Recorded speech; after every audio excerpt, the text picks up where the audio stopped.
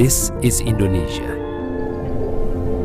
a land of immeasurable diversity, a land that offers vast opportunities.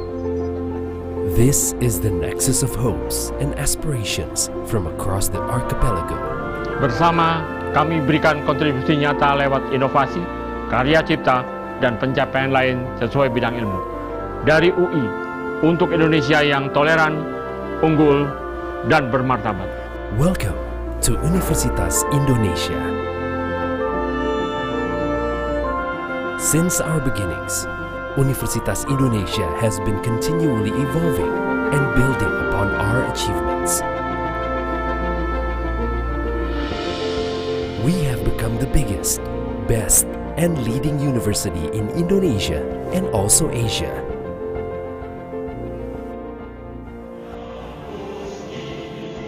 Here at Universitas Indonesia, the best and brightest from across the region come to study. From diverse backgrounds, we build an intellectual community that enriches and enhances humanity. For superior generations, Universitas Indonesia provides world-class learning facilities. We implement state-of-the-art technology for research and industrial development.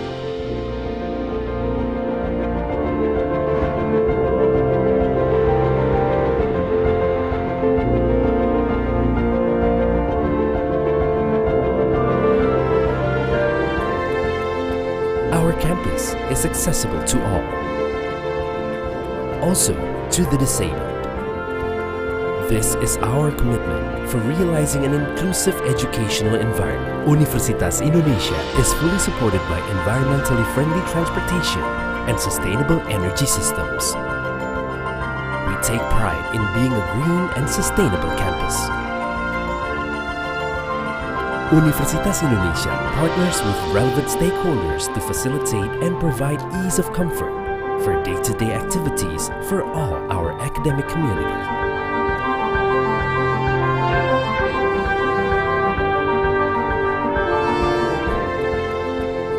We recognize that each individual is unique, with unique talents and interests.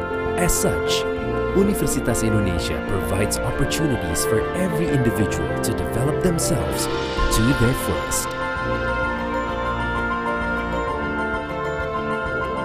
Universitas Indonesia provides and fully supports students with great facilities and activities so that students are able to develop and grow to become their best.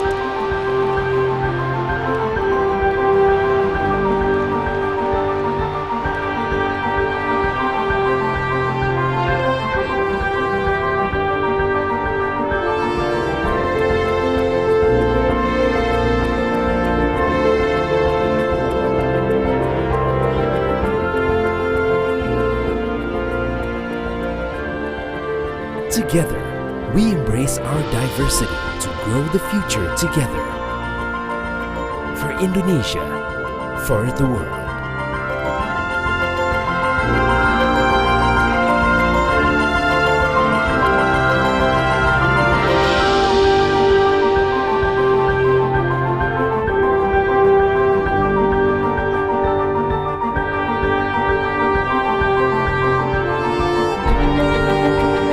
Universitas Indonesia, unity in diversity.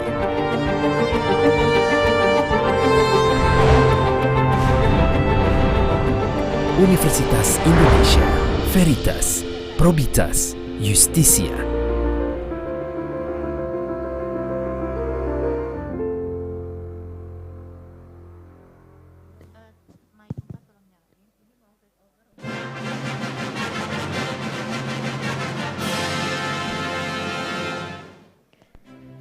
We would like to invite all participants of the Universitas Indonesia International Conference on G20 to enter the ballroom and please take your seat.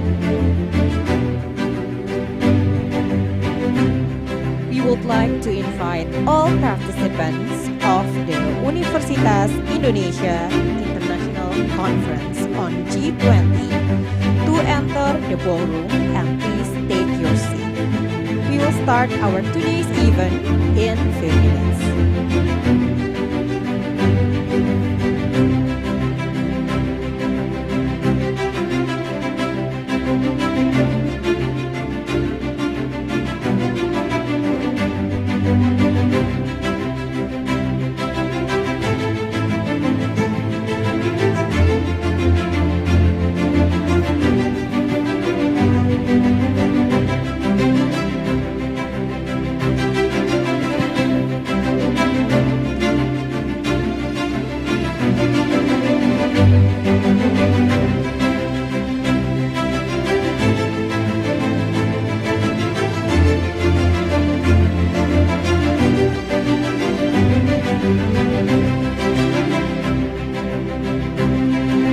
We would like to invite, once again, all participants of Universitas Indonesia International Conference on G20 to enter the ballroom and please take your seat.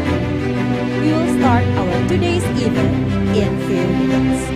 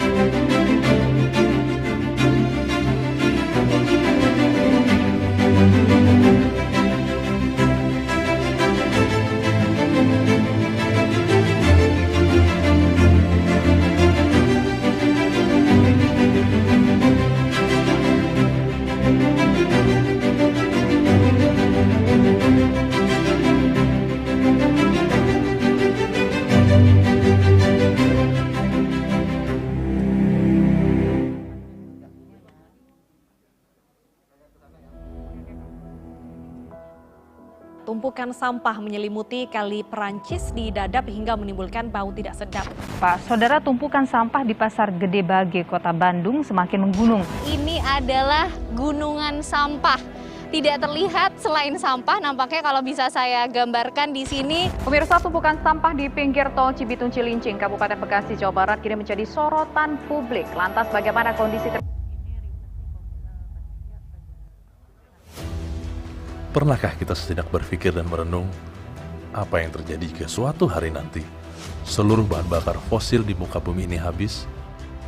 Akankah semua lalu lalang dan segala keriangan kehidupan ini terhenti dan semua menjadi gelap gulita?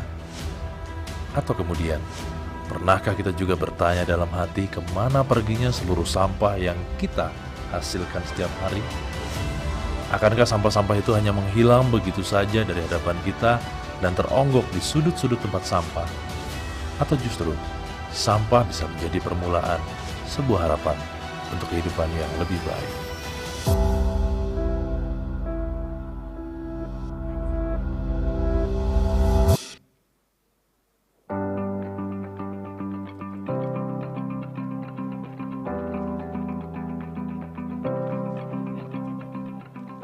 Berawal dari kegundahan dan keresahan terhadap permasalahan sampah serta pengembangan energi terbarukan, Universitas Indonesia melalui Direktorat Pengabdian dan Pemberdayaan Masyarakat menjalin sebuah kerjasama strategis dengan PT Python Energy untuk mewujudkan sebuah impian besar bagi Indonesia bahkan dunia yang dimulai dari sebuah langkah kecil bersama, yaitu mewujudkan Zero Organic Waste di lingkungan Universitas Indonesia sebagai bagian dari pencapaian Sustainable Development Goals, khususnya tujuan SDGs ke-7, Affordable and Clean Energy, tujuan ke-12, Responsible Consumption and Production, serta tujuan ke-13, Climate Action. Dan seluruh harapan itu dimulai dari tempat sederhana namun penuh dengan asa. Laboratorium Parangtopo FMIPA Universitas Indonesia, Rumah Riset dan Inovasi.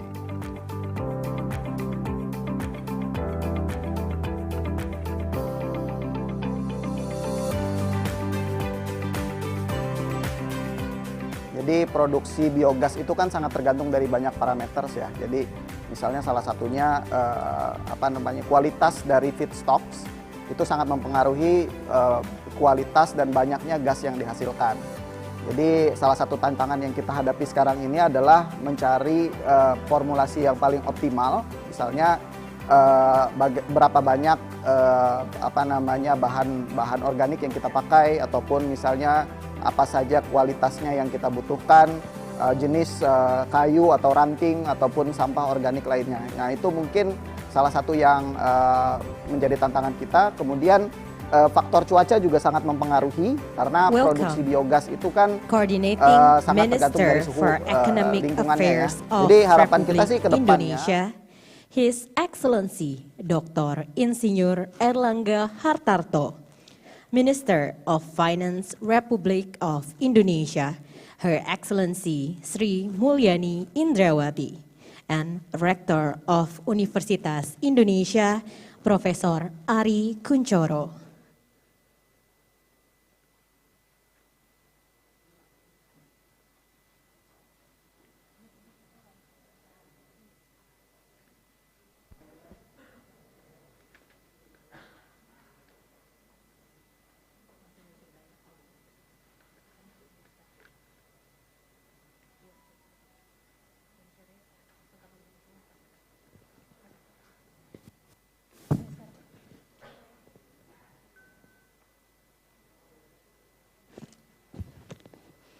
Good morning, ladies and gentlemen.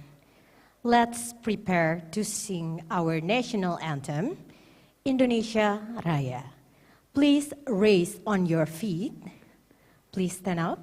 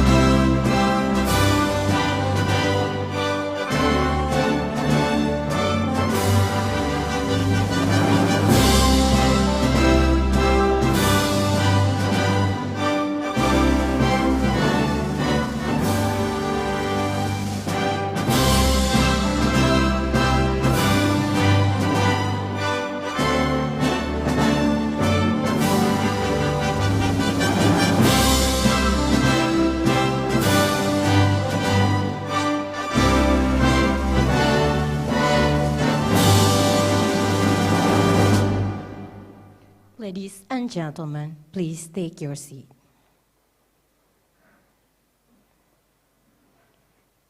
Ladies and gentlemen, before we start our events today, let's we prepare to our praying sessions.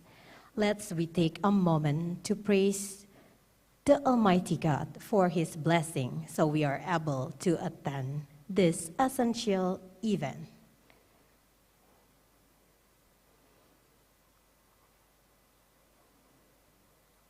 Thank you. Good morning, Honorable Coordinating Minister for Economic Affairs of Republik Indonesia, His Excellency Dr. Insinyur Airlangga Hartarto, Minister of Finance Republik of Indonesia, Her Excellency Sri Mulyani Indrawati, Rector of Universitas Indonesia, Professor Ari Kunchoro, Secretary of University and all Vice Rectors, the Chairman of Academic Senate, Ketua Dewan Guru Besar, Professor John Kirton from Study Center, University of Toronto, Canada, Deans of Faculties, Executive of the University Administration Center, Chair and Co-Chair of G20, G20 Expert Team of Universitas Indonesia, Your Excellencies, distinguished guests, ladies and gentlemen. My name is Mira, and it's my pleasure to be the host on this essential event. On behalf of Universitas Indonesia, I want to spread the warmest welcome to all of the participants who attend the discussion through online meeting, YouTube UI, and UI TV, and of course, the participants who attend here offline together with me in GW Marriott Hotel, Jakarta. I hope this second day of Universitas Indonesia International Conference on G20 runs well, and we all expect a stronger collaboration between researchers, Universitas Indonesia, the Indonesia's G20 presidency in particular, and of course, all members of the G20 in general. G20 Indonesia, we recover together, recover stronger. This event is supported by Sherpa G20 Indonesia, Universitas Indonesia, Bank Mandiri, and BNI. Also, generously supported by Innovation Product of Academic Community, Masket from PT Sainsgo Karya Indonesia, and Izzat Pure Honey from PT Rin Biotech Indonesia. Excellencies, our distinguished participants, ladies and gentlemen, without further ado, we would like to invite Rector of Universitas Indonesia, Professor Ari Kunchoro, to the podium to deliver the welcoming speech. Please give a warm of applause.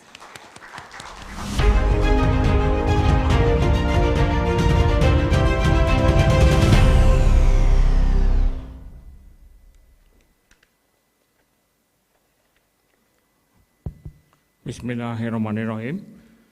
Assalamualaikum warahmatullahi wabarakatuh. Salam sejahtera, salam, Om Swastiastu, Namo Buddhaya, salam kebajikan.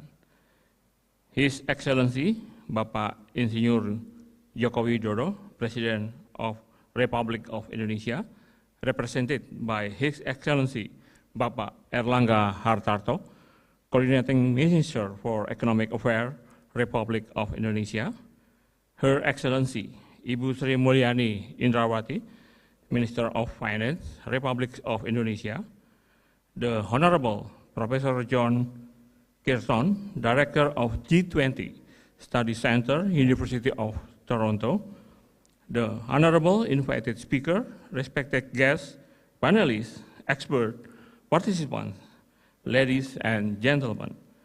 We are honored to welcome you to University Indonesia International Conference on G20, boosting Indonesia's role in G20 Presidency 2022.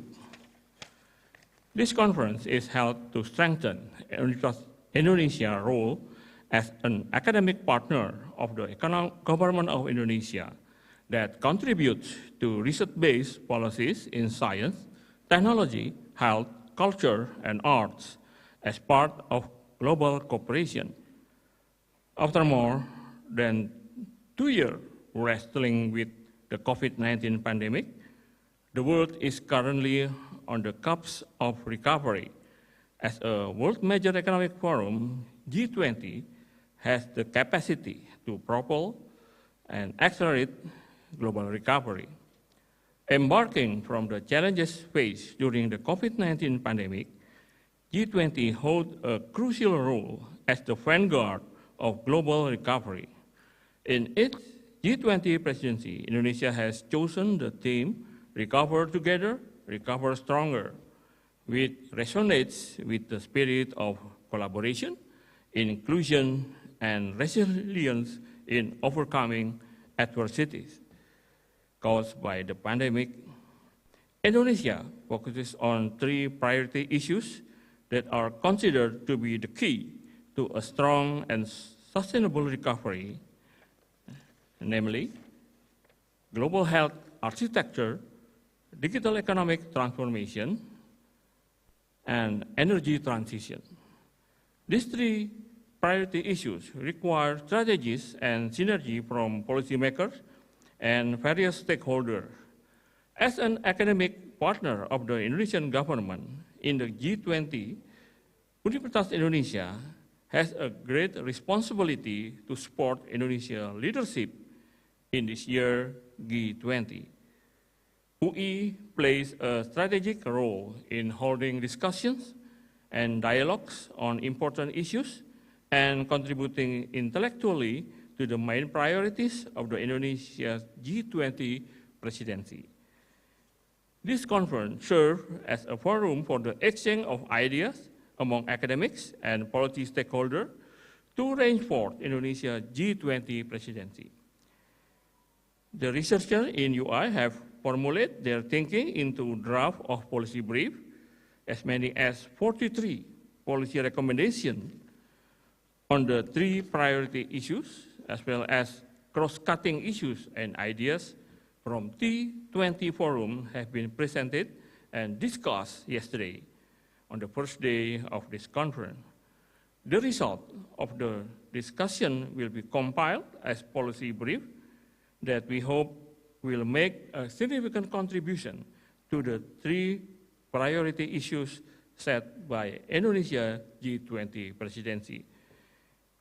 These are the UE legacy to Indonesia G20 presidency. I'm also pleased to share another contribution for the Indonesia G20 presidency from Universitas Indonesia. Just a few days ago, Universitas Indonesia has handed over a fully electric low-entry bus to the government for the use in the G20 summit in Bali next October. This IV bus innovation product comes from research in Universitas Indonesia, collaborating with the industrial partner.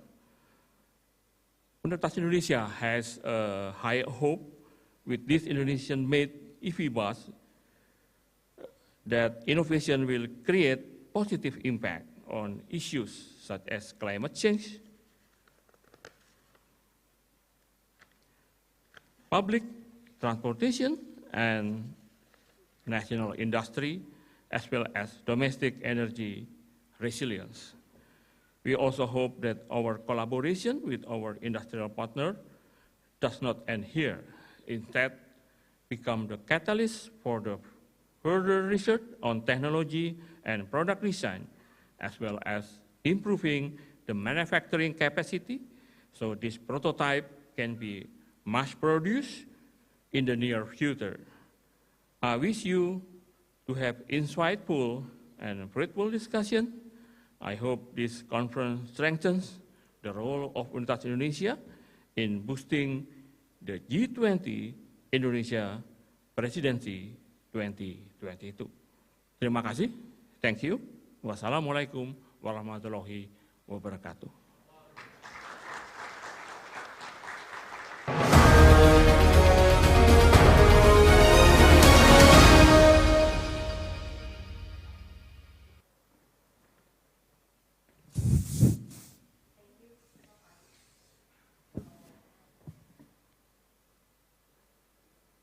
Okay, ladies and gentlemen, please give a warm of applause for Prof. Ari.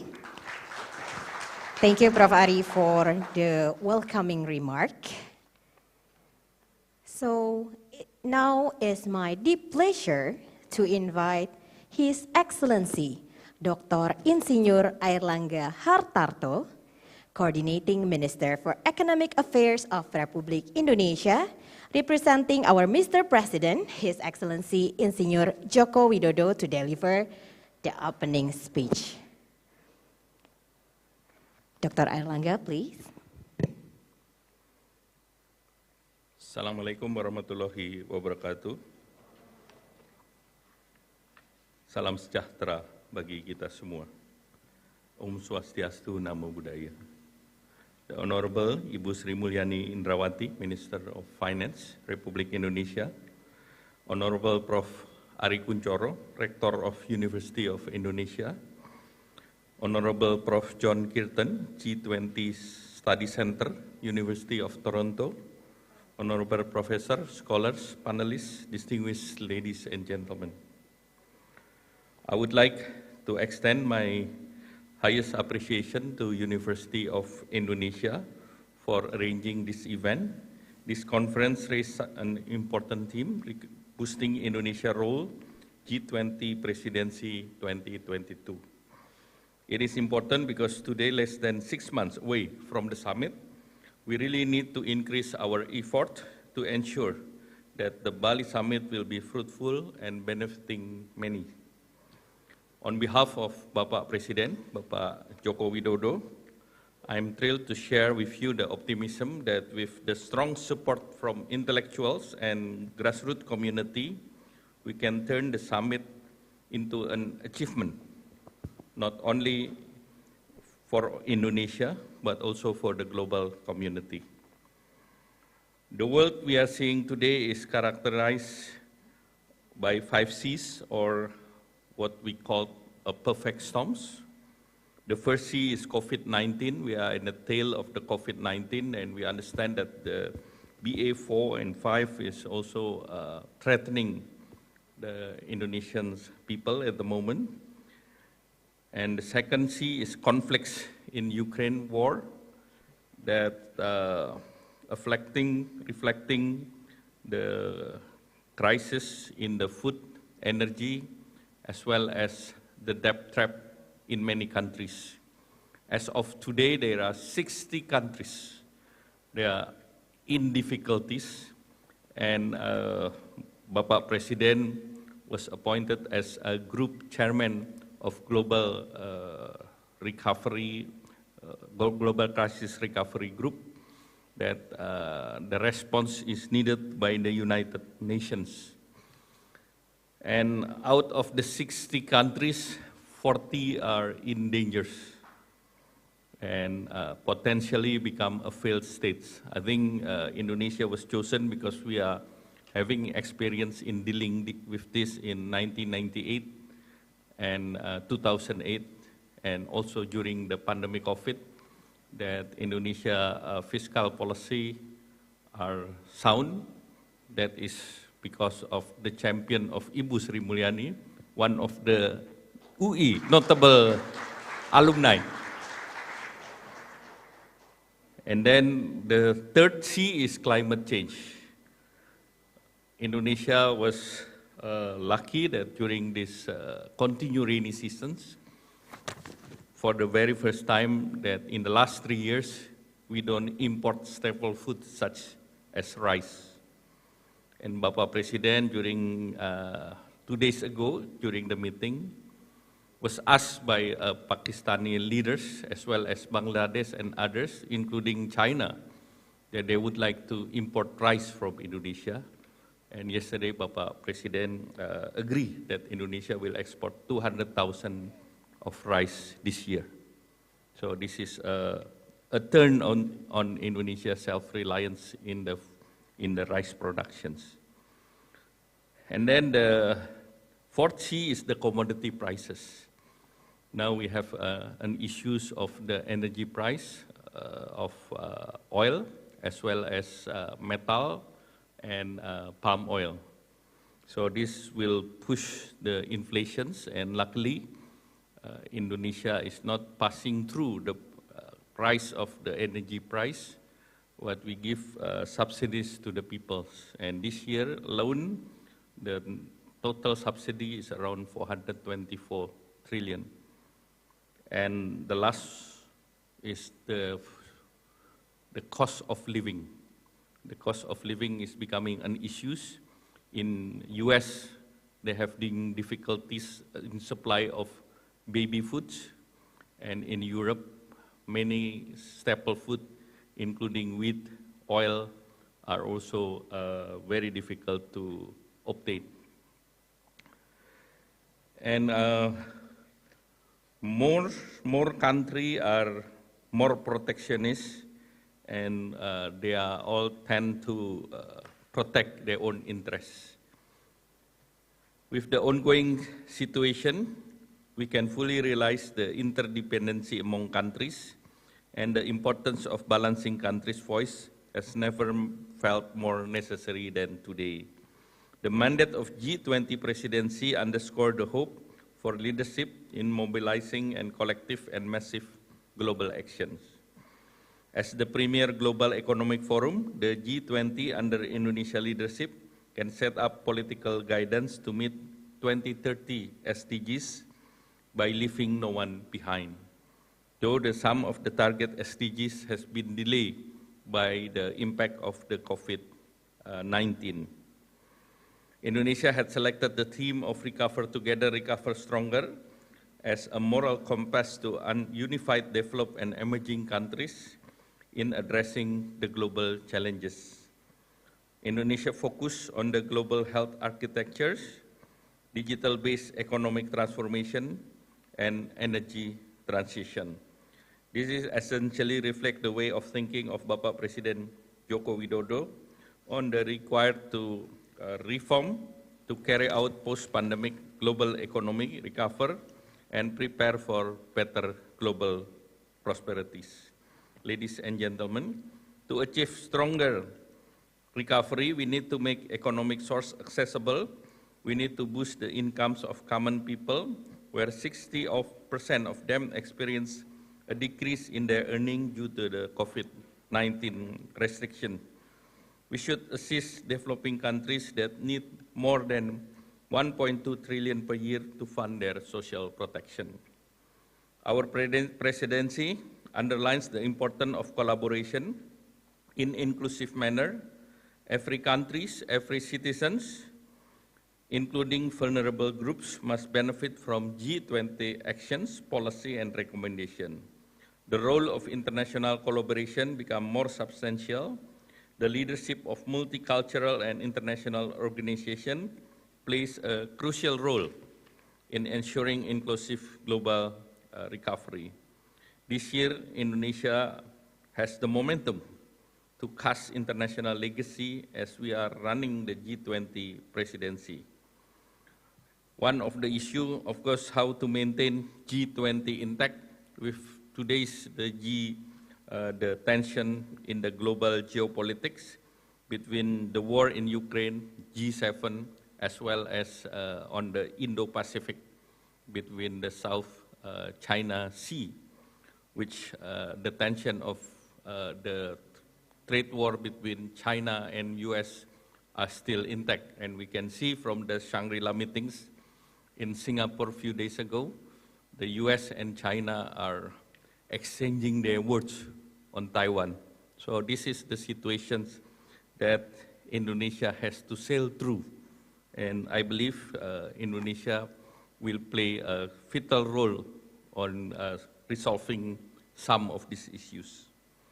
Indonesia also focus on by enhancing the post-pandemic recovery, and Indonesia has showcased that during the last 2 years, the COVID-19 are maintained below 600 at the moment, and then the inflation is about 3.5%, which is lower than many countries, and the economic growth 5% in the last 6 months, Q4 and Q1, and early discussion with Ibu Sri Mulyani.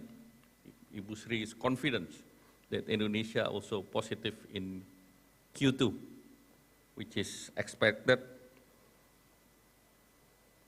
The calculation about 4.7 to 5.2, maybe in the middle ground, Ibu Sri Mulyani will see that's more likely to happen.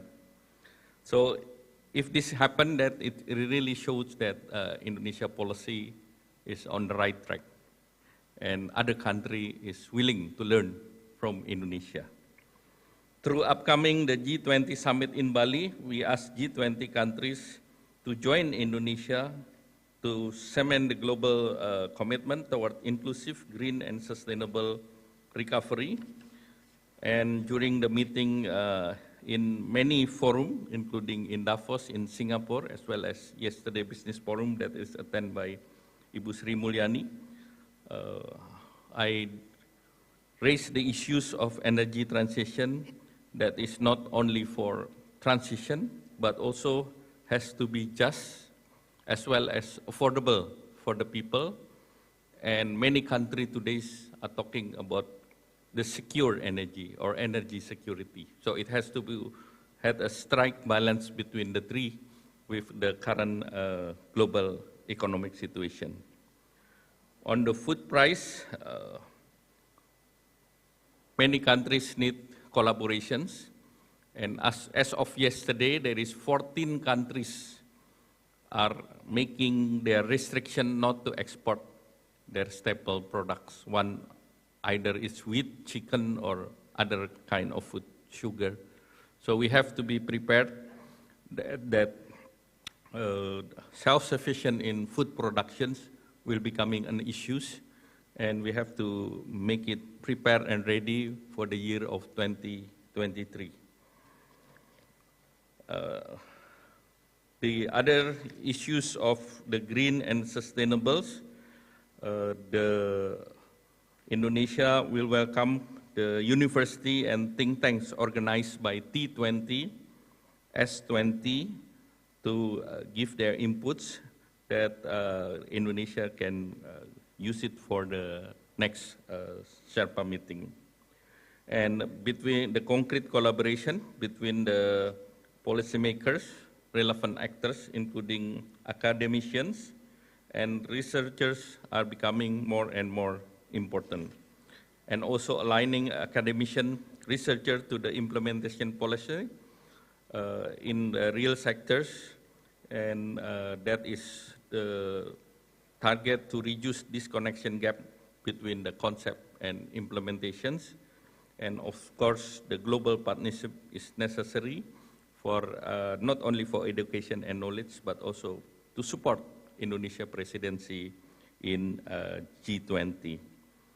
And to conclude my remark, allow me to express my high expectation towards these meetings and this seminar. The distinguished academics and researchers, I hope that G20 will provide a platform to turn research and scientific project into a concrete, actionable outcome. This will be Indonesia G20 legacy and Indonesia legacy for more peaceful world. Thank you very much. Thank you, Dr. Airlangga Hartarto. Please take your seat. The symbolic opening from Dr. Airlangga Hartarto is an indication of today's conference is officially open. So we give a round of applause. G20 Indonesia, recover together, recover stronger.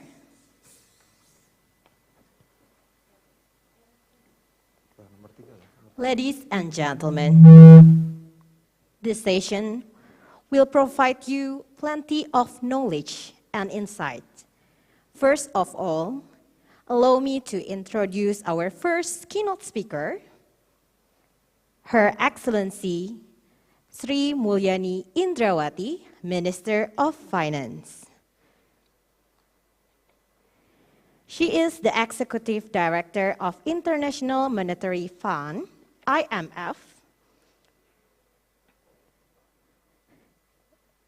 She was also elected as the 23rd World's Most Influencing Woman from Forbes magazine in 2008, and the second most influencing woman in Indonesia from Globe Asia magazine in October 2007. On February 11, 2018, the World Government Summit has announced her as the best minister in the world. Ladies and gentlemen, this is Her Excellency Sri Mulyani Indrawati. Please give a warm of applause.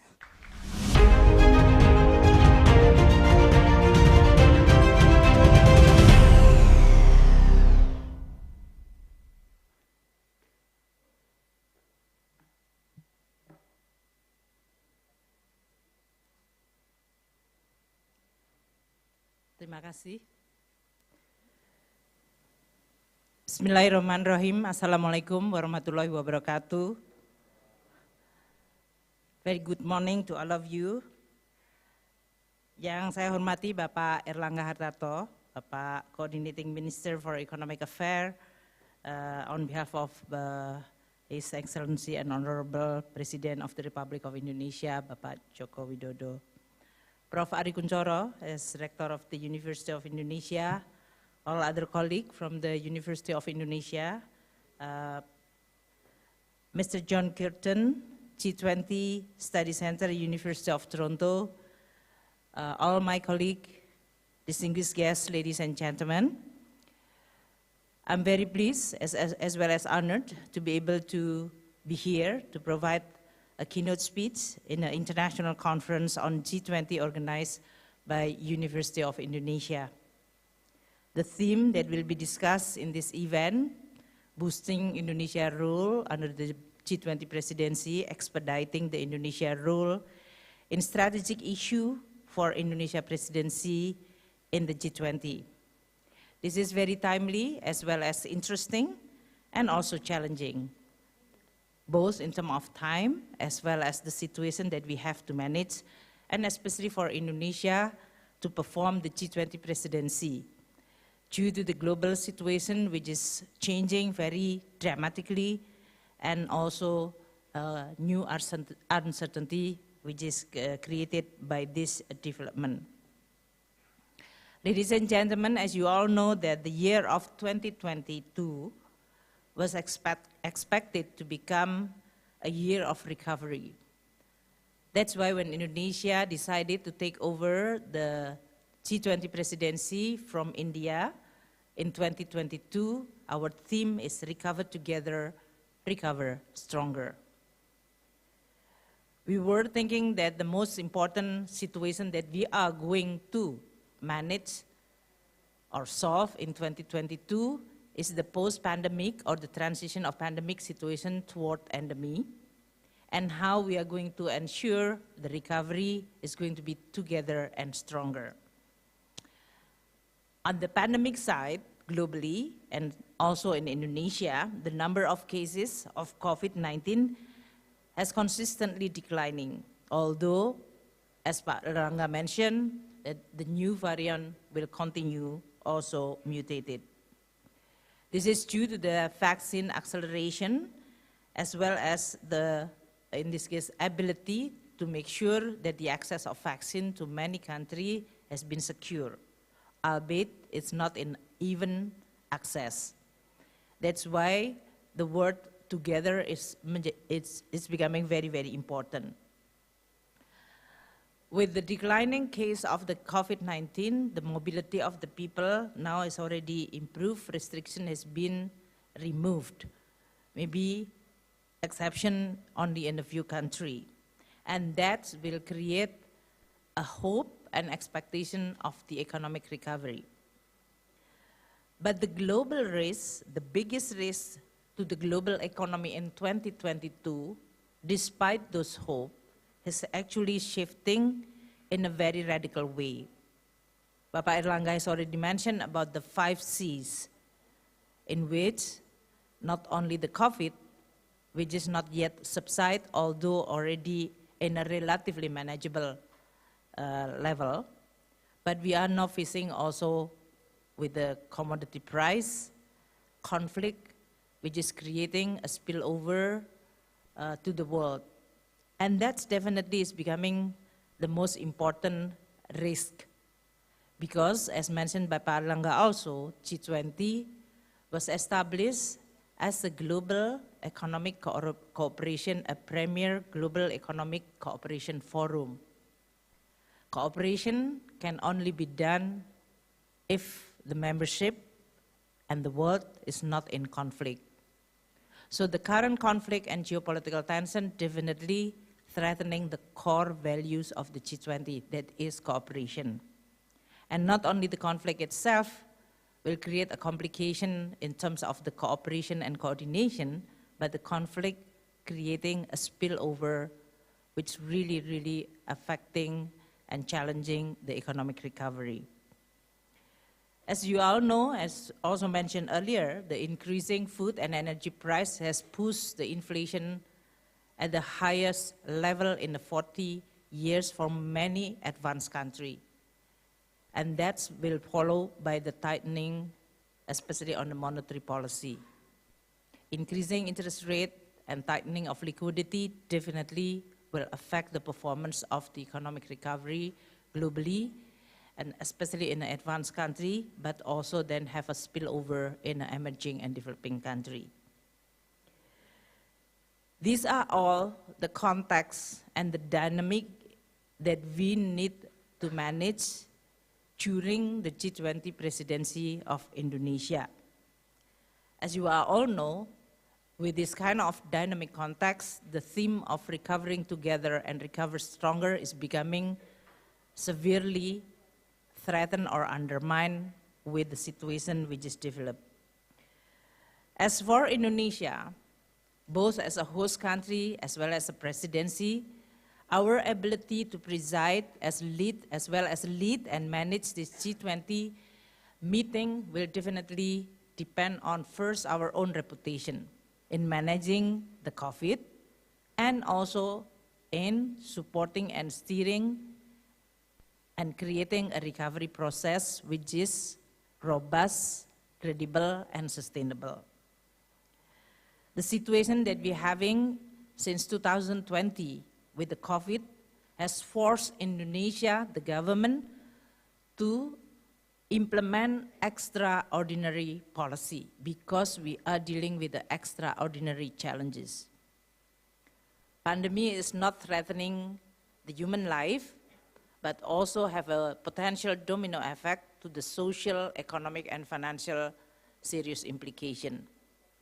That's why President Jokowi passed the emergency law that's become and approved by the Parliament to become a law number 2 in 2020 as a sound and strong policy framework for Indonesia to respond these unprecedented and extraordinary challenges. The law number 2, which is allowing government on the fiscal side to have deficit more than 3%, which is already being adopted by Indonesia for almost 20 years as what we call it a fiscal prudence practices or law. And that has creating a good reputation for the Indonesia macroeconomic stability. For Indonesia to abandon this cap of 3% is a big deal because the world, historically, many emerging and developing countries, they can easily abandon such a very important prudential policy and then returning back into those discipline usually is very difficult.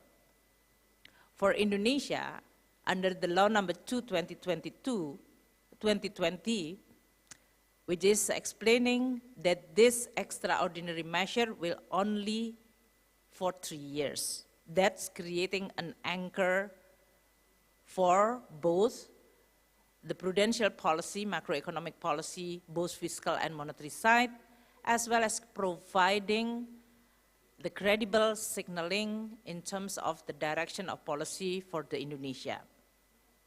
And we have to be very thankful for this kind of framework, because then on the 3rd year of the pandemic, the world experiencing another dynamic or even volatile global economic financial situation. So by anchoring our policy in such a very strong, credible, and consistent way, Indonesia at least creating a certainty, and that's become one of the most important anchor of stability. The stability doesn't mean that Indonesia is not flexible and responsive. during the past 3 years, Indonesia even have a very flexible and responsive both fiscal policy, supporting and working together with monetary policy and other real economic activity and policy, which is coordinated by Pak Airlangga Hartarto. Our flexibility in providing budget support from health, social protection, support to small medium enterprises, support to the corporation, recovery of the economy at the regional level, as well as addressing a scarring effect, is becoming very, very well known by the public, announcing very clearly, and that's create a map or a path for recovery. With that very strong coordination from Pak Airlangga and all the economic team, we were able to recover Indonesia economy. Last year, we were able to grow by 3.69%, in which the last quarter of last year has recovered growth above 5%, slightly above, and continue in the first quarter of this year. We do hope that with this kind of policy response, we were able to navigate and manage the recovery process in 2022, and continue to 2023. That was the Indonesia response, which became a platform for us to share during this G20 presidency. As you all know, managing as well as leading this G20 presidency is not an easy task. This is different from 2018, in which Indonesia hosting the IMF and World Bank annual meeting, in which the event is only in one specific week. More than 180 countries, governors, as well as Minister of Finance attended, and we can concentrate on deliverable in that specific event. G20 involving almost all stakeholders in Indonesia, and this is 1 year presidencies, meaning the activity will spread between or during this presidency from December 2021 to November, that is the summit in 2022. And during this 1 year presidency, anything could happen, as we all witnessing what is happening. What didn't happen, it happened, and what is happening then create an implication for this presidency. Indonesia, from the finance track, we actually have an experiencing this kind of changing context that affecting directly the G20 membership. During our February meeting, finance track, that is finance minister and central bank governor, that was only 2 weeks or a week before the war in Ukraine started. So we've already in February witnessing the flavor of this geopolitical conflict within our meeting. And that is one of the area of the challenge that we really need to manage.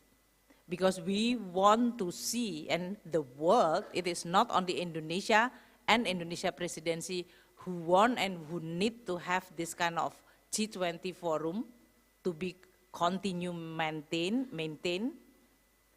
But most importantly, the world will need this kind of cooperation even more, especially when the conflict is now becoming or realized to become a war. So our task to manage this G20 meeting in the middle of conflict is becoming the most important challenge. Are we going to be only dominated by this conflict and then forgetting the big agenda that we need to discuss and to deliver during this presidency? Or we will be able to continue discuss the agenda and the issue which is strategically important for the world as well as for Indonesia, while at the same time we have to manage the conflict which is ongoing. That is maybe the most important for the University of Indonesia, which is today trying to discuss what is the Indonesia role and how this G20 will provide a benefit not only for us but also for the global economy. As you all know that under the Recover Together and Recover Stronger, the finance track under the Indonesia presidency will address 6 very important issues or agenda. The first, which is ironically, the title is Exit Strategy Toward Recovery. This is among the legacy theme or issue from Italian presidency, because the G20 members were hoping that 2022 is supposed to be a recovery process, and that's why all the finance minister and central bank governor need to start thinking about how to exit, how to design the exit policy from the extraordinary situation. The second one is how we address scarring effect to secure future growth. Pandemic is not just a health issue. It's creating a very deep wound to the economy, and it's depend from sector to sector or region to region, country to country. The scarring effect is becoming one of the theme of how we are going to design the policy, which is not one size fits all, but also looking into a more deeper the situation of each sectoral activity. The third issue, which is very important, is payment system, especially under the digital era. This is especially related to many new platform or payment system and the emerging of the crypto technology or currency, which is creating a very important issue for the stabilization of any economy, monetary policy, and payment system. The fourth issue is sustainable finance, which is related to what already mentioned by Pak Erlangga about the transition toward lower carbon but in an affordable and just, and also now the issue of security is becoming very important. The fifth issue is financial inclusion, because it is important that under the digital technology era, that most important part of the economy, especially small, medium enterprises and lower income household, they are not left behind. So financial inclusion is becoming very important. And the sixth theme, which is very close to my heart, and really the core issue for the Ministry of Finance, is international taxation agreement. These are all the theme and the agenda under the finance track. Of course, this is supporting the theme that the President outlined at the Sherpa track, as mentioned earlier by Pak Erlangga, that is on first, joint health and finance, or pandemic preparedness mechanism. The second one, digital technology and economy. And the third one is sustainable economy and finance. At the finance track, the discussion is much more deeper and technical. And that's become one of the most maybe advantage. When the world in conflict, we still can discuss the technical problem or technical issue, less politicized. But even that, we cannot totally avoiding the political environment and the political landscape, which is changing very rapidly and dramatically, even during our meeting. It was tested last April when we hosted G20 finance track in Washington, D.C. on the sideline of the spring meeting of the IMF and World Bank. Now back to the question whether the geopolitical tension or conflict is going to dominate and it will then threaten this cooperation, or Indonesia as a G20 presidency will continue be able to deliver and discuss the issue, the agenda, which is important for Indonesia as well as for the world. I'd like to provide you with some progress. I must say that given and even under these very complex and difficult circumstances, Indonesia is still continue able to maintain this kind of cooperation, and also hopefully we are going to be able to deliver all the agenda under the G20. Interestingly, I would like to also share with you, even all parties in conflict, they are conflict to each other, but when they are talking with Indonesia as a president of this, as holding the presidency of the G20, they are all strongly support the Indonesia presidency agenda. So that is the advantage that we try to continue, maintain, and manage. First, on the pandemic response, under the Finance Minister and Health Minister joint, we've already now preparing the Financial Intermediary Fund establishment that will creating or providing support, or in this case, financing gap for the pandemic prevention, preparedness, and response. We all know that this pandemic is not going to be the last pandemic in the world.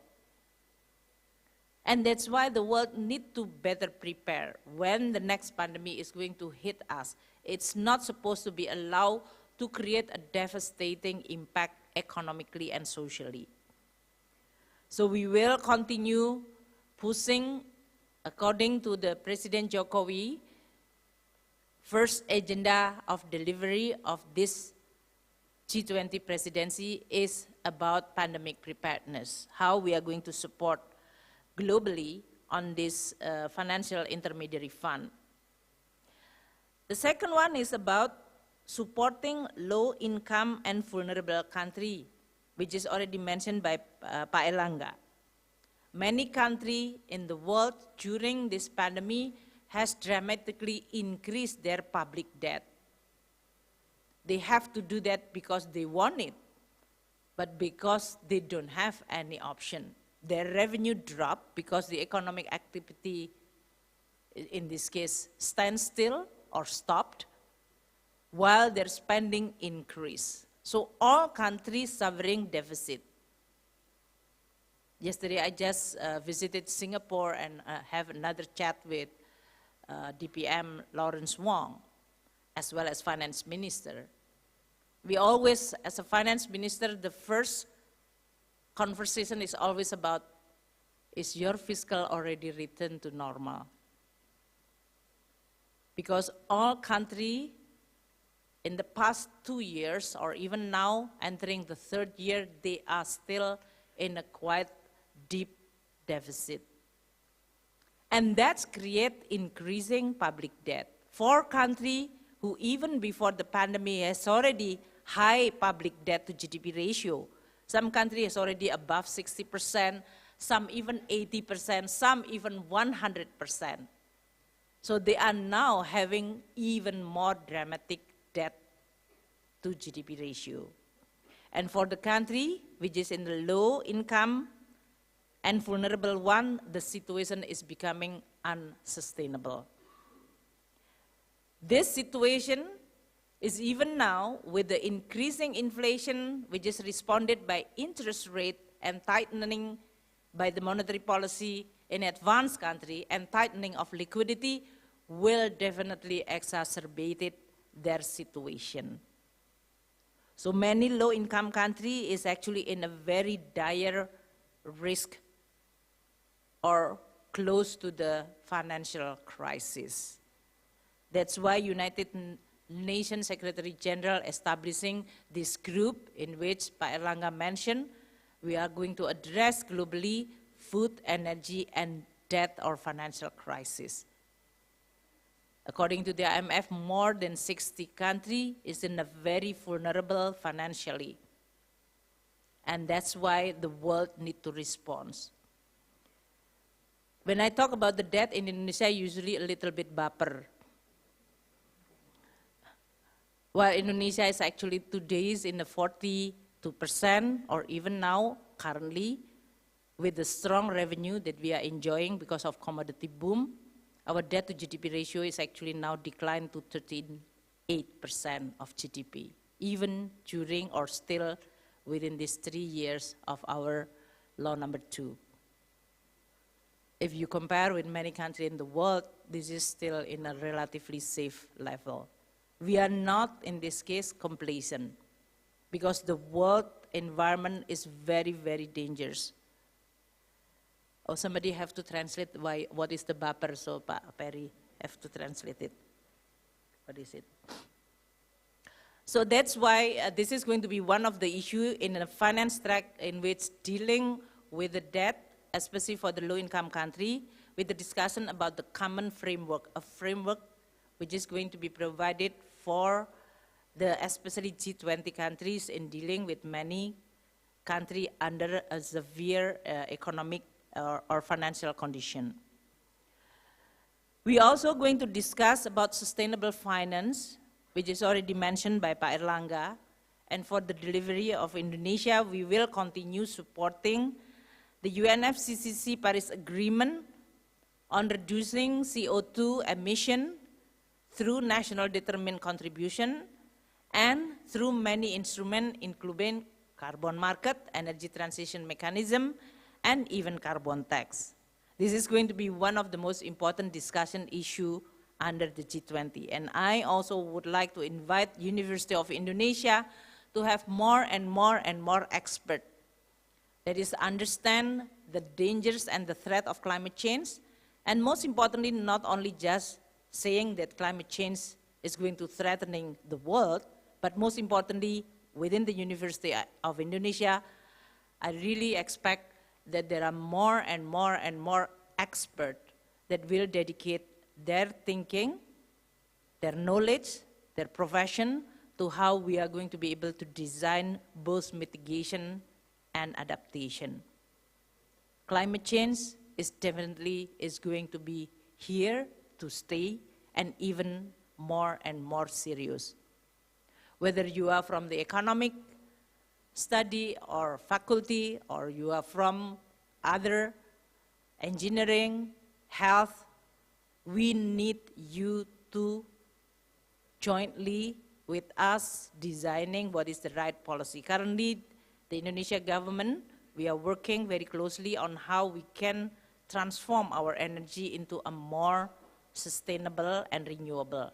That's why Pak Rector mentioned about the electric car is going to be very important.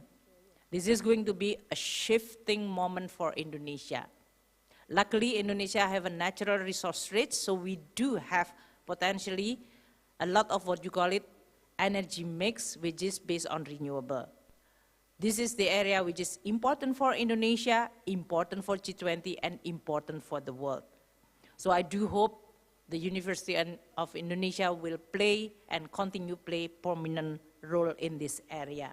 How to deliver net zero emission with the sound and strong, credible, sustainable framework. We are going to also discuss on revitalizing infrastructure investment in a sustainable, inclusive, and accessible, as well as affordable way. This is the issue which is going to be discussed because since the G20 under Australia presidency, China, Germany, this issue about the infrastructure investment and development is very, always continue important. Lastly, the digital technology, maybe I will leave it to the central bank as well as the ministry, but this is the area which we are going to discuss more on the implication of digital technology in the economy, both as an opportunity as well as potential risk coming from this technology. And of course, we are committed to implement the international tax package, the two-pillar, very important agreement, which is very historical. The implementation of this two-pillar of the international tax package, including how we are going to make sure that the tax evasion and base erosion profit shifting can be prevented so that the world is going to have a much more equal and just taxing regime. Ladies and gentlemen, I would like to close by saying that the Indonesia presidency, during this very challenging environment and situation, is definitely going to be very critical. I will also first expressing my appreciation to the University of Indonesia as a member of Think 20 or T20, which is playing an important role during this G20 process, and especially in the finance track and Sherpa track. The world is not going to be the same world that you are all recognized in the past 40 years. The world is in a tipping point. Change definitely is going to be with us. So during this kind of critical time, university, as a place for many academicians to dedicate their life or always thinking ahead the curve, people will look at you and expect you to provide a solution.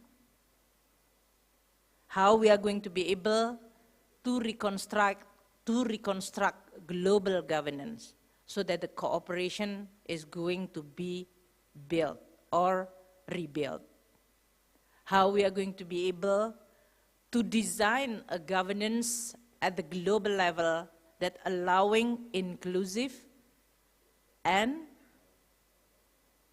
legitimate governing body that is allow all the member countries to be able to participate in a peaceful way.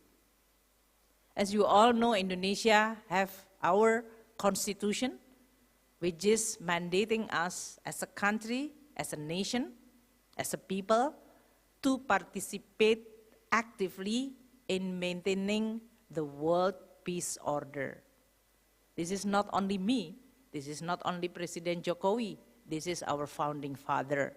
Their vision about the Indonesia role to be able to become a country and a people who will actively maintain the world peace order based on social justice.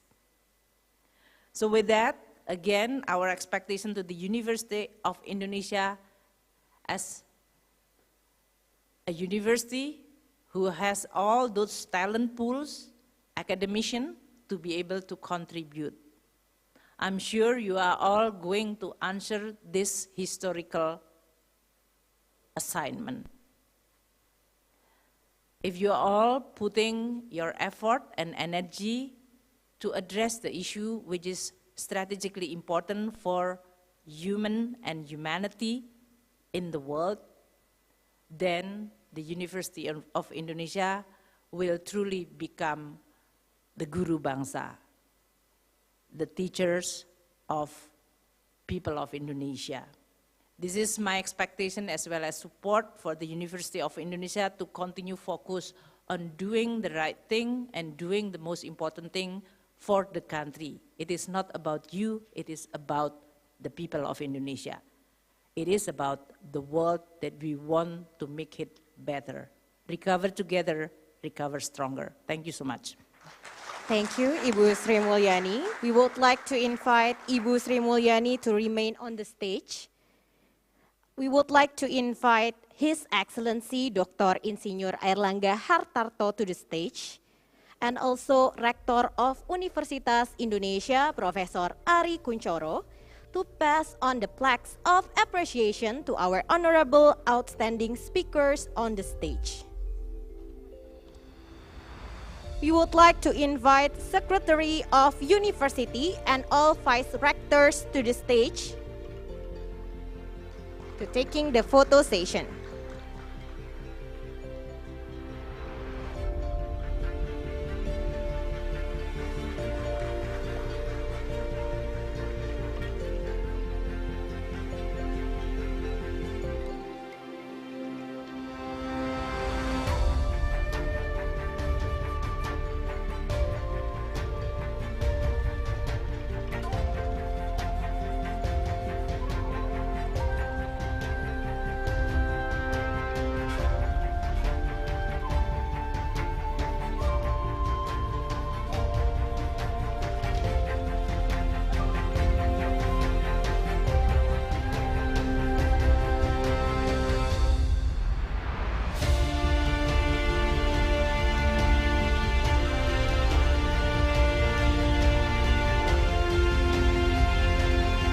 Ladies and gentlemen, please give a warm of applause for all the speakers and the committees.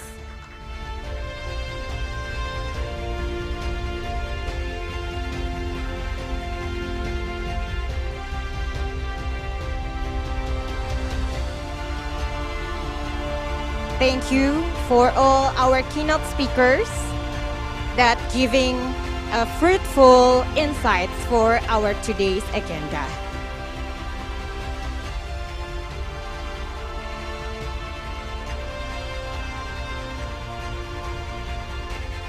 Ladies and gentlemen, we will have a coffee break for 10 minutes. The coffee and snacks are ready outside the room. Please be noted that we will start with the plenary session 1, recommendation to Indonesian G20 priority issues in collaboration with T20 at 10:40 a.m. Please enjoy your snacks and coffee served.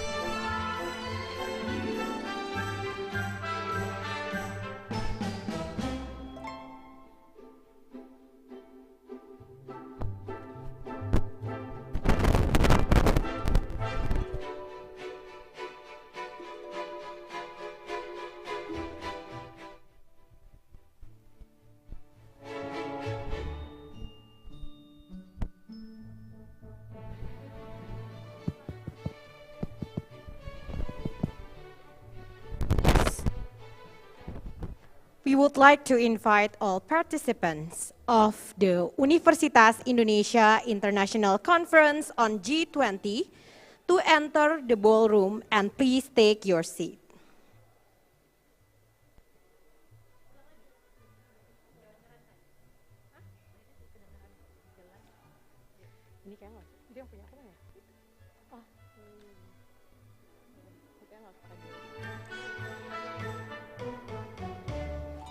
Ladies and gentlemen, we would like to invite all participants of Universitas Indonesia International Conference on G20 to enter the ballroom and please take your seat.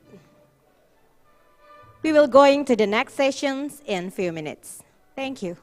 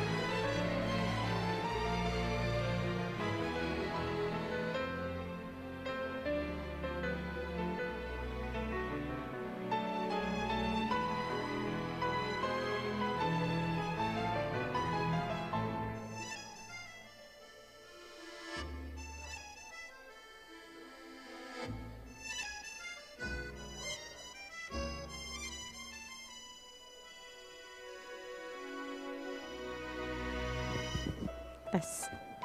Ladies and gentlemen, we would like to invite all participants to enter the ballroom because we're gonna going to the next sessions in a few minutes. Thank you.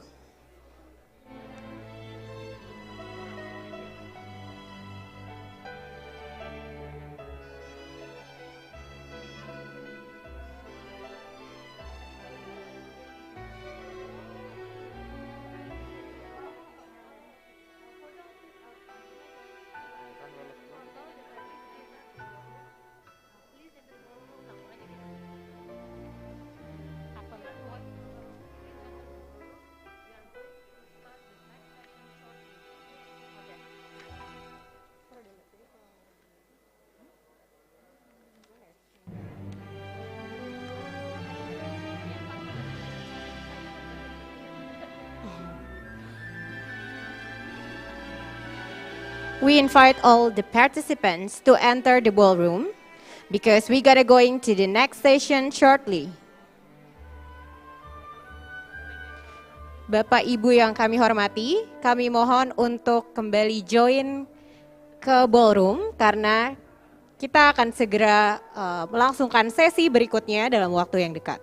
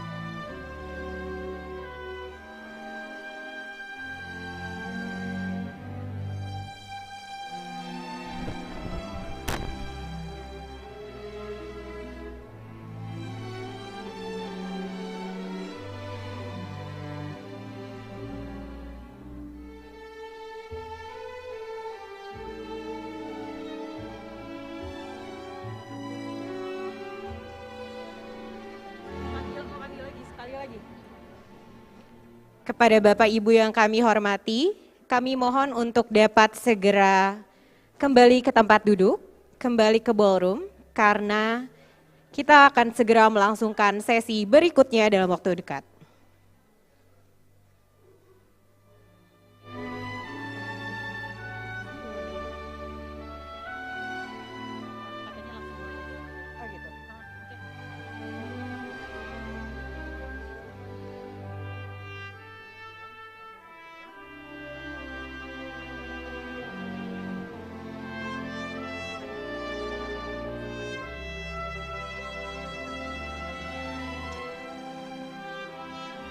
Ladies and gentlemen, now we come to the second plenary session.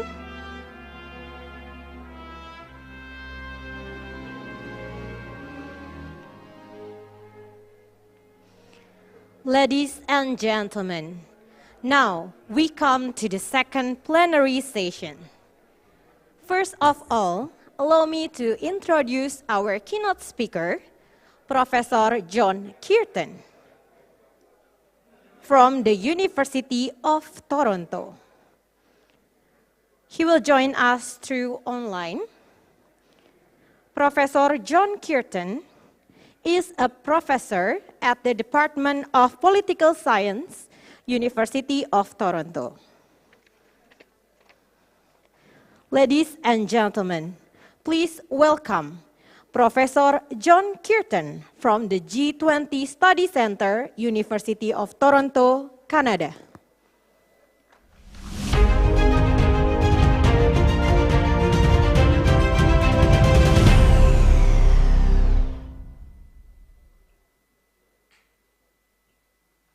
Thank you very much.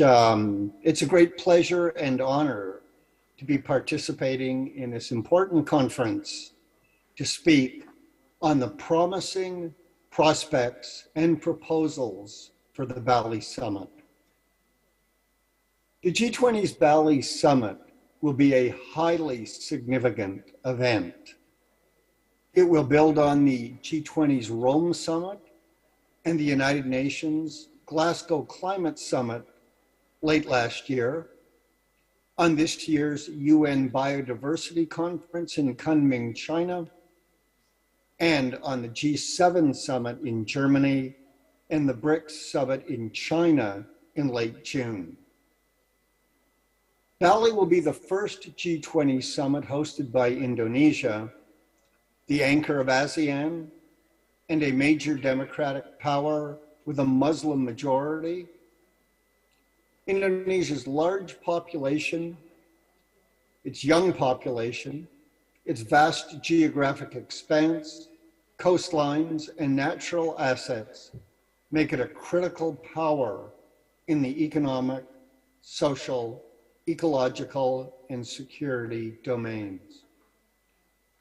The Bali Summit, as we've heard, confronts an unprecedented array of interconnected crises led by COVID-19, climate change, Russia's invasion of Ukraine, and the inflationary, recessionary, debt, energy, and food distress they have brought.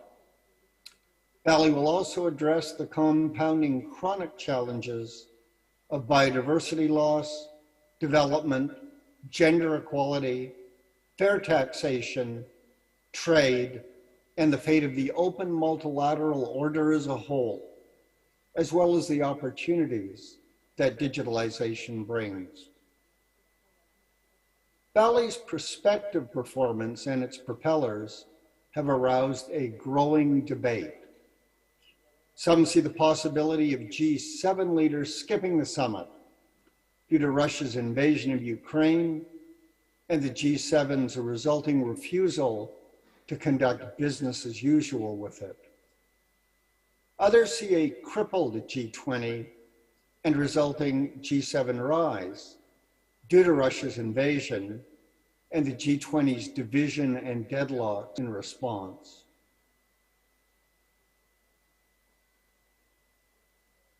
Synergies due to the desire of the Indonesian G20 and the German G7 hosts to cooperate despite Russia's invasion and their two summits' common priorities of health, digitalization, and energy.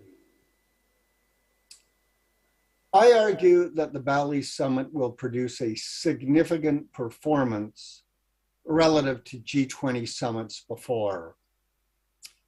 It will be propelled by its host's focus on its three well-chosen priorities, by momentum from the G20's past performance and this year's many ministerial meetings, and by the unprecedentedly severe, broad, and interrelated shocks the world currently confronts.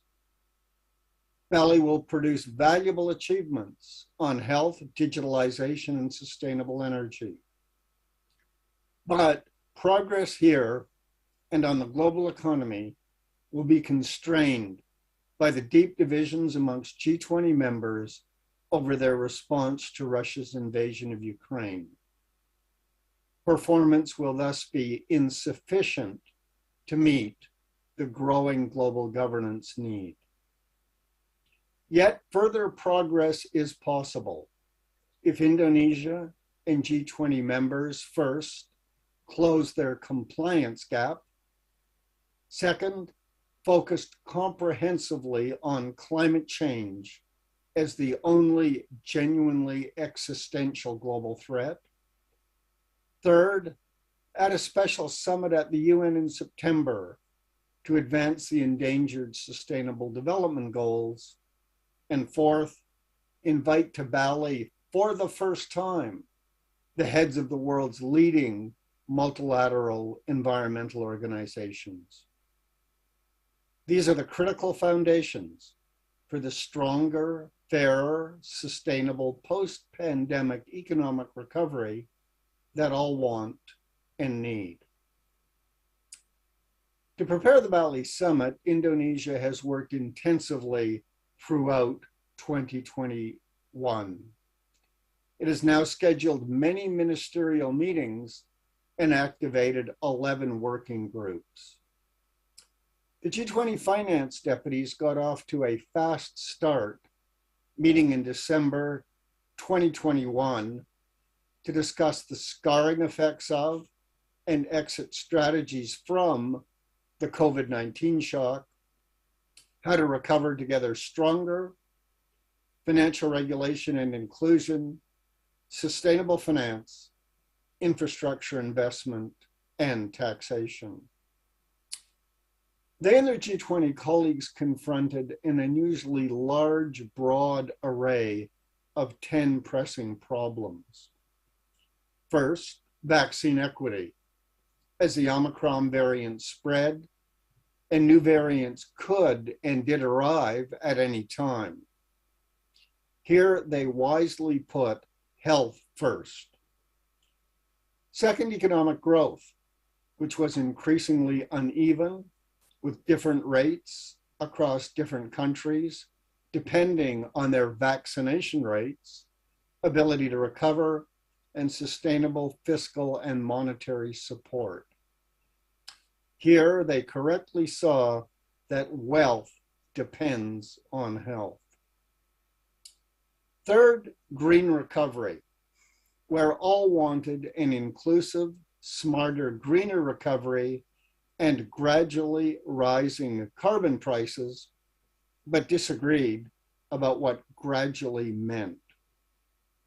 Here, they correctly saw that economic recovery requires climate change control.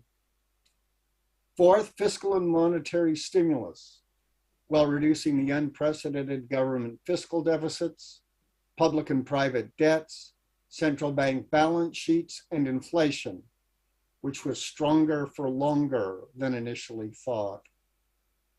Fifth, tax, by implementing the G20's new reformed corporate tax regime. Six, special drawing right allocations, where by late February this year, G20 members had given only 60 billion of the $100 billion they had promised to voluntarily channel to poor countries. Seventh, debt relief for vulnerable countries, where China resisted disclosing and reducing its clients' debts. 8, trade, where the deadlock on reform of the World Trade Organization remained. 9, international financial institution resources, which must be raised to deliver the Sustainable Development Goals and the promised climate finance. And 10, as we've heard, Russia, whose invasion of Ukraine raised energy prices and financial stress and reduced G20 members to cooperate with Russia on the key challenges they shared. So what's in store? In addressing these problems, Bali's leaders benefit from the momentum from the G20 summit's rising performance in the past. It comes first from the G20 summit's rising overall performance since its start in 2008. Leaders have produced over 193,000 words of collective conclusions in their public communiques. Their performance peaked with over 34,000 words at Hamburg in 2017, and they produced over 10,000 words at Rome last year. Leaders have made 2,382 precise, future-oriented, politically obligatory collective commitments. They peaked with 529 at Hamburg. They made 225 at Rome last year. Members' compliance with their prior commitments, however, has averaged only 71%. It recently rose, though, to 78% for 2018 and 2019, and 86% for Riyadh in 2020. Performance also rose on Bali's 3 priority subjects. To health, G20 leaders devoted 9% of their commitments. This rose to a COVID-caused peak of 68% in 2020 and 16% at Rome last year. They produced 143 health commitments, peaking with 34 at Rome last year, but members' compliance averaged only 72%, although it rose to over 82% for Riyadh in 2020. To digitalization, leaders dedicated 66% of their communiques, rising to a new high of 24% at Rome last year. They made 122 commitments, peaking with 29 in 2016 and reaching 26 last year. Compliance averaged only 68%, but rose to 85% for 2019 and 90% for 2020. To the sustainable energy transition, as defined by the G20, leaders dedicated only 5% of their communiques. But this rose to peak at 15% last year. They made 115 commitments compared to only 55 on non-sustainable energy. The G20 is thus largely a clean energy club. They produced a peak of 36 sustainable energy commitments at Hamburg in 2017, but only 8 at Rome last year. Compliance averaged only 70%. It spiked to 89% in 2018, but returned to the 70% average for Riyadh the next year. In sharp contrast, performance on the G20's core subject of macroeconomic policy has been consistently high. It took 32% of the conclusions, including 20% at Rome. It had 491 commitments, if only 7 last year. Compliance averaged 80%, including 95% for 2020. Even more momentum for Bali comes from the unprecedented number, breadth, and synergistic combination of the G20 ministerial meetings this year. The 18 scheduled meetings started on February 17th when finance ministers first met and will continue to September 29. They involve ministers from 13 portfolios. They are led by the G20's traditional core of finance ministers with 5 meetings, which must mobilize the money to advance all the summit priorities. Health ministers have 3 to address Bali's first priority. Its second priority of digitalization has 1 meeting for ministers of the digital economy itself and 1 for research and innovation more broadly. The third priority of the sustainable energy transition has 1 meeting for ministers of the energy transition and 1 for those for the environment and climate change. Smart synergies arise from the joint ministerial meetings for finance and health, and more narrowly, from those for the environment and climate change, and for trade, investment, and industry. These ministerial meetings should boost Bali's performance in 2 ways. First, amidst the divisions over Russia, they will help find a formula that maximizes the participation of all members and fosters consensus on many key issues for the Bali leaders to convert into commitments of their own, and not just commitments of a technical sort. Second, pre-summit ministerial meetings facilitate higher compliance with these leaders' commitments on the subjects the ministerials have addressed. The Bali Summit's significant performance is further propelled by the unprecedentedly severe, broad, and interrelated shocks the world confronts, by the failure of the established multilateral organizations to respond adequately on their own, and by the globally predominant and internally equalizing capabilities of G20 members. While a severe constraint does come from their deep divisions over Russia's invasion of Ukraine, the leaders are backed by strong domestic political cohesion and their attachment to their G20 club as the hub of a growing network of global summit governance. First, the shock-activated vulnerabilities that powerfully spur summit performance are unprecedentedly high, broad, and mutually reinforcing.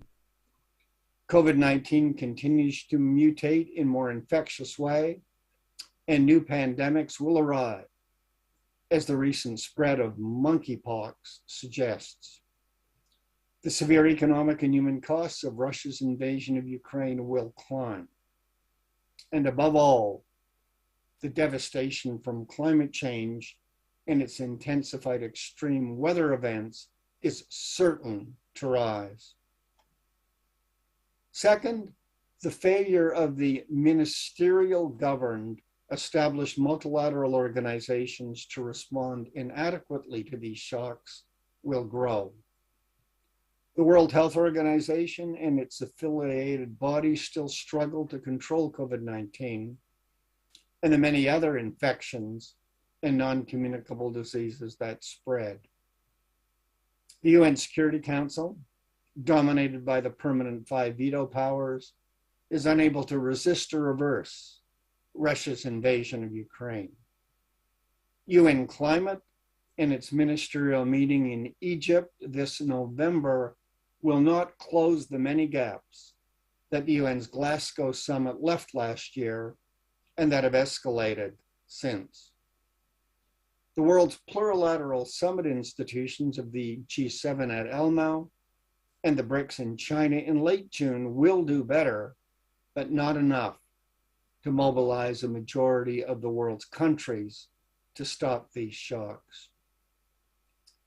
Third, only G20 members collectively possess the globally predominant and internally equalizing capabilities to do so. Together, they contain a strong majority and even growing share of the world's economy, population, medical, military, and ecological resources. Among G20 members, internal equalization remains strong. The United States' rising exchange rate is offset by its declining GDP growth, while China's sliding currency is offset by still strong, if less vibrant, economic growth. Fourth, by far the biggest constraint comes from the diverging political characteristics and policies amongst G20 members. Above all, from Russia, with its invasion of Ukraine and increasing authoritarianism at home. This has led G7 members to unleash unprecedentedly severe and broad sanctions on Russia. They include the threat that G20 leaders will not attend the Bali summit should Vladimir Putin come, as he had said he will. As of late May, G7 leaders were still considering a full boycott. Meanwhile, Indonesia as host was consulting extensively with its G20 partners for a solution. Several possible ones exist. More broadly, the degree of democracy is declining as Joe Biden frames US foreign policy as defending democracies against autocracies and organizes summits of the new Quadrilateral and Summit of Democracies in support. But there is also a slow, if upward, convergence on members' policies on COVID-19, digitalization, and climate change. On COVID-19, all members see the value of vaccination, are inoculating their own citizens, and sharing more resources with outside. On climate change, led by Australia's new government, several are increasing their nationally determined contributions, and none are reducing theirs, even if the promises and implementation remain far too low and slow. Fifth, the domestic political cohesion behind G20 leaders is strong, especially in G20 host Indonesia, G7 host Germany, and BRICS host China, as well as in Japan, India, and Russia. Constraints come primarily from the prospective loss of Joe Biden's precarious legislative control in the midterm congressional elections in early November, just before the Bali summit starts. But leaders' continuity is strong, with many veterans at Bali. And above all, Bali benefits from a highly experienced, domestically strong, personally committed host. Finally, the G20 remains its leaders' most valued club as the hub of a growing network of global summit governance. Most leaders almost always come to G20 summits, despite the demanding and growing list of other plurilateral summits they create, host, and attend. to govern all the world's central challenges with all these systemically significant states contributing, the G20 is the only summit club that counts. There is nowhere else to go. Propelled by these forces, Bali will produce several significant achievements. Overall, its leaders will make many commitments focused in a timely, well-tailored, ambitious fashion on the summit's key priorities and covering a comprehensive range of traditional and new subjects. Moreover, many of these commitments will be crafted in ways likely to increase members' compliance, even beyond the new peaks at recent summits, and despite the constraints caused by Russia's invasion of Ukraine. On the key priorities, in a bottom-up process, leaders will endorse and improve many of the agreements incubated by their ministers during the year.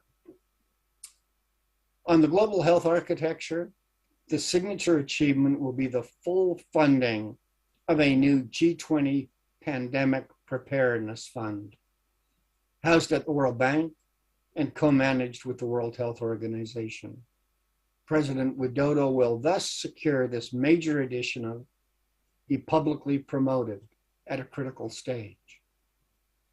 Bali's leaders will also endorse and thus help ensure the effective implementation of the recent decision of the health ministers at the World Health Assembly to at least put half of the budget of the World Health Organization into its core contribution rather than voluntary discretionary ones.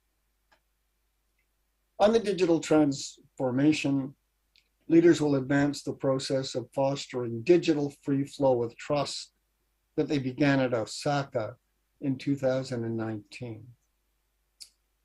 On a sustainable energy transition, they will to increase their nationally determined contributions, or at least not weaken those they already have.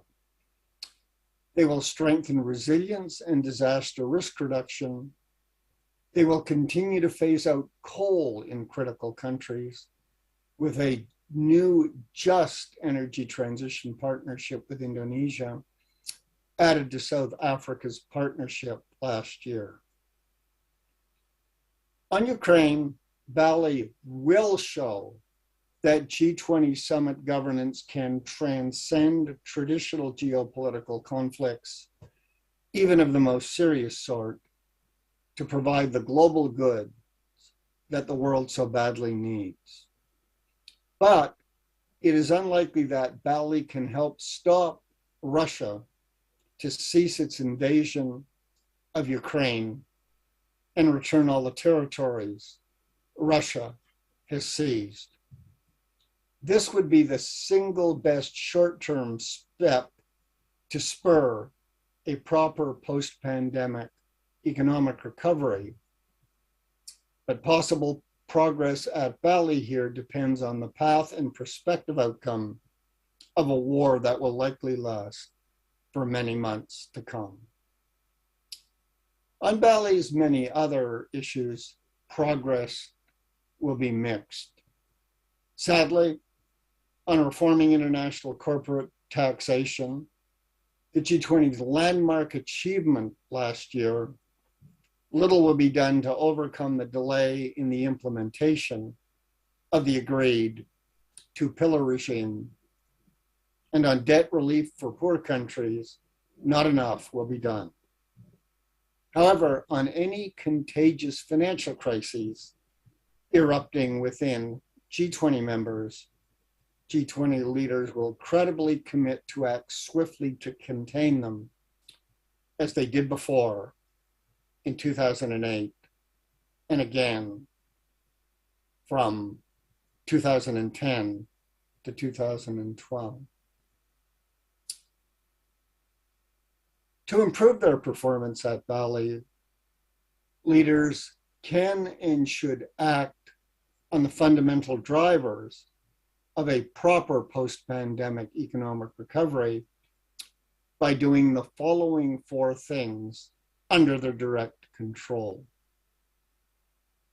1, close the compliance gap to increase the G20's credibility and effectiveness and the solutions the world badly needs. G20 compliance is low at about 70%, but it can be much higher, as the performance of most recent summits shows. Moreover, the best evidence suggests that leaders can craft their summit process and their individual commitments to increase members' compliance with them, so that promises on paper produce real action in the real world. Overall, the Bali leaders should make more commitments using highly binding language that strongly commit the G20 members to act. This should increase compliance by 6%. They should also hold even more pre-summit ministerial meetings to increase summit compliance by 3% on the subjects they address. That's almost a 10% jump right there.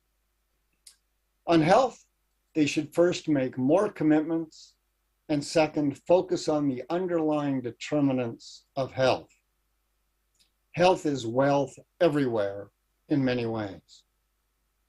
On digitalization, they should devote a larger portion of their public conclusions, private deliberations, and commitments to digitalization, but here use lower binding language in their commitments.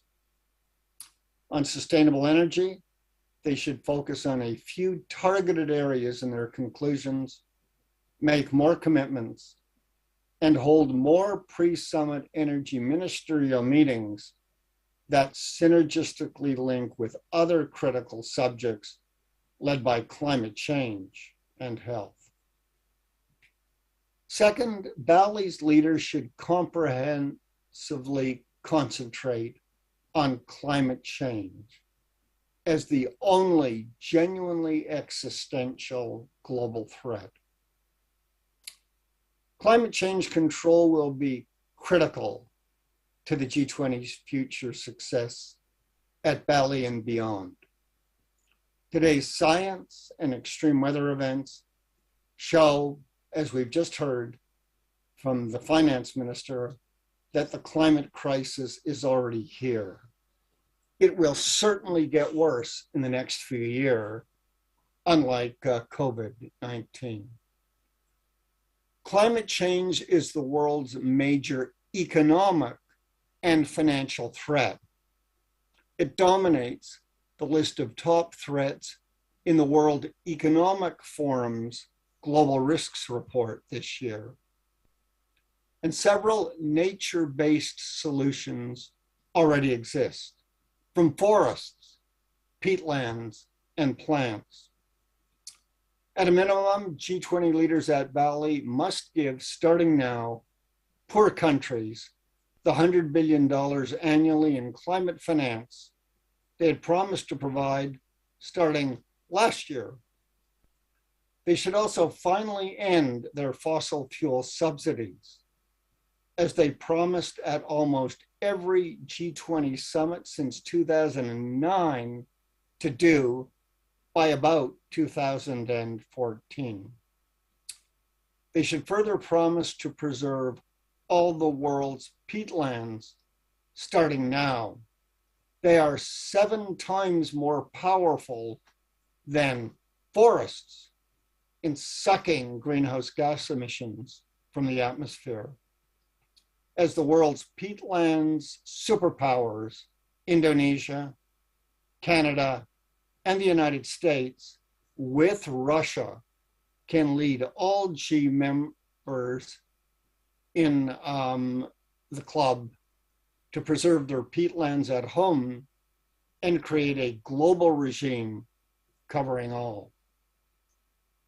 Third, G20 leaders now should add a special G20 summit, ideally at the UN in September, to advance the endangered Sustainable Development Goals, especially those on climate change, sustainable energy, the ecology, and food. Russia and the other G20 leaders might find it easier to cooperate in the UN nest than elsewhere on this common global cause. And fourth, the G20 leaders should bring to Bali as guests the heads of the world's major multilateral environmental organizations. Indonesia could make G20 history here. This would be the first time a G20 summit has done so, as only the heads of many multilateral economic organizations have come thus far. The best candidates for Bali are from UN Climate, UN Biodiversity, UN Environment, and the World Organization for Animal Health. But the G20 should consider the World Meteorological Organization, the International Renewable Energy Agency, and the United Nations Development Program too. So thank you very much for your attention, and I look forward to continuing to work with you.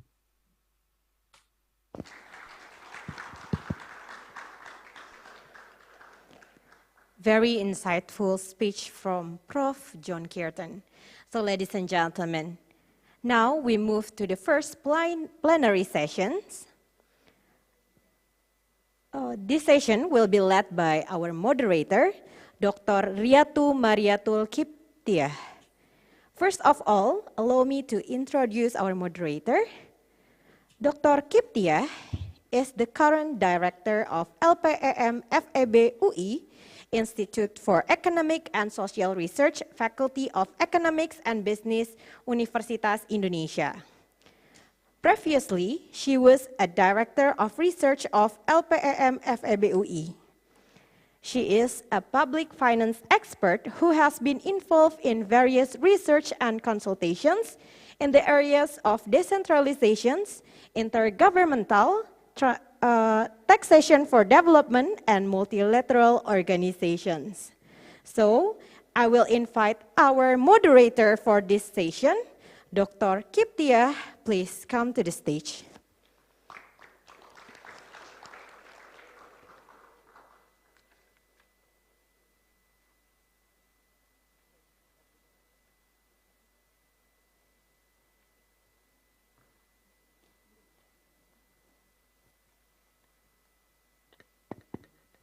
Thank you for the introduction.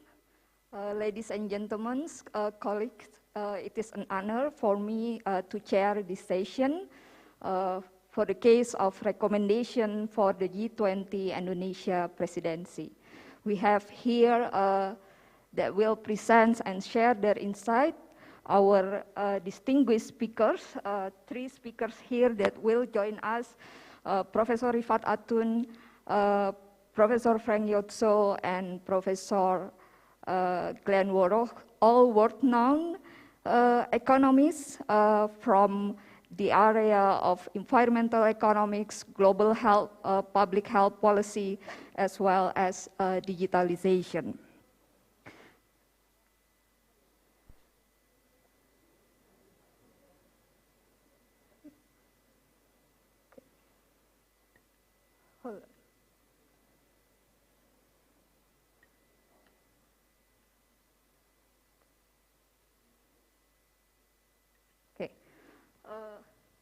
As an overview of this session, the Indonesia G20 presidency set three priorities perceived as important for global economic recovery, which are strengthening resiliencies of global health, governance, paving good pathways to scale up clean energy, as well as how digital transformation supporting the recovery process despite the multiple crises at this time.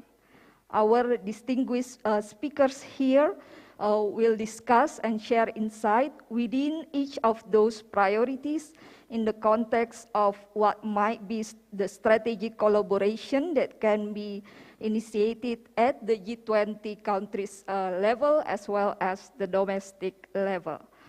earlier keynote speech from the Minister, Economic Coordinating Minister, Excellency Airlangga Hartanto, as well as from the Minister Finance, Excellency Sri Mulyani Indrawati, noted on the importance of G20 role in navigating responses and clear framework in solving current and future multiple crises in the context of geopolitical tension and addressing also challenges of the context G20 process effectiveness. Despite these challenges, the G20 presidency Indonesia, as we heard earlier, are supported among G20 countries, reflecting that it is still the hope and the spirit of recover together and recover stronger is still intact. This is also noted in the keynote speech by Professor Kirsten, addressing also the metrics of good past performance of G20 initiatives and the compliance, even it is increased during a crisis. So what my strategic collaboration here, we can listen from our distinguished speakers. The first speakers I will introduce first is Professor Rifat Atun.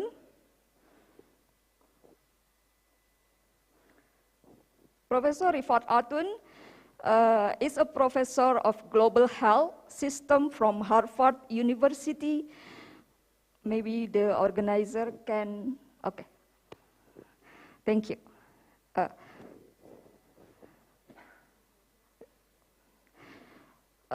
He was a member of executive management team and director of strategy performance and evaluation at the Global Fund Geneva, Switzerland. Previously, from 2006 to 2014, Professor Rifat Atun is a professor of international health management and director of the Center for Health Management and the Imperial College London. Prof. Atun is co-investigator and the joint lead for the innovation work stream at the National Center for Infection Prevention and Management at the Imperial College. We will have here presentation Professor Rifat Atun on the global, on addressing resilience global health system. Thank you.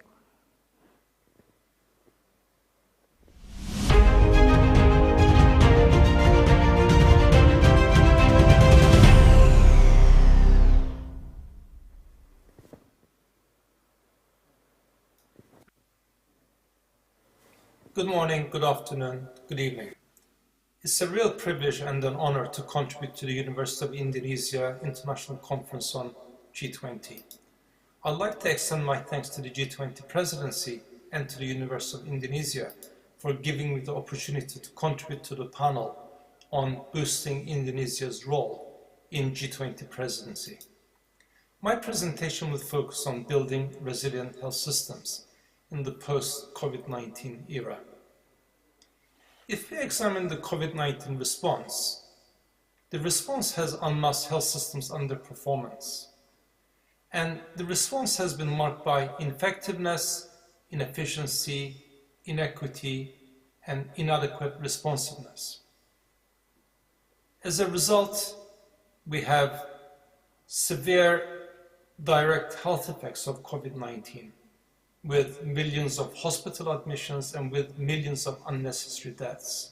There are also indirect morbidity and mortality consequences from deaths due to other conditions because of delays in accessing health systems during COVID-19. Now, countries around the world are facing a huge economic crisis with increasing inflation, with increasing unemployment, with food shortage, and collectively, these have huge social consequences and huge security consequences for countries. So are we surprised in relation to the health system performance with COVID-19? The answer is no. Health systems were underperforming well before COVID-19. So if we look at management of diabetes, which is one of the commonest chronic conditions, this is a study we published in 2019 in PLOS Medicine.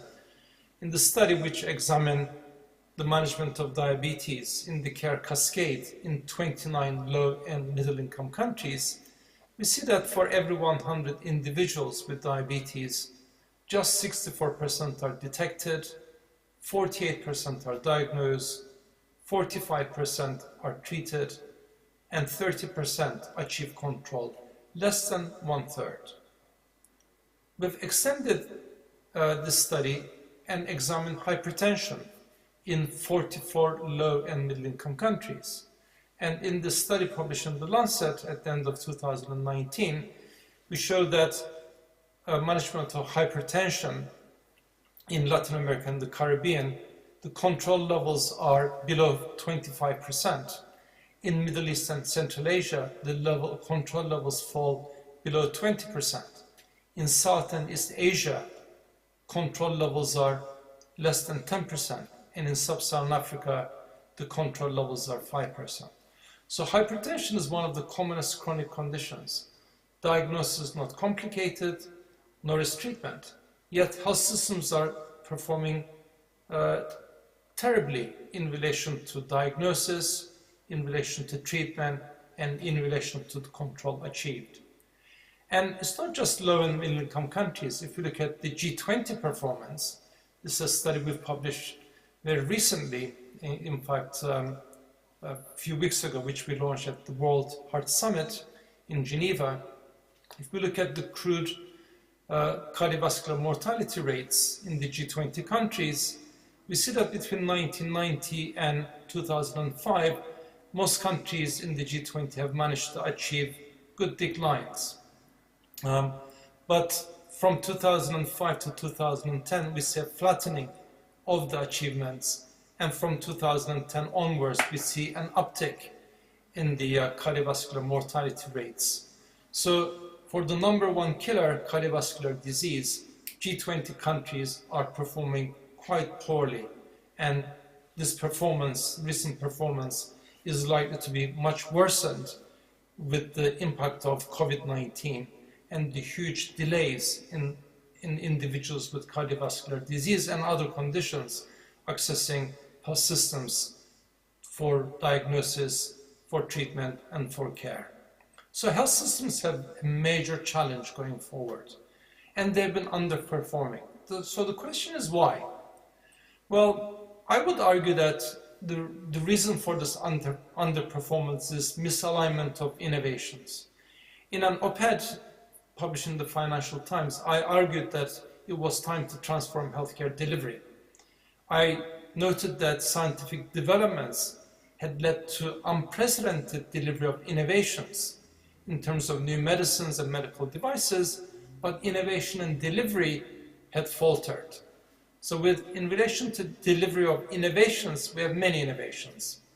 For example, lab on a chip, near-patient testing, big data and analytics, vaccines, new therapeutics, personalized medicine. Whereas in innovation and delivery, not much has changed for centuries. This is a picture of Hôtel Dieu de Paris, established in 651. 14 centuries later, still functioning as a hospital. So we have systems that were designed to manage problems centuries ago, but the systems on the delivery side have not changed very much. And they're not really fit for purpose to cope with major events such as pandemics and chronic diseases, which is the major problem that health systems face around the world. So what can we do? Well, every crisis brings an opportunity. We have to use this opportunity that COVID-19 has given us to build responsive and resilient health systems. But what does resilience mean? Well, simply, resilience means capacity to adapt. It's the ability of any system to absorb shocks while retaining system functionality, its ability to self-organize and to learn and to innovate. A system that is responsive and resilient is also sustainable. So when building health system resilience, we also ensure that systems are responsive to current and future shocks, to ensure that they're sustainable going forward. So what needs to be done to achieve resilient health systems? Well, there are 5 core capabilities that health systems need to develop. The first is foresight, knowing what to expect. This requires proactive monitoring and horizontal scanning to anticipate problems and anticipate emerging health threats. The second capability is intelligence, knowing what to look for. This requires development of analytic capability. The third is preparedness, knowing what to do in the face of a health threat. This means having the ability to react rapidly to emerging health threats. Fourth is agility, knowing how to act and to adapt in the face of a health threat. This requires an ability to maintain function of the health system with events. And the fifth core capability is durability, knowing what happened, how and why. This requires learning and redesign to establish a new equilibrium to cope with the health threat, the new health threat, but also existing health threats. Now, all of these capabilities are underpinned by data and underpinned by analysis and information that can provide the right intelligence for systems to act and react. For us to be able to build health systems, we need to change the way we're thinking. The first requirement is changing the narrative. For too long, we've been focusing on health as a cost, as an expenditure. In fact, health is one of the best investments any country can make because the returns in terms of health, but also in terms of economic benefits are huge. And in a study jointly with the Y4 Institute, in a paper we submitted to the G20 presidency last year, we estimated the potential returns to investment. So for every dollar invested in health, the economic benefits were between $3 to $60. So these are the benefits as a result of reduced morbidity and mortality and improved productivity, reduced absenteeism and presenteeism. But there are also spillover effects into other parts of the economy or other sectors of the economy. So every euro invested in the health economy leads to an additional benefit of 0.8 euros because of additional employments created. But there are also benefits in improvements in value chain. So every euro invested in the health economy, there are 2 additional euros of benefit because of improvements in the whole value chain of healthcare delivery. And there are also other spillover effects. Every 2 jobs created in the health sector, there's an additional job created in the broad economy, and every job created in the research and development in the health sector leads to an additional 5 jobs created in other sectors.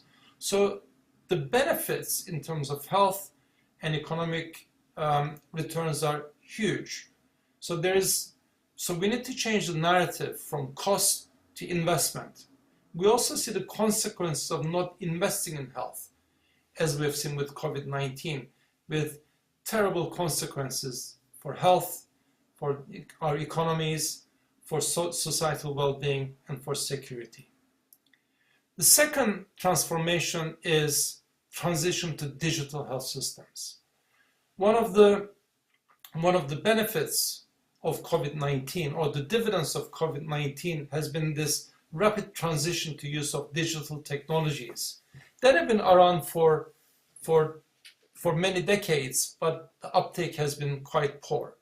But now COVID-19 has enabled us to rapidly uptake use of digital health data and introduce new analytics. Many countries have used conversational agents in management of chronic diseases because individuals were not able to access healthcare providers.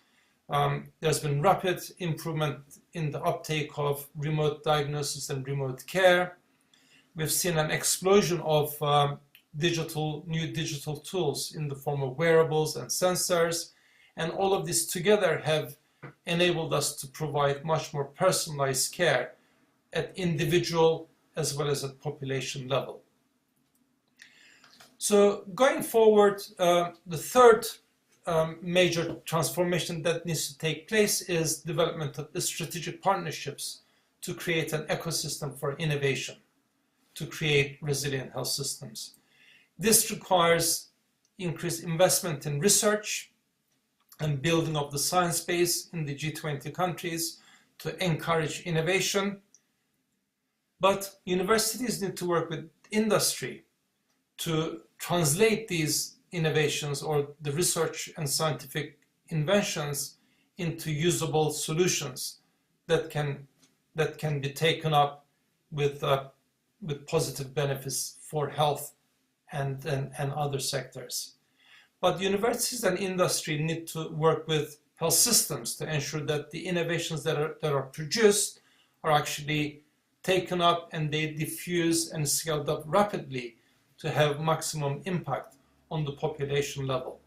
So this tripartite relationship, this strategic partnership between universities, industry, and health systems is critical for development of new science, development of innovation, and their translation into usable products, and uptake and diffusion of these in health systems to realize health and economic benefits. So going forward, an important contribution Indonesia can make to G20 is to build and strengthen the agenda in relation to building resilient health systems. Because with resilient health systems, we'll realize not only health benefits, but also economic benefits, societal benefits, and security benefits for all countries of G20 and beyond. Thank you very much for your attention.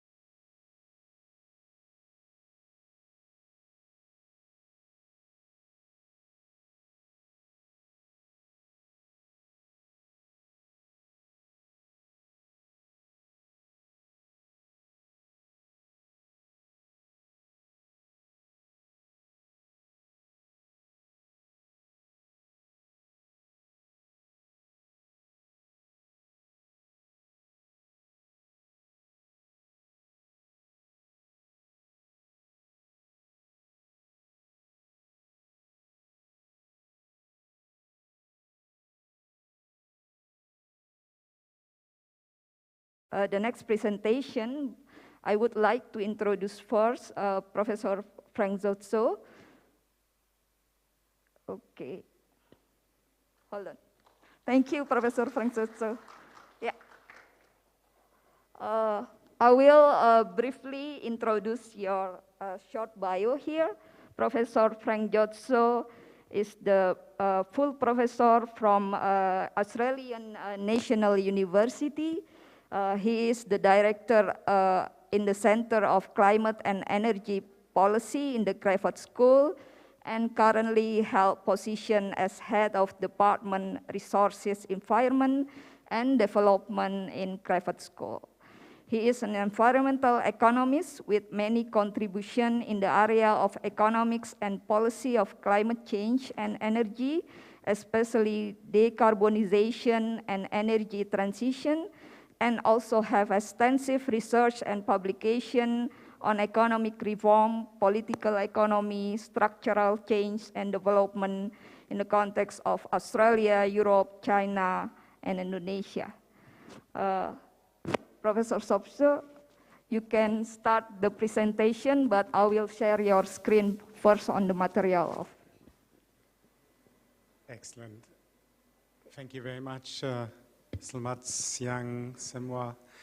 It's an honor to have been invited to speak at this distinguished forum, and it's also actually a personal pleasure to be here in person after a number of years when we're not able to travel and visit each other's countries. It's also, of course, a real joy to reconnect with UI, with old friends, and to make new connections. We had a very useful meeting at the Faculty of Economics and Business just yesterday, and of course there's a very long-standing, warm and very fruitful connection between our two universities, the Australian National University and Universitas Indonesia. Now, Minister Sri Mulyani made a very audible call before for UI to increase capacity on research on climate change and energy transition and relevant analysis. And of course, this is a very prospective field of research, and we're very happy to assist as we can. At ANU, we've invested very heavily in capability on climate change and zero emissions energy transition in the areas of science, engineering, economics, and also social sciences. Topic here today is the energy transition. Sorry, I'm just trying to get to grips here with the clicker, and it is working. That's very good. I work and live in Australia, and I do originally come from Germany, and in both countries, energy transition is a really, really big topic. And likewise, of course, it is and will be in Indonesia. The energy sector is an important part of the economies of every single G20 country. And in countries like Indonesia, like Australia, where the resources sector is so important in the economy overall, there are both the challenges of transition and the enormous opportunities in the shift to a decarbonized energy and industrial system. Now, the overall story for governments, I would say, is in facilitating the massive investments needed for a clean energy system and in guiding that transition. And so the key points that I want to make in the 15 or so minutes that I have for this is that the zero carbon energy transition is becoming affordable and is an economic opportunity. There will be huge investments made this decade, in the 2030s, and also beyond. And those investments will provide for the opportunity of long-term productivity, long-term economic growth opportunity. There will be very large adjustments in some parts of our economies, and in particular in the fossil fuel producing and fossil fuel using industries, in the coal sector in particular, but also oil and gas. Governments, like I said, can help facilitate investments that are needed and assist in that transition. In terms of possible roles and important roles for the G20 process, many, of course, and previous speakers have mentioned many of them. I want to emphasize three of them. First of all, the G20 can and should help foster open trade and investment, especially for clean energy, in an emerging climate internationally that is relatively adverse for open trade and investment relationships. Secondly, the opportunity for an ongoing exchange among G20 governments and societies about best policy practice for action on energy transition. I notice from personal experience that governments are not always aware of the best practice internationally. What are other countries doing, and what can be done to refine domestic policy practice? The G20 is an ideal forum to institute a standing capacity of exchange about best practice on energy transition. And finally, I would emphasize the opportunities for green financing for energy transition, including the approach of green banks, which we see emerging at the national level, but which could be instituted at the multilateral level, especially, I would argue, between emerging economies. Now, a few facts and figures. So the energy systems of the future will be dominated by renewable energy sources, and what you're looking at is modeling by the International Energy Agency. It doesn't really matter who does it. The general overall picture is the same. A massive ramp up of renewable energy and a gradual phasing down of fossil fuels. Coal phased down first, followed by oil and gas. That's fundamentally the transition that we're looking at globally and within every country of the world. What that means is enormously ramped up investment volumes. And so the IEA in their net zero global scenario expect that global annual investment volumes in clean energy will increase from about $1 trillion per year currently to between $2 and $4 trillion per year by the end of this decade. Okay, so we're talking about a really massive increase in clean energy investment globally. That's first of all in clean electricity supply, so that transition from coal to renewables generally, but also into nuclear where that is an option, of course, and it is electrification of end users. Electrify everything, electrify transport, electrify industrial processes, electrification increasingly of the housing stock as well. Now, what makes this possible in reality is the enormous improvements that we've seen in zero emissions technologies.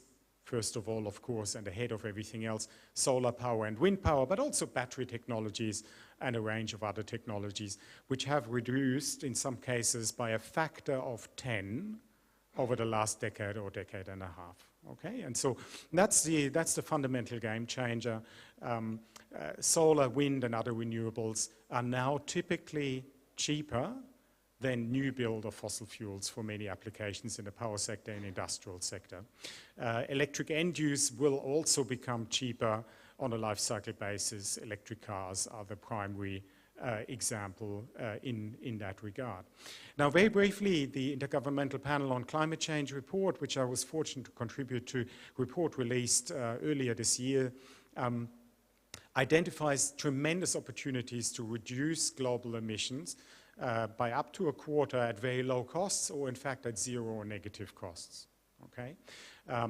Many of these opportunities, or the majority of these opportunities, are in the energy sector and the land sector, both, of course, enormously important for Indonesia.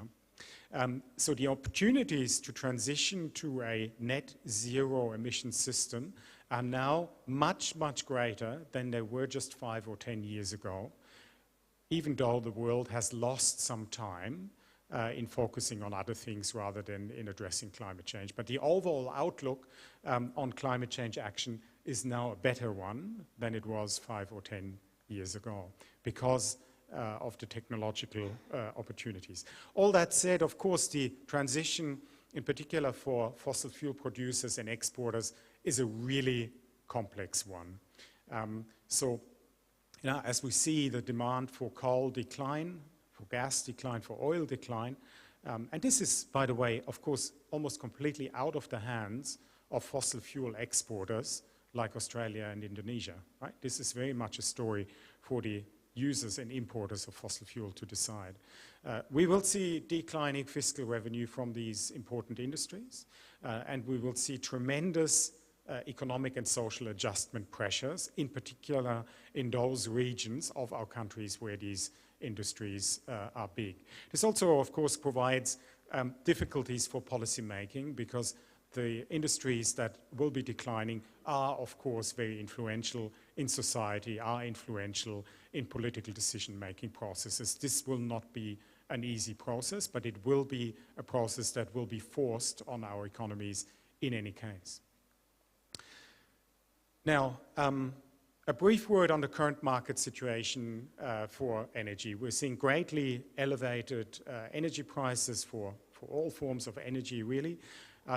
I would argue that this is a short-term disruption that comes about through the conflict in Eastern Europe, of course.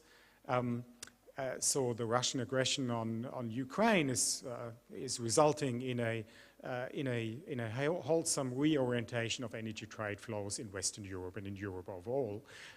However, it's not like global energy demand increases as a result of the conflict. It doesn't. And it's not like Russian fossil fuel supplies are disappearing from the face of the earth. They will be redirected to other parts of the world to a large extent.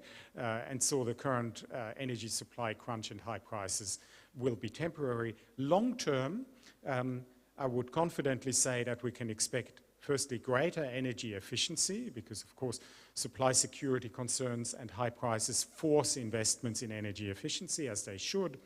And secondly, we will see a much greater focus on local energy sources, which by and large are renewable energy sources. So in Europe, renewable energy is now termed freedom energy. And as a result, we're seeing a renewed and intensified commitment by many G20 countries, many countries, full stop, to invest in renewable energy sources. This will be the long-term effect of that crisis. In all of this, of course, there are also tremendous upsides for our economies in that energy transition.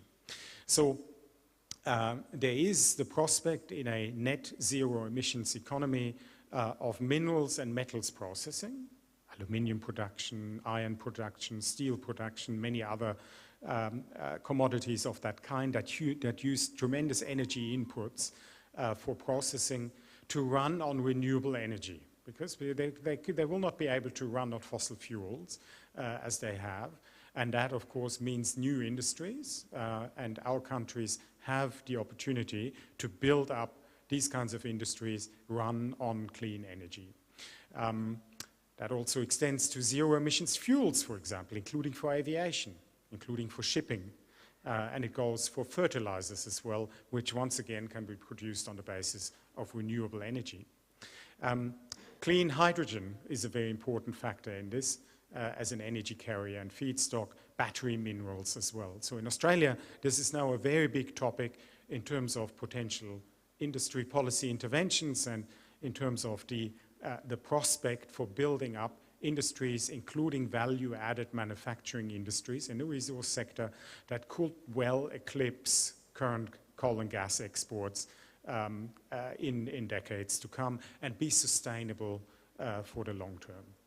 And of course, Australia and Indonesia share complementarities in this field and also share very important joint interests. And it's notable, of course, that energy transition and the prospect for enhancing energy security and creating the clean energy industries of the future was an important point in our joint leaders' statement, the Indonesian-Australian joint leaders' statement of just a week or two ago. And so that, of course, creates good opportunities for years to come for bilateral collaboration on these issues. So what's the role for policy? First of all, and I think overwhelmingly, policy needs to create the preconditions for the really, really large private sector investments that will be needed, okay? And so that goes for the energy sector, for industry, but also for the transport sector and for the housing sector. What can policy do to do this? Well, carbon pricing is an important part of it to set the overall incentive structure right, but also a suitable regulatory framework and creating the right market settings. So making sure, for example, that in the electricity market, renewable energy generators have the confidence that they will be receiving adequate remuneration for their energy supplies in coming decades. That will provide the confidence that is needed for clean energy investments, and it will, of course, bring down the required rates of return that investors are seeking. Secondly, public investment in infrastructure, including through government co-investments, and finally, an overall predictable, stable framework for investor confidence. We talk a lot to large institutional investors and what they need in order to make the money flow, and really stability and predictability of policy frameworks is the #1 thing on their wish lists. I said it earlier, governments also need to help manage and guide that transition. What you see on the picture is the demolition of Australia's then largest coal-fired power station. It closed very suddenly, many years ahead of the expected closure time, because it was privately no longer profitable to operate that coal-fired power station, because required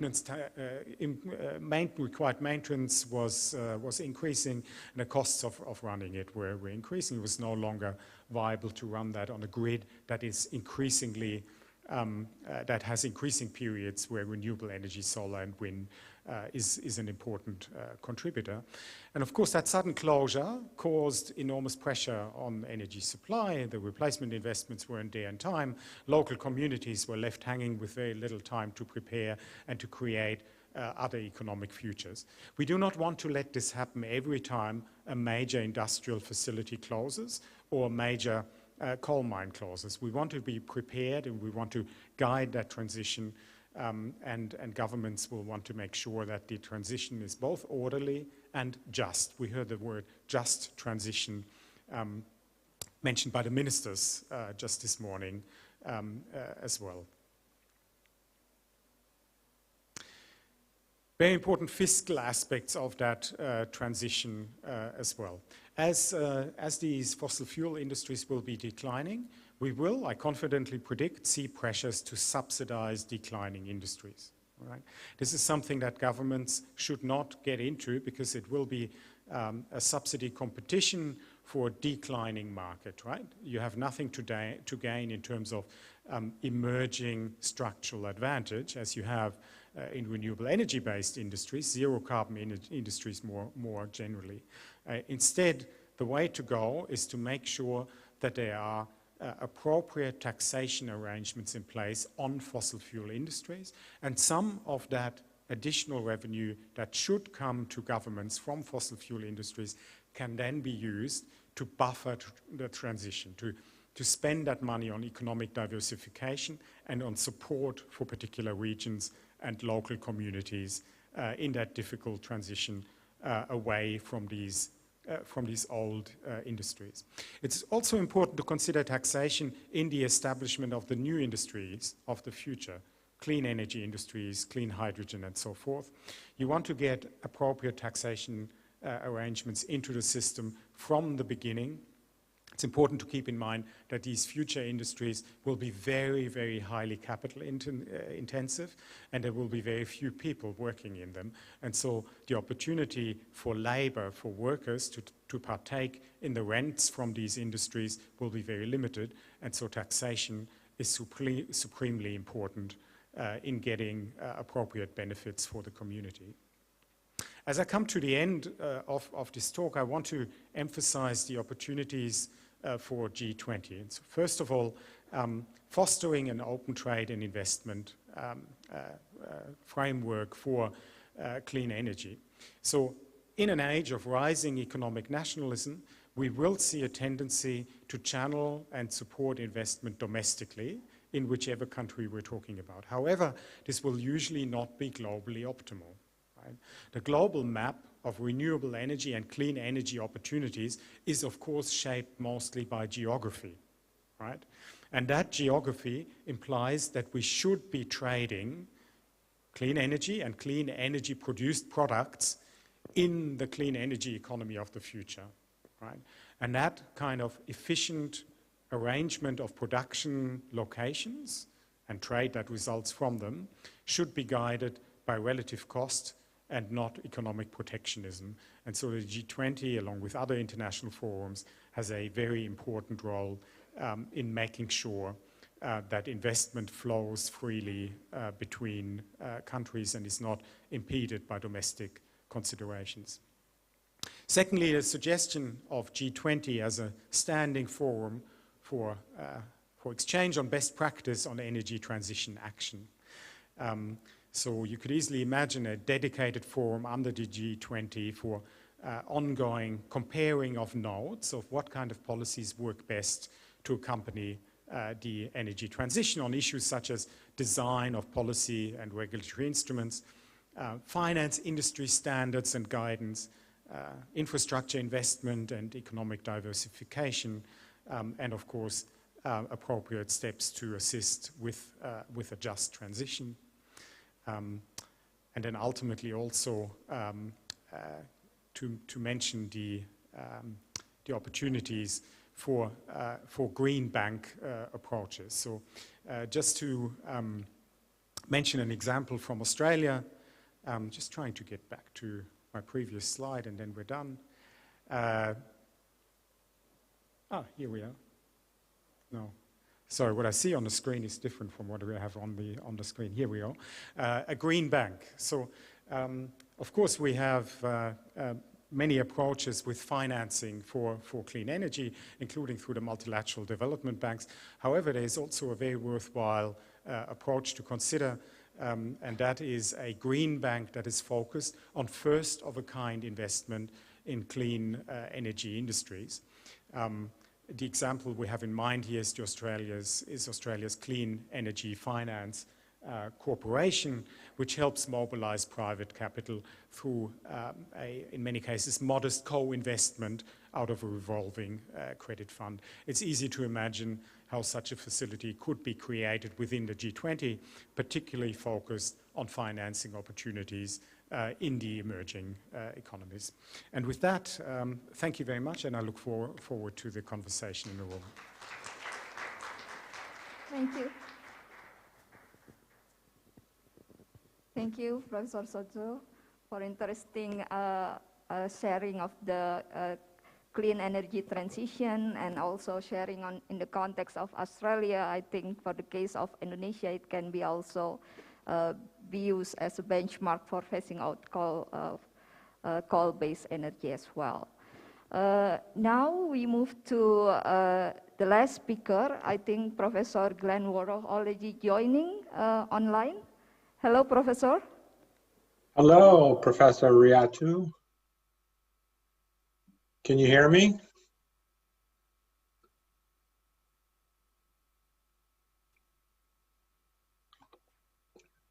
I'm unmuted. You will Okay. share the screen? Okay, I'll give it a try. You will share the screen by yourself or? I will try to share the screen, yes. Okay. Okay. Before you start, I will introduce briefly Professor Worrow.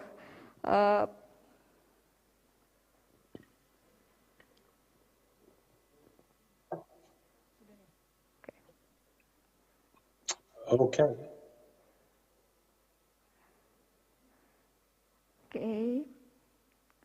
Okay, Professor Worrow is a young professor emeritus at the Department of Economics, University of Berkeley. He is chief economist at the Federal Communication Commission. Professor Worrow has extensive publication in the area of international organization, regulation, telecommunication economics, design of regulatory policy, and local telephone competition. Professor Worrow currently also, along with Professor Sotso, is G20 co-chairs in the task force. For Professor Worrow is in the task force of digital economy. Professor Worrow, the screen is yours for your presentation. Thank you. Thank you, Professor Riatu. Greetings, good morning, good afternoon, good evening to everybody. I am delighted to be here. As Professor Riatu had mentioned, I have been tangentially involved in the Think 20 through its second task force, and its which was a delight to be a part of. And I'm hoping to bring some of that learning to this presentation. So the main message of my talk is in the title on this first page here, the quintessentially British phrasing of mind the gap, a little modification of that to mining the gaps. That's what I'm going to be trying to get across in this 10-15 minutes. So to the possibility that I don't get through all my slides, let me just outline the points that I want to make. First of all, that something that is obvious to everybody here is that broadband connectivity is a general purpose technology, to use a phrase from an economist.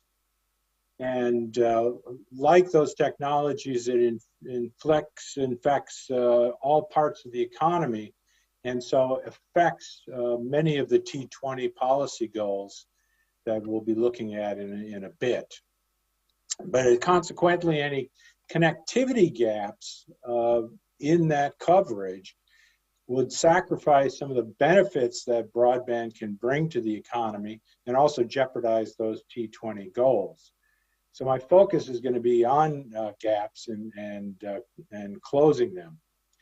I'm going to call for a renewed commitment to policies that seek to close the connectivity gaps of internet access in order to capture the benefits of digitalization and promote the G20 goals.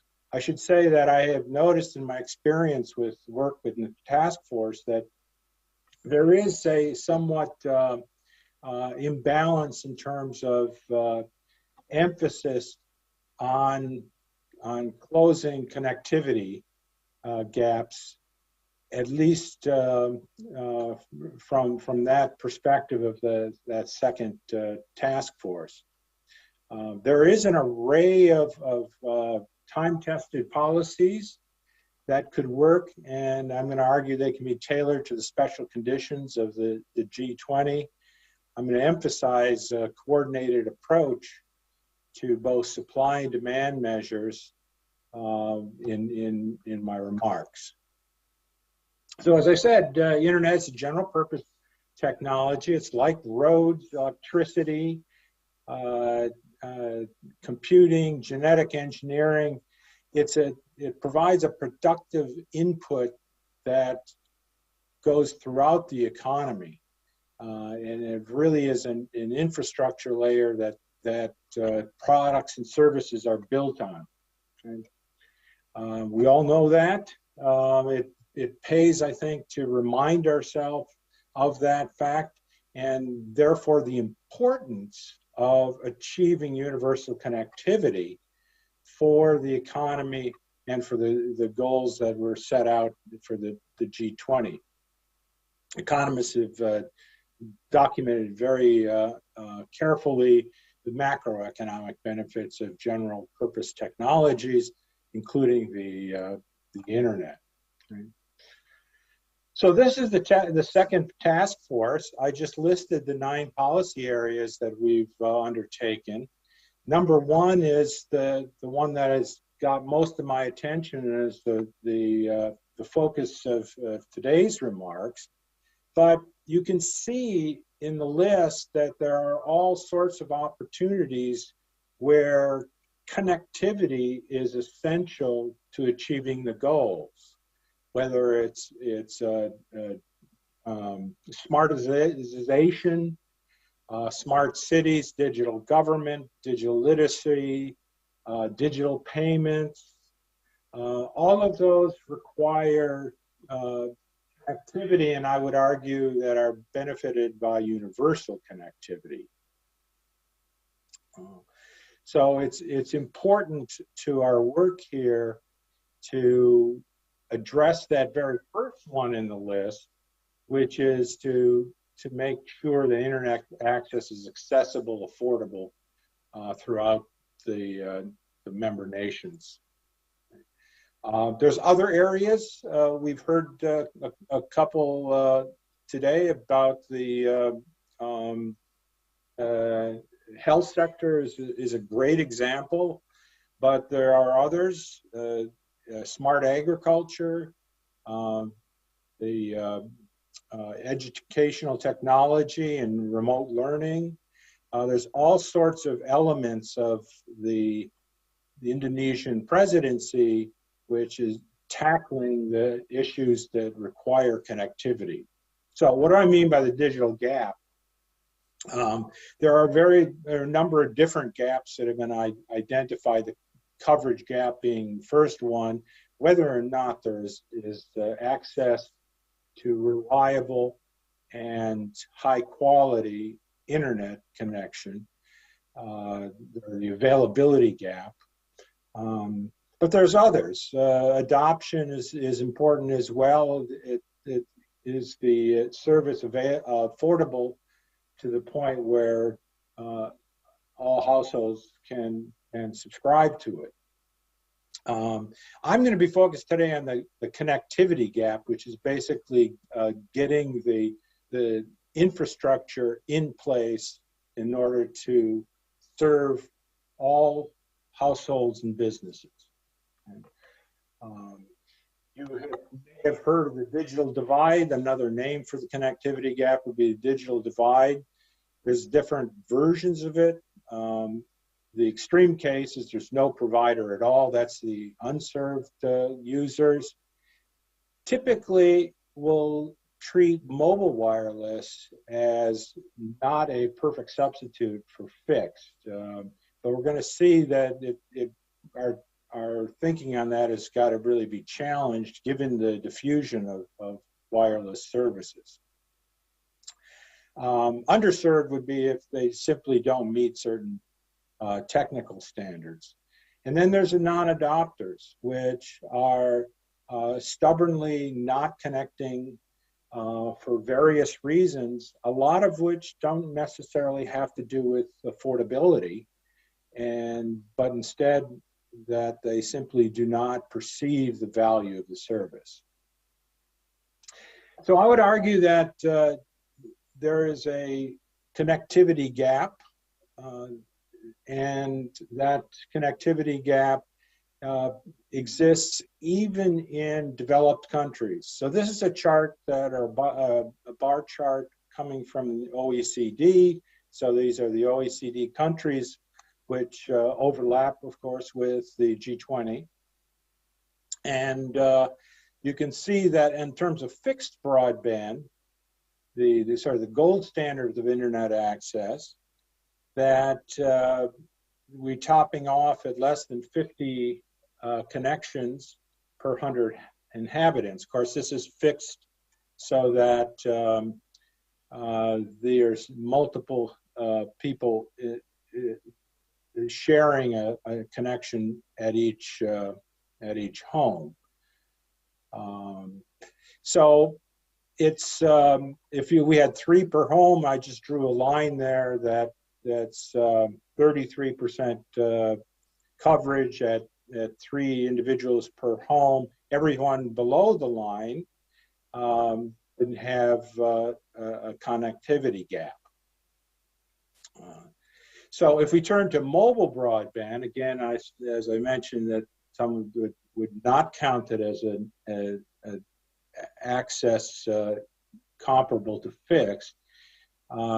We have much greater penetration, at least in terms of number per inhabitants, but still it's not 100% in many of the countries, some of which fall into the G20. So I would argue that there is a connectivity gap. Then the pandemic struck, and the pandemic put a lot of stress on the internet. Volume surged, but by all accounts from the engineers, the network bared up nicely. The traffic flows tend to reach a new equilibrium, in part reflecting the fact that people used it as a means to substitute for in-person activities. So here are the most common you've been involved in, including this conference here, which is being done remotely. We have remote work, distance learning, online commerce, and telemedicine. And now, these all grew very rapidly during the onset of the pandemic. The open question is whether they will continue to be as popular afterwards. once the pandemic is fully under control. What isn't uncertain at all, though, is how connectivity became absolutely critical, absolutely essential. What we found were subscriptions, of course, ticked up, but those non-adopters, they remain, and those who were not connected were further isolated in terms of the flow of the economy and the society, since they didn't have in-person options. There was a payday that came with the pandemic, and the amount of money was somewhat staggering. Here I just listed the two big spenders, the US and the EU. The US has a program that runs at a bit north of $8 billion a year, aimed at subsidizing connectivity of various kinds for individuals, for rural areas, for healthcare providers, and for schools. But the legislation that was passed following the beginning of the pandemic opened up the fire hydrant of funding. And in the last round, the Infrastructure Act set aside $64.5 billion to spend on connectivity of different sorts, but it was connectivity.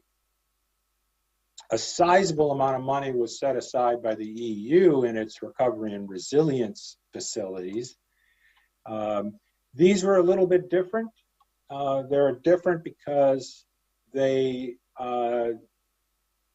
delegate in part to the member countries how they will spend it. The monies above in the US were earmarked for digital connectivity for the most part. The EU funds were somewhat discretionary, and I'll get back to that in just a second. But clearly, an enormous amount of money was being spent with the goal of reaching universal connectivity. So, how do we do that, and what should we recommend to the G20 to consider? Well, there are two principal strategies, both of which involve subsidies. One is to subsidize broadband deployment itself where it's lacking. And generally the money goes to internet service providers to build out the infrastructure to a certain standard.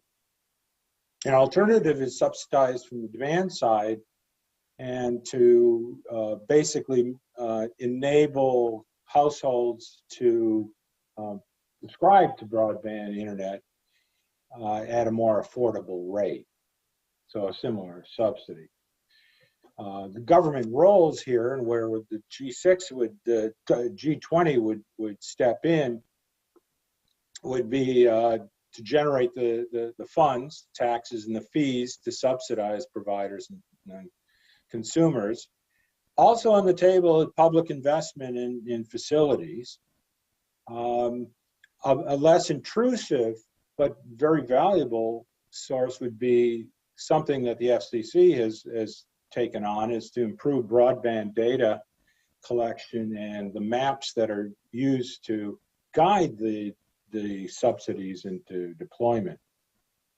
They've also looked at regulatory measures to promote competition, licensing, unbundling, facility sharing, and to just remove regulatory barriers to entry, whether that's sharing infrastructure or access to towers and conduit and rights of way.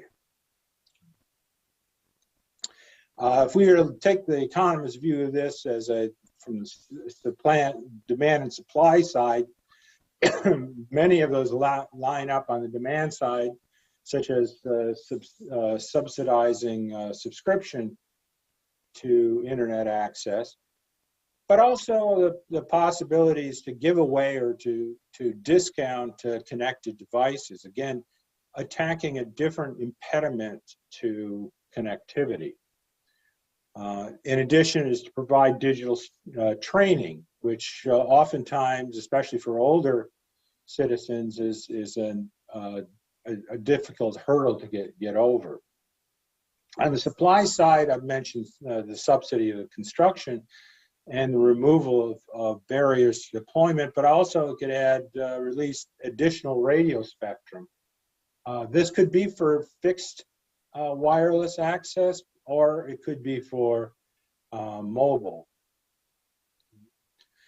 So in a report evaluating how the money is being spent in the U.S. with all that pandemic legislation, recently the Government Accounting Office issued a report that was somewhat negative. They had a lovely graphic in there which looked at 25 different federal programs which adopted one of 5 different basic strategies: deployment, affordability, I can't read that other one, it's blocked out, digital skills, and planning. And in one particular case, all 5 of those aspects were being built into the program, that in particular the tribal broadband connectivity program. So one of the issues that's facing it is that the money is coming out and the programs are multiplying so fast that they're colliding with one another, and there's real risk of duplication, waste, and dare I say fraud, but it's not being terribly effectively distributed, with the goal here, of course, is being the adoption. Subscription to the internet by someone who otherwise would not, just not substitution for payment. So I listed just a few, and I call them personal recommendations because I don't want to say that these are coming from the task force. They really are observations, preferences of my own. They are not different levers, policy levers that haven't been considered before. It's just a matter of emphasis, I think. So I've already mentioned collecting data to provide accurate maps. I would also say track the outcomes of all those programs, such as those 25 programs on the prior slide, to be able to learn what works and what doesn't work. Ideally, of course, we'd be running a randomized controlled trial testing out different types of policy strategies, but generally we don't have that option. These measures can be tailored to the particular nation, country, the topography, the geography, the demographics, and that may point right there to which sorts of technologies. I think of Indonesia in particular, an island nation, which has the issue that people have described as islands and highlands. So it's there in which we have to consider strategies such as undersea fiber optic cable and satellite, perhaps low Earth orbit satellite as an alternative to the more traditional technologies that would be used in, say, Jakarta. I would say an issue that is come up with this pandemic investment is coordinate the very many programs. There could be complementarities that you could stimulate demand in order to evoke supply.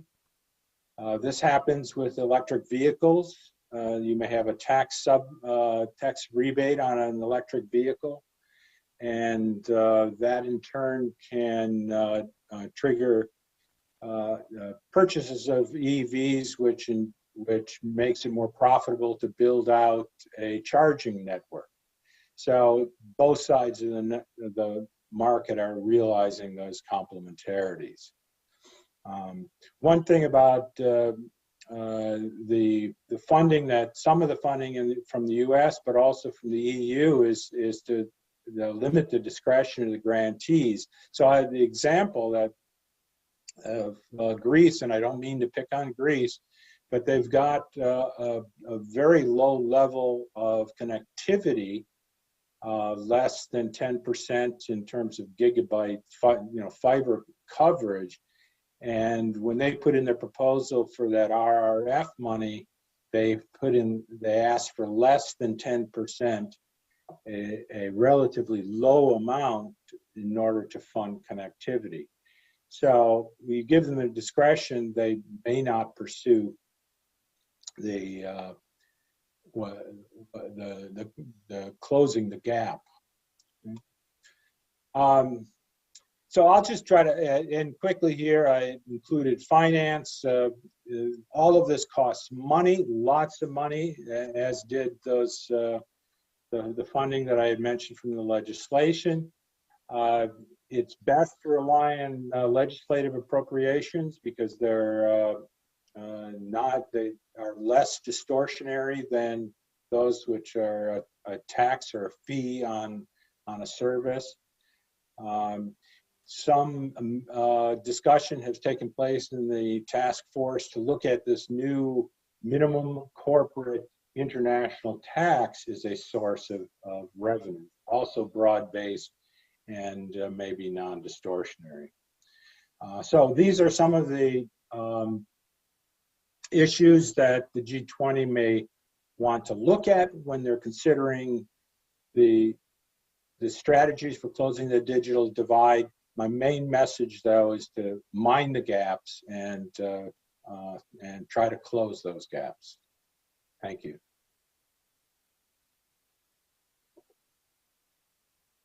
Professor Warrock, you mentioned about option of policies that actually adopted during this pandemic, and it needs also to be assessed on what's working.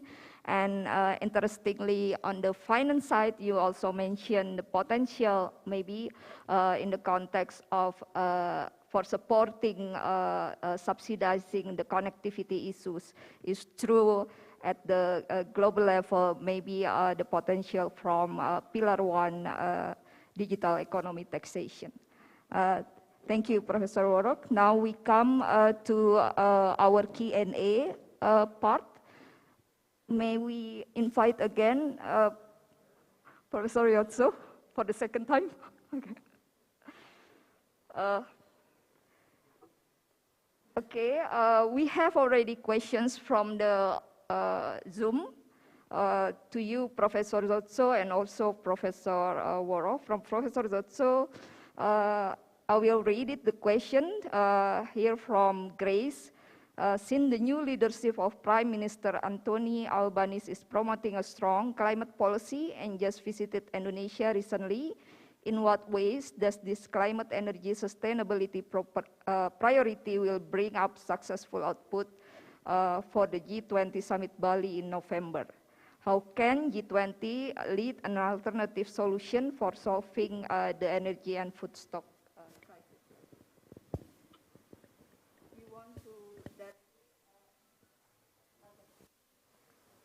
Well, thank you very much for the question. And so it is, of course, well known that in Australia, climate change has been a very heavily contested topic politically for many years. And this has been, of course, very unfortunate for policy because this is really an area of policy that should not be for political contestation. It should be a question of how best to achieve jointly shared objectives, such as, I mean, everyone agrees politically that we need to have a healthy economy, we need to have good macroeconomic settings, right? And the same should really go for climate change issues. And there is certainly hope that we will get there in the Australian domestic political context following this latest election, where really a majority of voters clearly seems to have expressed that they want to end the so-called climate wars in my country. What this, of course, means internationally is that Australia is more strongly back in the mix of countries that are actively seeking a positive approach on climate change, decarbonisation and energy transition. And I think we can expect that the Australian federal government will do its part to help achieve good outcomes in the context of G20. I think we can expect that the Australian government will play a thoroughly constructive role in working towards outcomes on that particular aspect, as well as all other aspects of the G20 talks.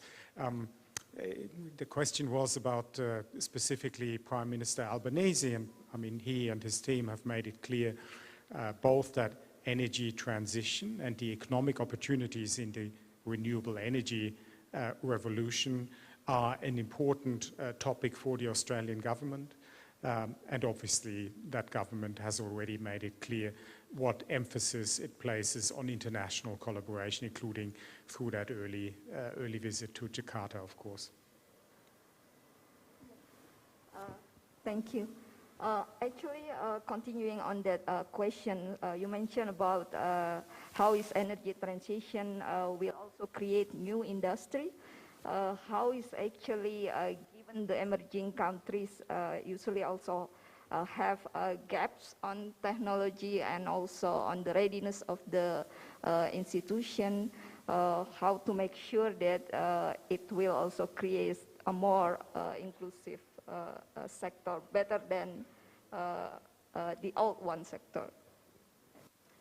Yes, and like some of the other challenges that have been mentioned in the other talks, digital connectedness, pandemic preparedness, this energy transition is an area that has new elements, both for the private investment community and important for governments and bureaucracies. So there are new approaches that are needed. There is the need to understand more deeply what the possibilities are. And I think we aren't too self-interested as academics and representatives of universities in pointing out that our universities are important institutions in feeding into that process and in helping understand society more broadly, and for governments in particular, helping understand what the opportunities are and suggesting possible approaches. Thank you. And I will go to Professor Woro. It is a more general question, actually. From the chat room, Professor, would you like to answer that? This is from Mr. Palguni Sundaram Biswal from India, member of Tax for Aid G20. I have been reading his question, and I'm afraid that I don't know enough about international financial institutions to say anything constructive. Yes, it is more on the context of multilateral organization setting. Maybe related to your presentation as well on the policies of that can be adopted in the context of digital connectivity gaps. You mentioned the case of US and Europe. It is subsidizing through the providers or the inputs is better than a program like directly welfare program to the customers or the communities. This is always the discussion in the context of Indonesia of social programs, whether subsidizing through the product itself or subsidizing directly to the beneficiaries. So the subsidies are of both kinds. First, let me back up and say that, at least in the U.S., which I can speak about, the funds come from a fee that's applied to telecommunication services. And that is actually by law, that by the 1996 Telecommunications Act. And so right now, the FCC is considering how to modernize that because, well, I won't go into the details, but it's a mechanism that cannot survive for much longer because it depends on long distance or interstate and international calling, which is basically a dying service. But the subsidies that are financed by those funds are then generally provided to the provider to distribute, to offer to customers. And so we really do not in the US have what would be called a voucher system. There was one state out of 50 has experimented with a voucher system, but we currently do not have such a system. I'm not exactly sure politically why that's not the case. Economists love vouchers, and it would take the provider out of the loop to provide that discount. Would you allow me to say a couple of words on the question of the general question of subsidies, producer, consumer side of things?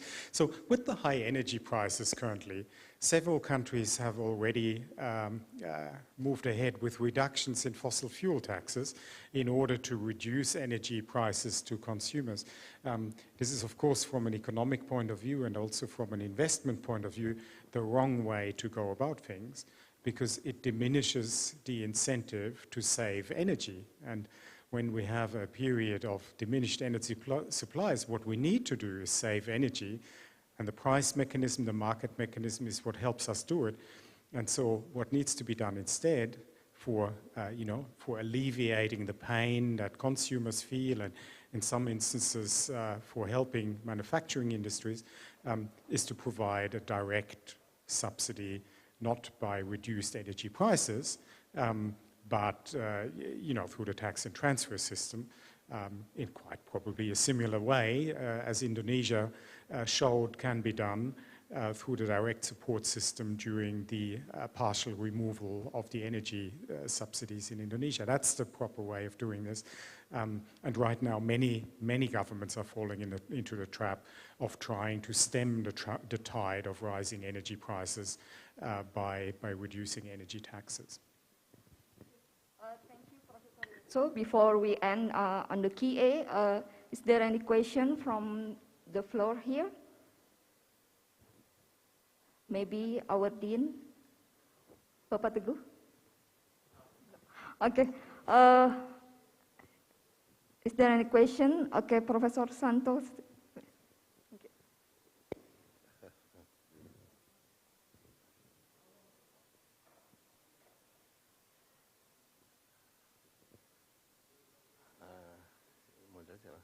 Thank you very much, Ibu Moderator. Allow me to ask question to Professor Rifat. Oh, maaf ya. Yes, excuse me, my name is Ondastri Sudaryo from School of Public Health. Yes, allow me to ask one question to Professor Rifat. I think Professor Rifat is not joining oh, here. Okay, I'm sorry. I was about to ask question to him. I'm sorry. Maybe I could pass chance to others. Yeah. Pak Teguh. Okay. Thank you, but please, if there are questions, we can convey through written or email to Professor Rifat, Bapak. Thank you. So I think the last question here from Professor Woro, if still joining, or Professor Yotso as well, comparing the case of the initiative in G20 on energy transition, which is there are already commitment from the G20 members on the financing side, but in this context is still, previous initiative also already there on the funding commitments, but it is voluntary based. So do you think there is still gap between the realizations and the commitment of the G20 members on on supporting this transition? Do you think it will be more of domestic policies rather than depending on the international or multilateral, or what is the case? It will be hindering the scale up stage, or what in this context? Yeah, so we are at the very, very beginning of that zero emissions energy transition, right? We've barely scratched the surface, and so the gap between existing commitments and present financing flows and what is needed is absolutely massive, okay? And so is the opportunity, of course, in additional investments that will bring short-term economic stimulus and long-term productivity benefits. This will be really large. In terms of the different roles that you asked about in terms of the international, the domestic policy and industry or finance industry, almost all of this money will need to come from private sources. The magnitudes are such that in most countries with a market economy, this will not be done by government, but governments will need to provide the preconditions for private funding to flow, domestically and also internationally. The most important role multilaterally to smooth the way really is the United Nations Framework Convention on Climate Change, the COP process, and really the Paris Agreement has changed the mindsets in the corporate world, because it was a very visible commitment by the governments of this world to go in this direction eventually. And that's, of course, what matters for long-term investments. And we expect that these processes will continue to play that role. And, of course, the G20 is also an important part of the multilateral fabric that sets the direction, that sends the signals, and in that way, that encourages private investment to flow. For Professor Woro, is there a need for financing commitment at the multilateral or G20 level in the context of addressing this problem of digital connectivity, and in this context as well? I don't think there is a need. In the broadband industry, it's a similar situation to what Professor Jatso had mentioned. The private sector is heavily involved, and I think committed to building out that infrastructure. The problem in the broadband access case is that it's well demonstrated, been well documented, that the costs as you approach 100% universal access, universal coverage, the costs skyrocket. So when you're trying to reach that last person in a little shack on the side of the mountain in the middle of Wyoming or Montana, it's extraordinarily expensive. That's an extreme case, but those are the cases that if you have made a commitment, a political commitment to connect those those individuals, it requires public funding. I can't, I don't see the World Bank and the IMF as being a source of money being spent on those kinds of activities.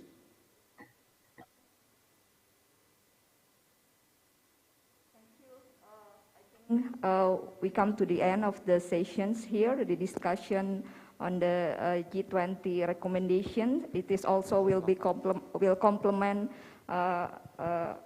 yesterday discussions by University of Indonesia scholars as well in each of the area, the context of public health, digitalization, as well as energy transition. Thank you, Professor Yotso. Thank you, Professor Woro, for sharing with us. And we hope that, as you said earlier, it will not stop here. We can collaborate further for research and collaboration later on. Thank you. Thank you. Thank you, moderator and all speakers in the first plenary session. Dr. Kiptia and Professor Frank Jotso, please remain on the stage.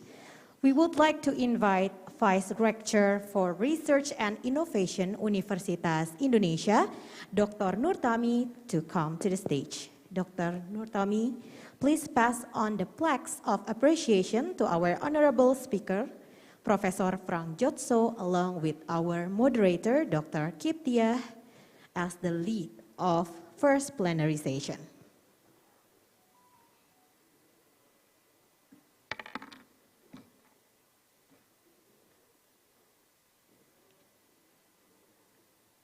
We also invite Ibu Vita Silvira, MBA, to join the stage for the photo session.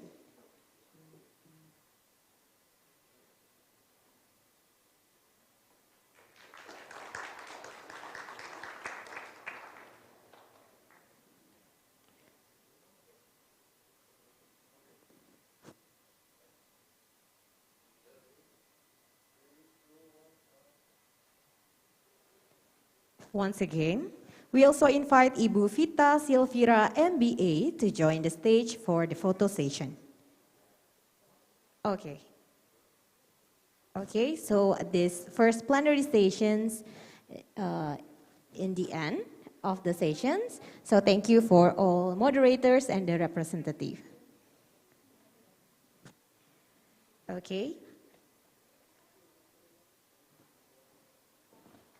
Thank you once again, Dr. Nurtami, Dr. Kiptia, and Professor Frank Jotso. So ladies and gentlemen, before our second plenary sessions, we will have a 60-minute of lunch break. The lunch menu are ready outside the ballroom. Please be noted that we will start with the second plenary session on geopolitical condition affecting G20 2022 at 2 p.m. And for your information, prayer room of GW Marriott Hotel is on the 3rd floor. Thank you.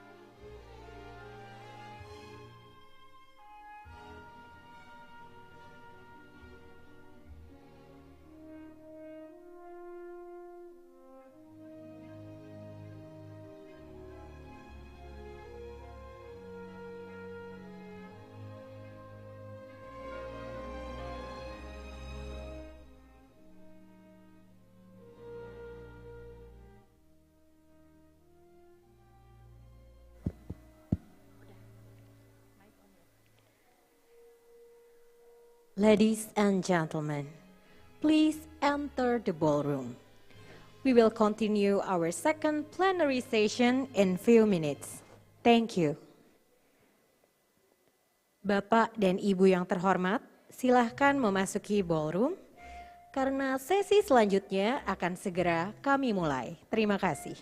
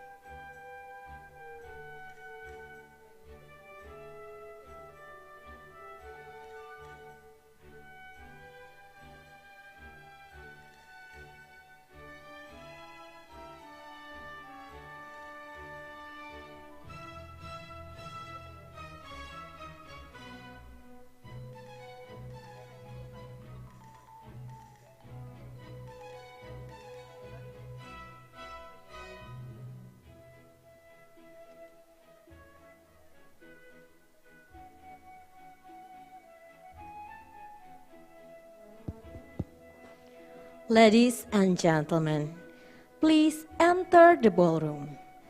We will continue our second plenary session in few minutes. Thank you.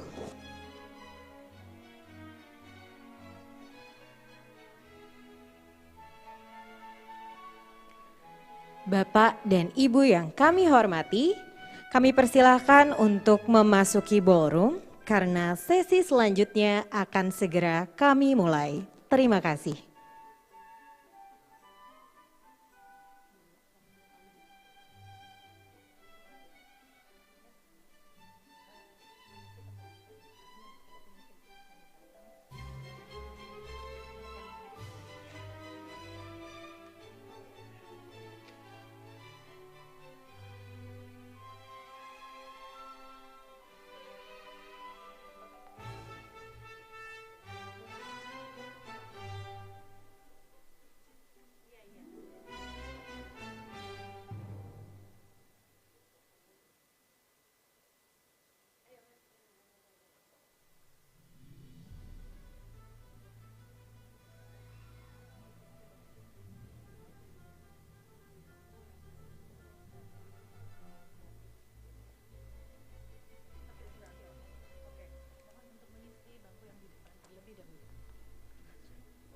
Bapak dan Ibu yang kami hormati, mohon untuk mengisi kursi di bagian paling depan terlebih dahulu.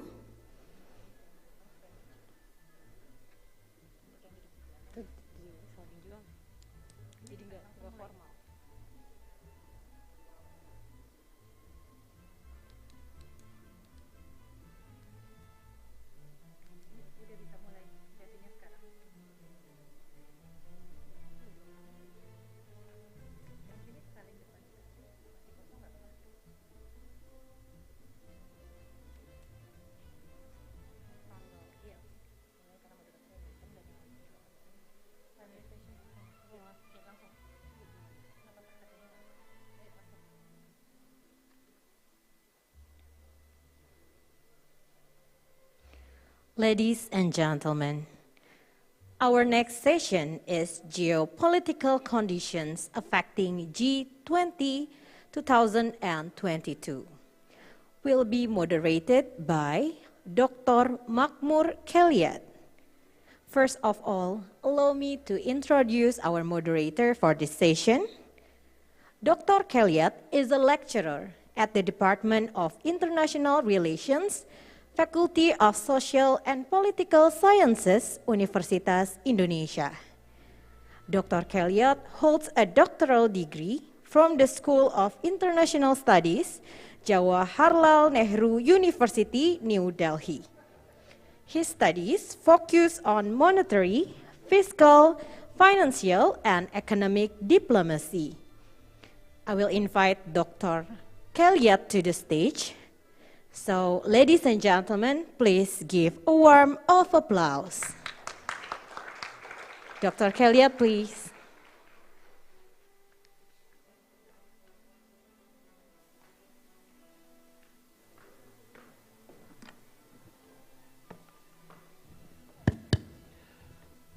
Good afternoon, everyone.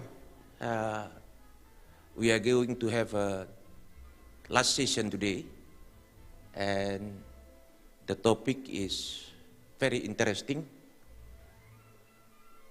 As just told us by the organizer, our topic is on political dimension affecting the G20, and we will have three speakers, and the first one is from Australia, Professor Andrew O'Neill. Before I invite Professor Andrew, let me tell you the CV of Professor Andrew. He gained his PhD from Flinders University in 1999, and the second degree from International Relations, Flinders University, 1995, and he got his BA in Political Science also from Flinders University in 1992. From 2016 up to the present, he is a professor of political science and dean for the research, Griffith Business School faculty, Griffith University, and from 2014 up to 2016,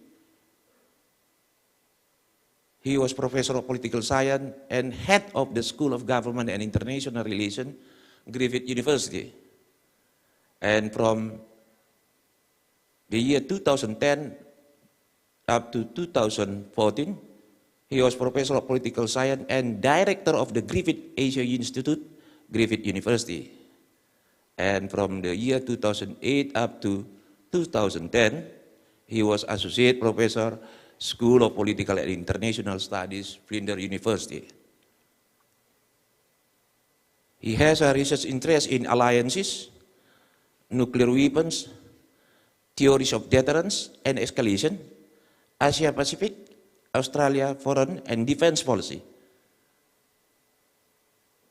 Now I would like to invite Professor Andrew to enlighten us on the issue of political dimension of G20. Please, Professor Andrew, now is your floor.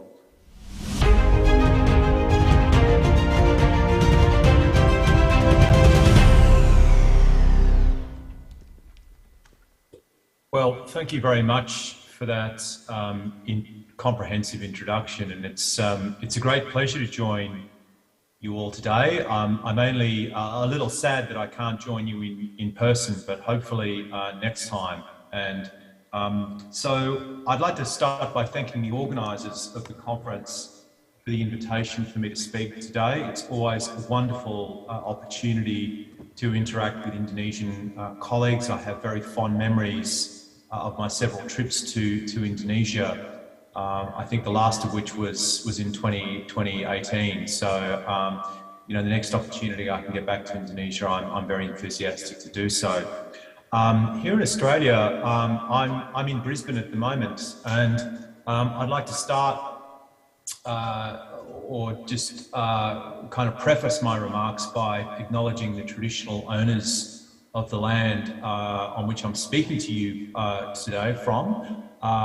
It's the Turrbal and Jagera people, and I'd like to pay my respects to Aboriginal and Torres Strait Islanders who may be joining us today, and extend that respect to elders past, present and future.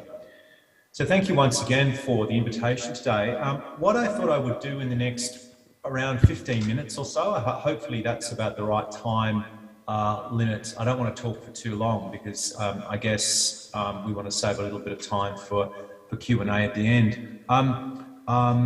What I would like to do in the next little while is talk about really how the Indo-Pacific is currently overlaid by great power rivalry, really defined by the US-China relationship, and I guess the extent to which these two great powers are seeking to adjust and manage that great power rivalry.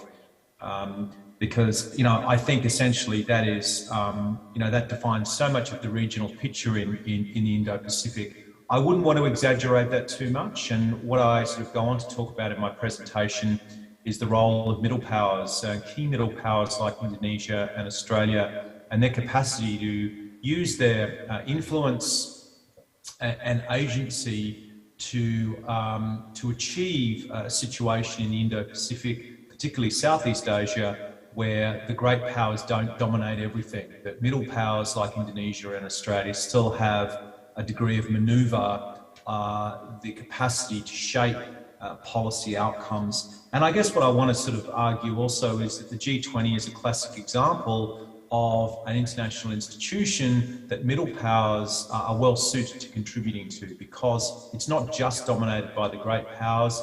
The fact that Indonesia is holding, or I should say is the chair of the G20 this year, it's holding the Leaders Summit in Bali later this year, offers a real opportunity, I think, to put issues on the agenda that really are of concern to non-great powers, to those countries in the international system like Australia, Indonesia, South Korea, Canada, countries that you know, are not great powers, but nonetheless have a real stake in the future of the international system. And what I'd also like to do at the end of my presentation today is just to offer a few observations for international colleagues around the new Australian government. We had an election in Australia last month. Many of you will be aware that elected a new Labor government with Prime Minister Anthony Albanese as the new Prime Minister. And this government's really looking to reset its relationships in Southeast Asia and the South Pacific particularly. So, look, really starting off with the kind of first topic that I'd like to talk about today, and that's really the regional picture and US-China rivalry. Look, I think what's clear is that US-China tensions show no sign of abating.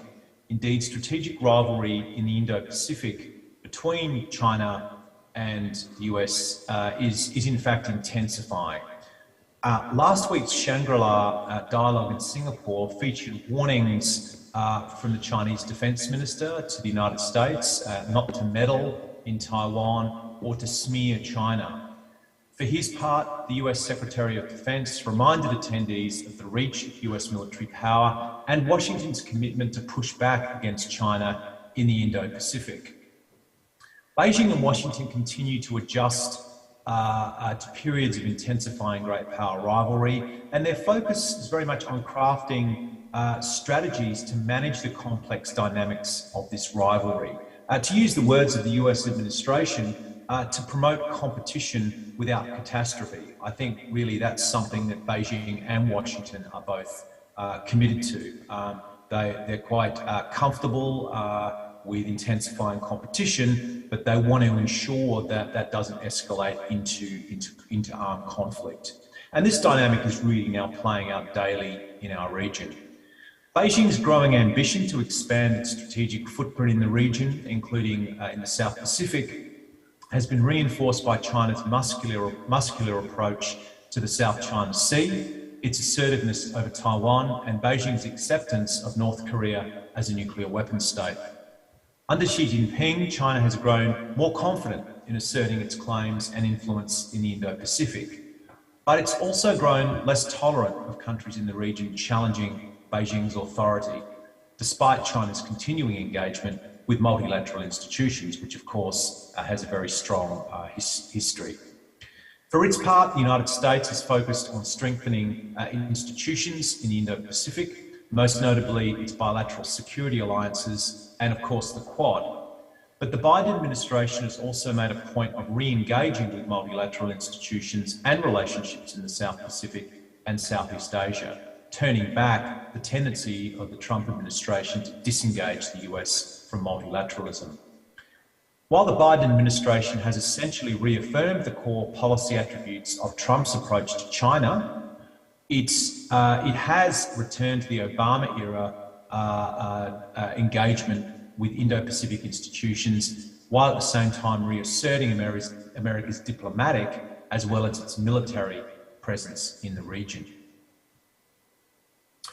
So turning now to Jakarta's challenge as G20 president. So how does Jakarta navigate, how does Indonesia navigate this regional context? And look, to start off by saying, it's obvious that every host of the G20 wants to ensure it is a success. Australia hosted the G20 in 2014, and I can tell you that the pressure was very much on the Australian government to ensure it was a success at that time. However, events beyond the host's control often conspire to ensure this is difficult to achieve in practice. The G20 is a complex multilateral process involving myriad consultative and decision-making points covering a range, a wide array of issue areas. Traditional parts of the G20's agenda, centering on financial and macroeconomic stability, overlap and interact with newer issue areas such as health and climate change. In the era of COVID, of course, health has come much more to the forefront, and the equal distribution of vaccines around the world has become a major issue, particularly in the emerging world. And of course, this can be seen just by logging on to the homepage for the 2022 G20 and looking at the agenda of the G20. It is very ambitious. There's a plethora of working groups, formal plenary sessions, and of course, opportunity for impromptu meetings on the sidelines between heads of government and their ministers. But the most pressing challenge for the G20 host is to ensure that their 12-month presidency achieves what it sets out to do, and that the hosting of the event through the establishment of a temporary secretariat runs smoothly from a logistical standpoint. The 2022 G20 provides an excellent and, in my view, timely opportunity to underscore Indonesia's leadership in the region. But it also presents Jakarta with some pretty big challenges.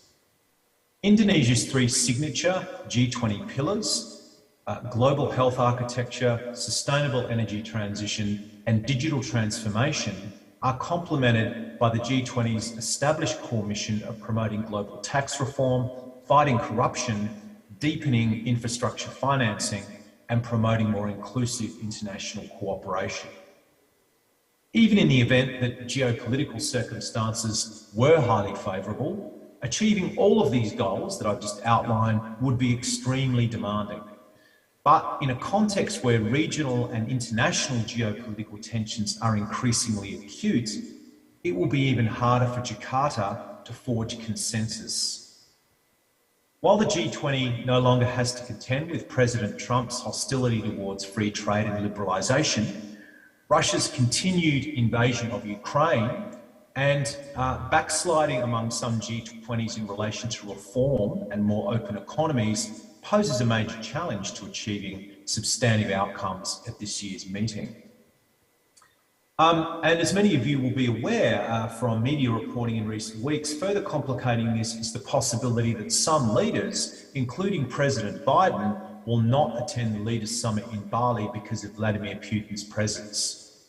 While this would be directed against Russian aggression, the effect of this would be to damage Joko Widodo's standing.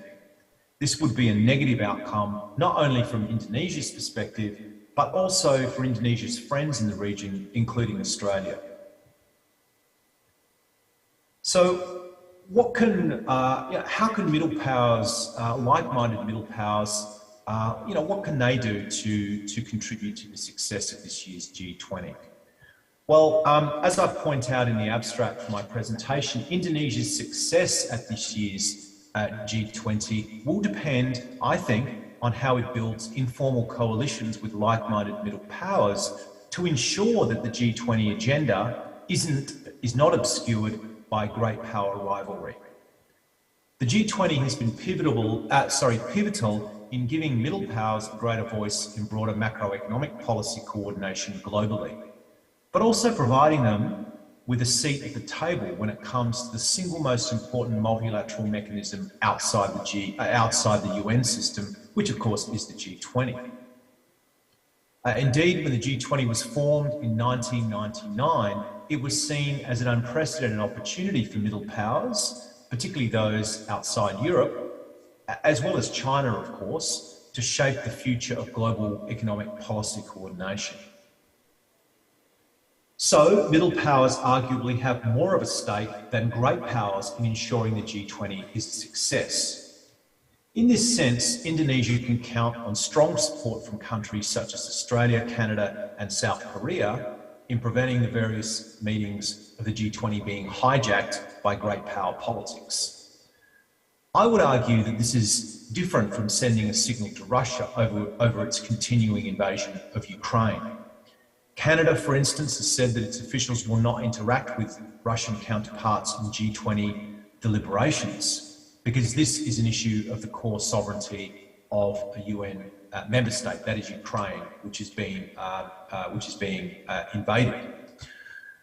Of course, previous G20 meetings have discussed a range of current and international challenges that don't pertain directly to the formal agenda. Think of the war in Syria. Think of Iran's nuclear program. All of these have intruded on the G20's agenda.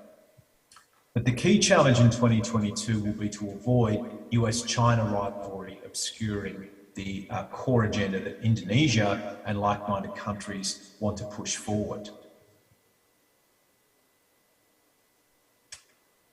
So, in the next few minutes, what I'll do is provide a few observations on Australia's new government and how that's relevant for Indonesia broadly and the region, but also how it might help Joko Widodo's attempt to ensure that this year's G20 is a success. As I said, Australia has a new government in office. After 9 years of a coalition, a Conservative government in Australia, the election in May this year saw them swept out of office, and the election of a Labor government led, as I said, by Prime Minister Anthony Albanese.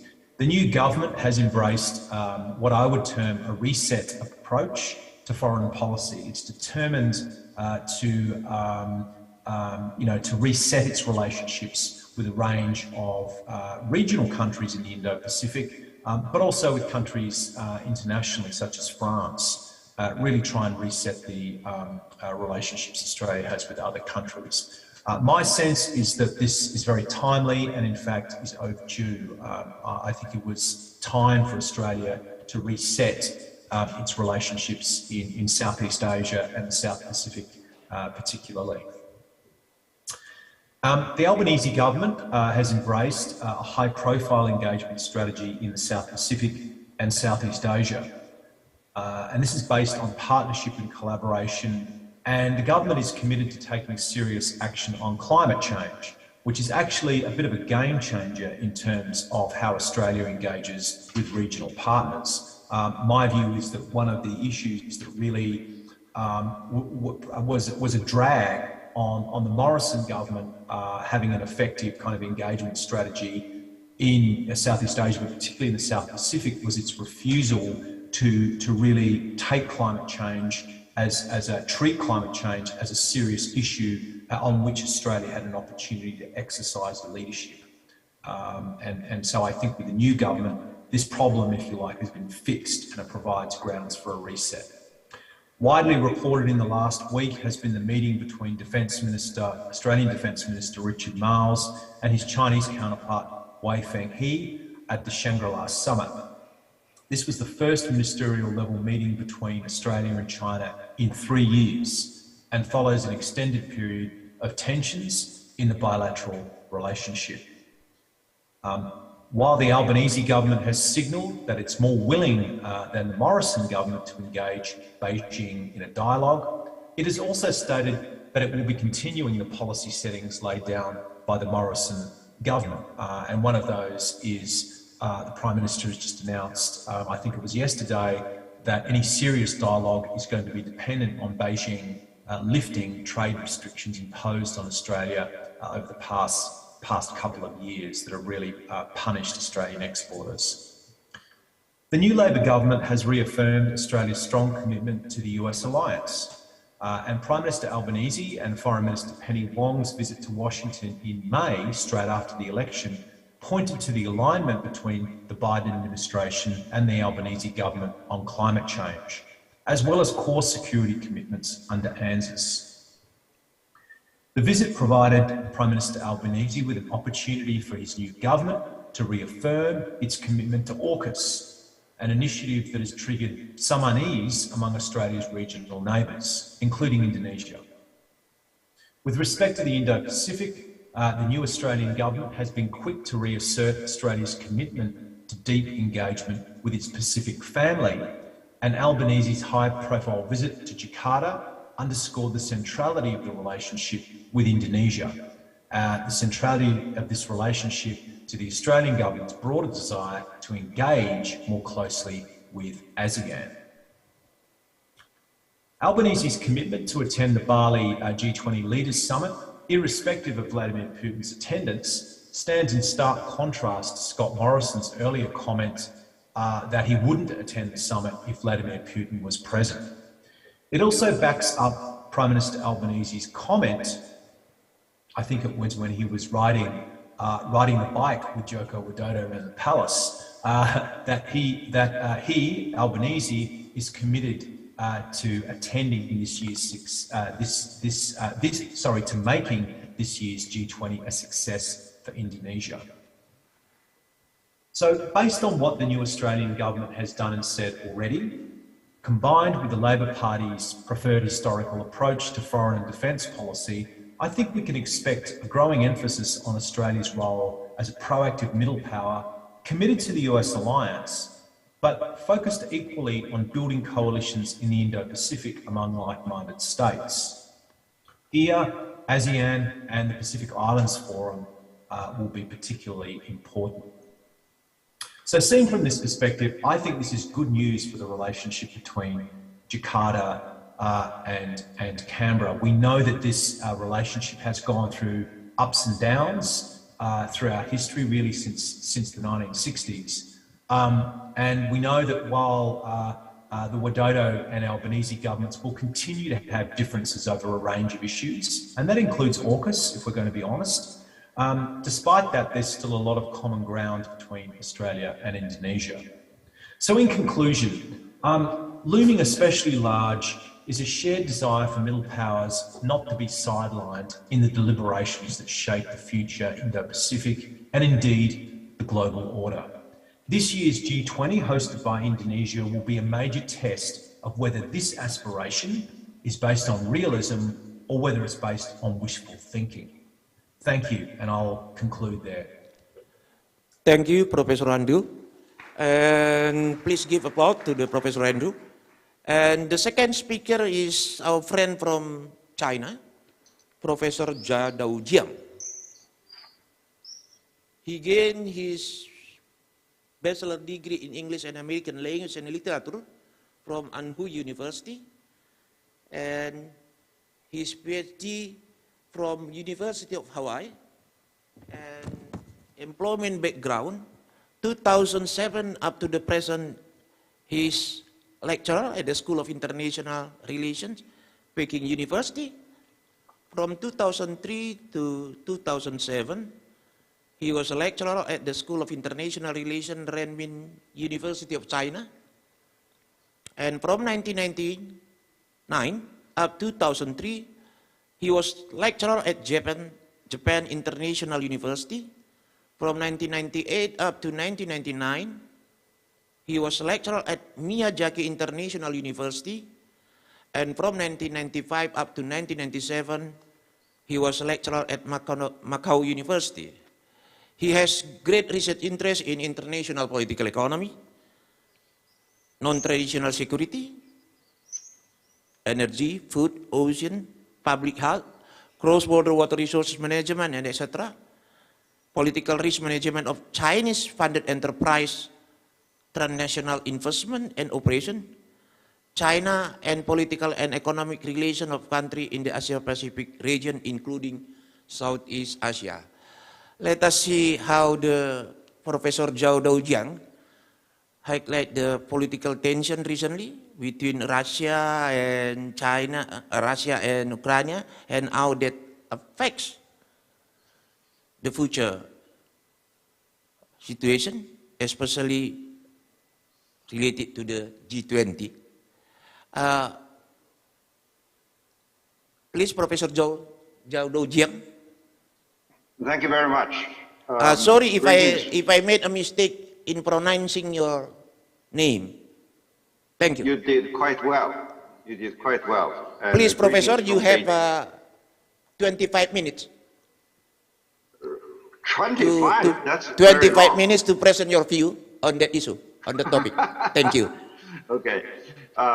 Thank you very much. Greetings from Beijing. I regret that I cannot go back to Jakarta for this important occasion. My last trip to Jakarta was probably 2018.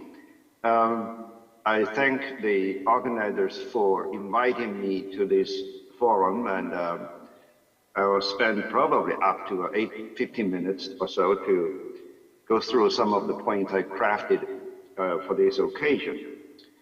This is the 17th edition of the G20 summit, and very significantly, it's the rotation of the G20 presidency to Indonesia, at least in a geographical sense, is a return of the forum to its roots. The launching of the G20 goes back to December 1999 in Berlin. In the beginning, that was the meeting of finance ministers and central bank governors.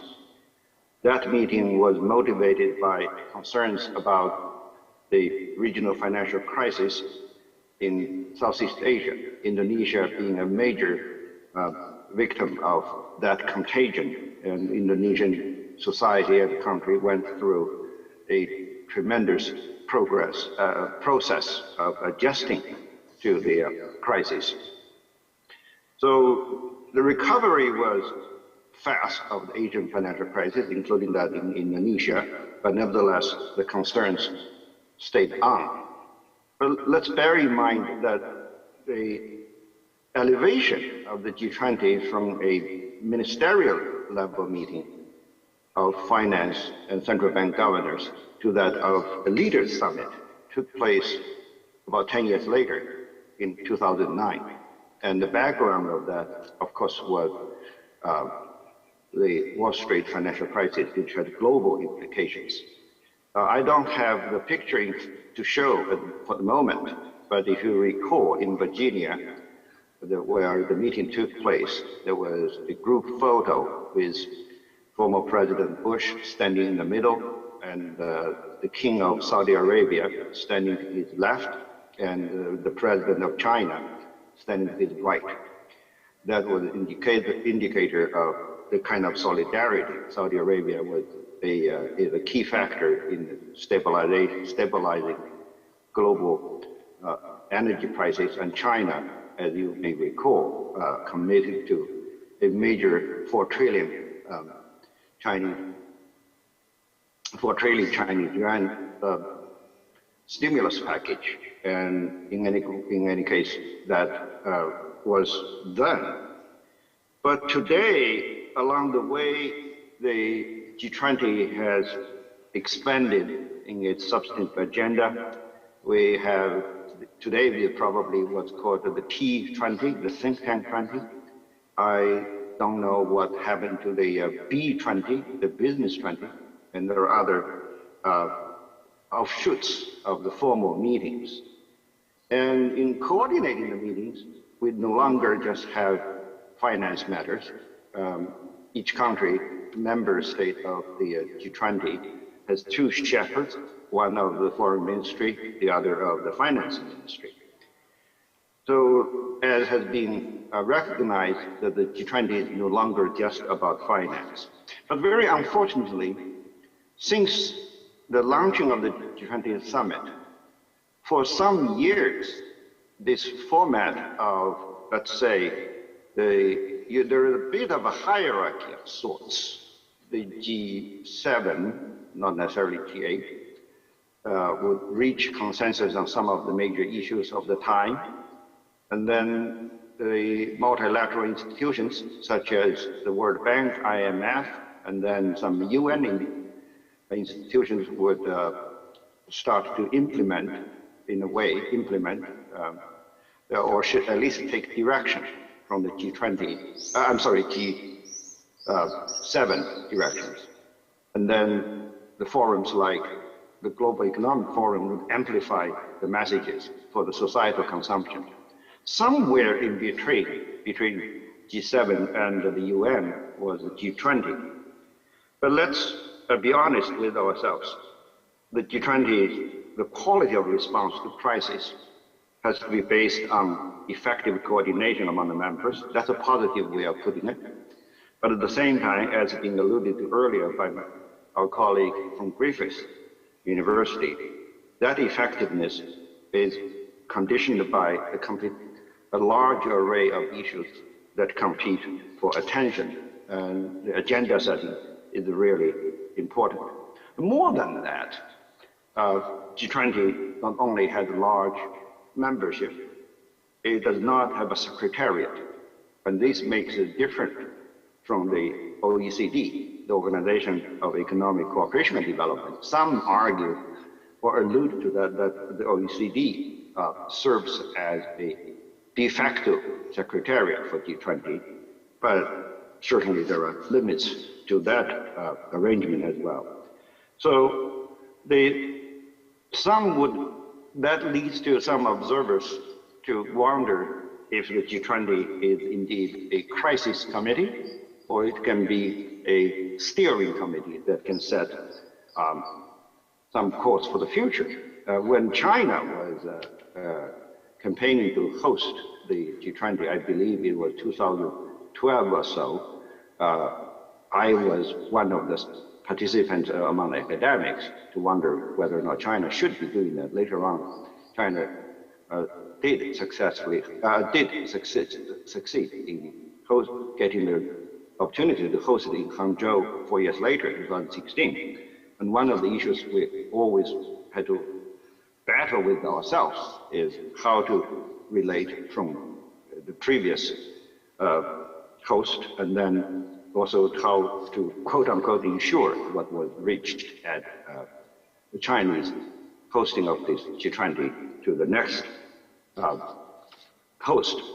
So in that regard, I think Indonesia this year has rightfully, very correctly, come to identify the goal, the 3 workable ideas.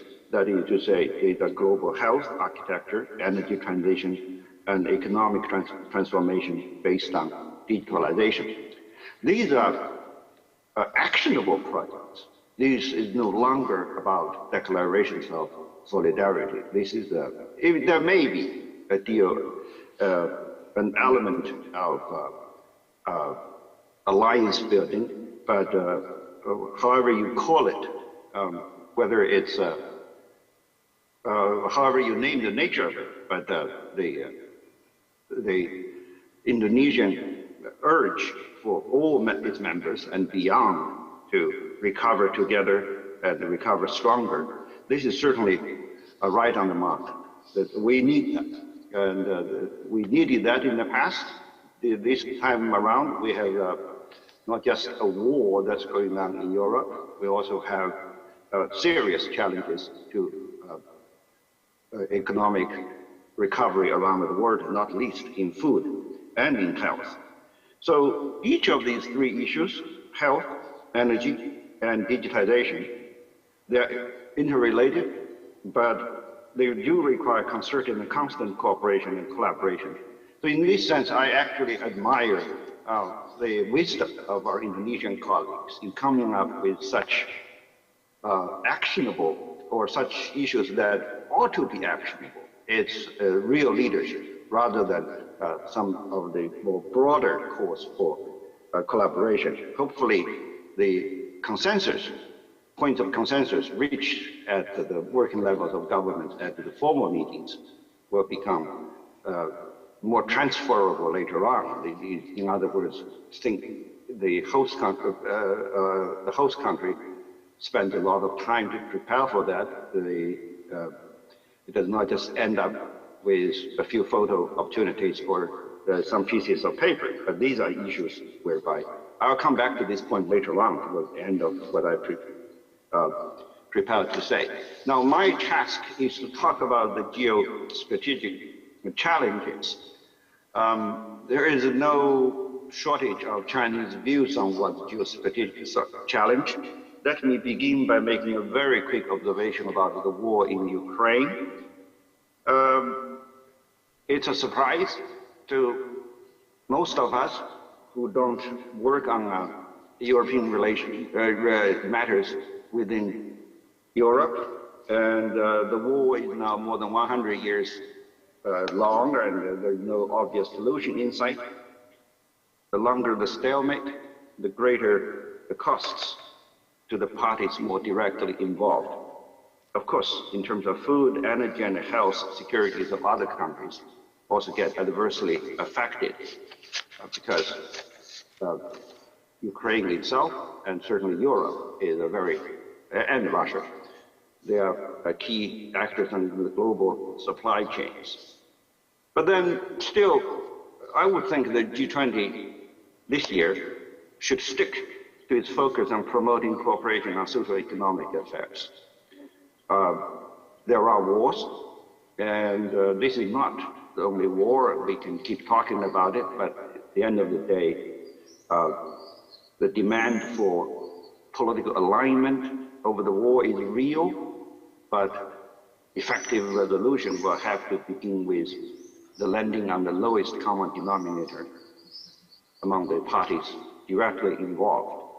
But what concerns me more in terms of the war is that it actually affirms or accelerates the trend to deglobalize the world economy. So that's the first point I would note. In other words, we should not lose sight of the longer-term trend that is socio-economic development of the world, rather than the war per se. Now, in terms of larger issues of geopolitics or geoeconomics, there is this notion of the so-called East versus the West, or the West versus the rest. A lot has been said about it, and there are different ideological connotations to the framing.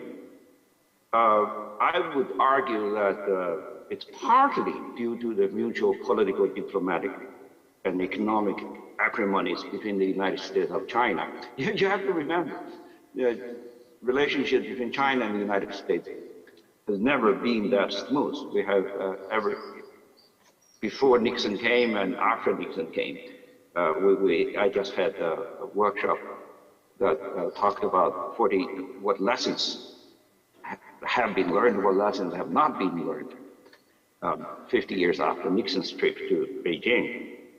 But then there are agreements. But then there is a demand for rearranging the chains of supply, production, and trade.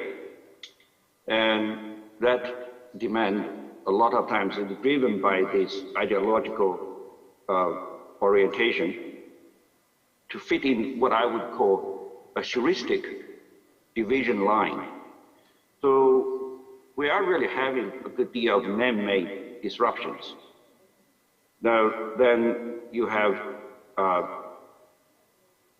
earlier there was reference by Professor O'Neill as well, development of Quad AUKUS. But then I would think for the East Asian region, probably a more concerning development is talk of somehow building up a NATO-like function, military function in the region. We have to remember that the ASEAN way of diplomacy, or what the Indonesian defense minister said recently at Shangri-La meeting, that there is indeed an Asian way of resolving differences among inescapable neighbors. And what is that? I would argue that, and it's not just an argument, it's in practice. No more Vietnam. No more Vietnam means different things to different people, but in this region, it means no more war that, between any party that's purely based on some sort of understanding of so-called, of large geopolitical forces around the world. In other words, no country should become big or small to get into a war situation simply to say this is part of a larger agenda. This is part of a larger ideology. Vietnam suffered itself together with its neighbors, Laos and Cambodia more directly, and Thailand, the rest of Southeast Asia. And this region is determined not to repeat that. That no more Vietnam war has to be accepted wisdom. But I do not see substance to analogies like the Cold War, like US-led West versus China. I don't think there is this characterization of an East versus West, or / China versus the United States, or autocracy or versus democracy. Those kind of framings are neat, but not very substantive, and they can be disruptive. Disruptive not just in terms of diplomacy, they can be disruptive in terms of causing real damage to people's lives, real costs to other economies. If China is growing and its system is different, but at the same time it's also slowing down in its growth, and there are worries about the demographic decline. But in any case, its governance system has its own features, and especially over the recent years, there are different projections, and some of them got loudly quoted abroad. But regardless of all that fanfare, whoever runs China, whatever political party runs China, so far there is no change of that, right? China is not in any position to curtail its exposure to the rest of the world through trade and relationship. Of course, mutual interdependence in economics is not a sufficient precondition for prevention of war, but that actually does function as a ballast stone against tipping over the balance. Now, also we need to realize that different from the Cold War years, we don't have campaigns like so-called South-South cooperation or non-aligned movement. Many countries in the world, however you categorize them, middle powers or smaller powers or low income, high income, they do not champion that kind of solidarity. The vast majority of the world has indeed progressed to value no conflict peace. It's tenacious, it's contentious, but nevertheless no war peace. And many more countries value introspection and self-change. as a guide for changing the ever-evolving differences in politics between nation states. So there are tensions between China and the United States, but let's sit back and say, well, yes, it's part of the larger dynamics, and there are indeed forces within both China and the United States and beyond to escalate the tension and to drag in more actors into this so-called conflict. So in other words, I'm not saying we can just sit back and be at ease, but on the other hand, if we go back to the wisdom in the Indonesian presidency's identification of the issues for such forums, it's the real meat and butter, food and butter issues in our daily life: health, digitization, food. Right? This is the I'm sorry, energy, food related. But all that is said, and relating back to what I said earlier on about consistency, about the G20 lacking a secretariat to somehow drive some level of enforcement of the good ideas reached. I think at this point of time, we should pay special attention to the constraints that are placed on epistemic communities. Earlier, I mentioned the B20 or T20, partly due to the pandemic. The interactions are less intensive, especially over such issues of food, energy, health, environment, climate change. We do need well-functioning epistemic communities across different countries. They are the ones who can translate declarations of practice, declarations of cooperation and solidarity into actual practice. The pandemic is 3 years long, but that's only part of the hindrance to effective exchange. More and more countries are treating, the governments are treating exchange of ideas, technology, even basic college education as so-called national security issues. You have more and more, well, put it nicely, stringent reviews of national security grounds. This trend is part of the deglobalization, but then certainly each nation state has a right to do it. It's within its sovereignty, but it does adversely affect exchanges in such fundamental basic science. And that's detrimental to mitigating against the challenges that disregard nation boundaries. We cannot just be talking about, for example, climate change being an issue of concern. It's an action, and actions needs experts, needs the real stakeholders in business and the society. Once their room for interactions are curtailed due to geopolitical or national governance considerations, then we don't really have a lot of I mean, then we are really doing ourselves a disservice. But the better part of the news is that here in Asia, we seem to have found a modality for putting that forward. And incidentally, probably not so incidentally, Indonesia played a big role in this. That's the RCEP, the Regional Comprehensive Economic Partnership. Different from other free trade arrangements, the RCEP actually has a review function that brings different member states together to work on specific issues. And this RCEP modality probably should be adopted or should be at least promoted at the G20, this year's G20, to see if similar mechanism can work rather than the current practice of saying you have a rotation of the G20 presidency and whoever gets to host it works on itself. So there has to be some follow-up. So if I bring myself to the last observation, is that Indonesia should be encouraged to play a leadership role, not just in hosting this. More important, before the next presidency, to follow up with the point of consensus reached at this year's G20, especially when these issues are so ought to be so actionable. Let me stop here. Thank you very much.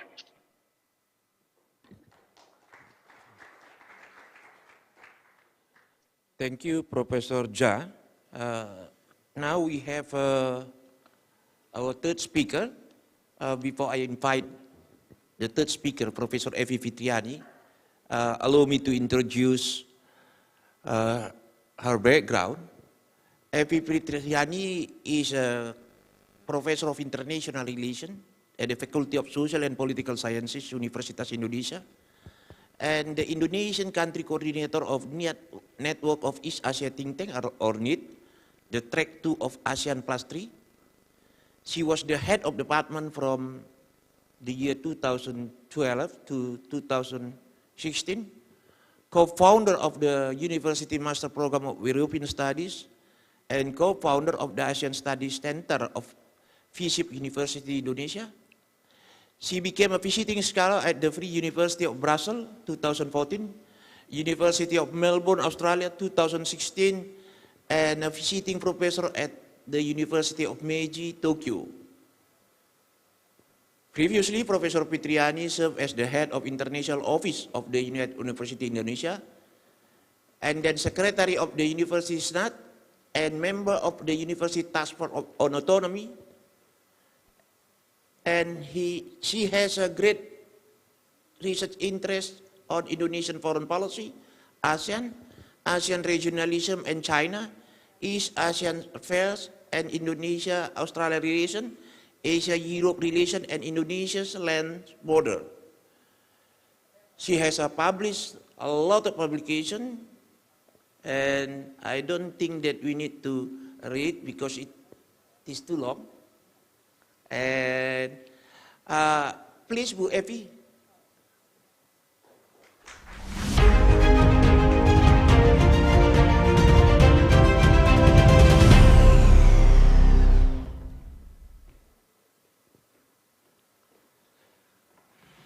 You have 20 minutes, up to 25 minutes, Bu Evi. Thank you. Thank you, Chair. Assalamualaikum warahmatullahi wabarakatuh. Good afternoon, Excellencies, Professor, colleagues, ladies and gentlemen. I'm very pleased and honored to join this session with my two colleagues, Professor Zah and Professor O'Neill, despite a very depressing topic we have to discuss about the politics of international relations. I will put forward three issues in this opportunity. First is the war in Ukraine, the second is international order in which the G20 exists, and the geopolitical challenge to Indonesian G20 presidency.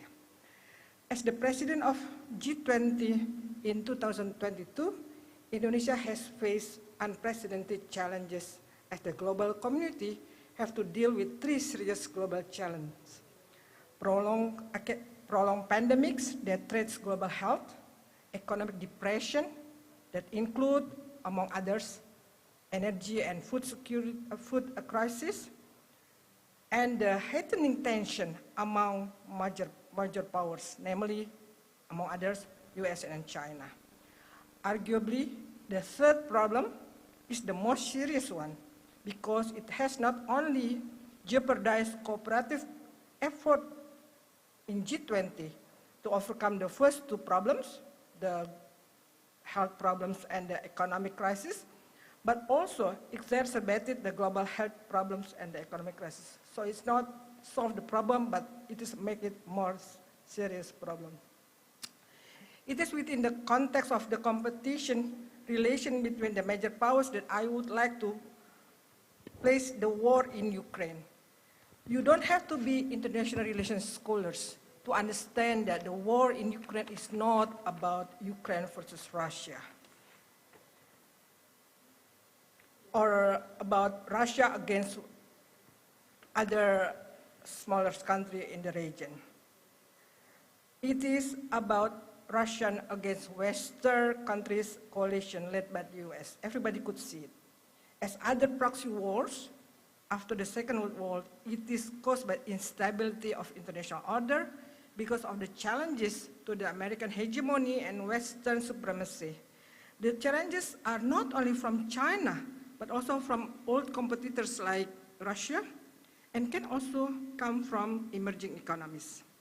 The war has demolished Ukraine and has degraded Russian international image seriously, but it has benefited military-industrial complex in US and Europe.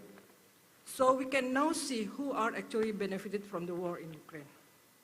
Like other hegemonic powers before the 20th century, it seems that the US must adapt to the new international order in which this country cannot anymore dominate the world, and that they must accept the reality that a more inclusive multilateral global governance rather than American dominance is the norms nowadays.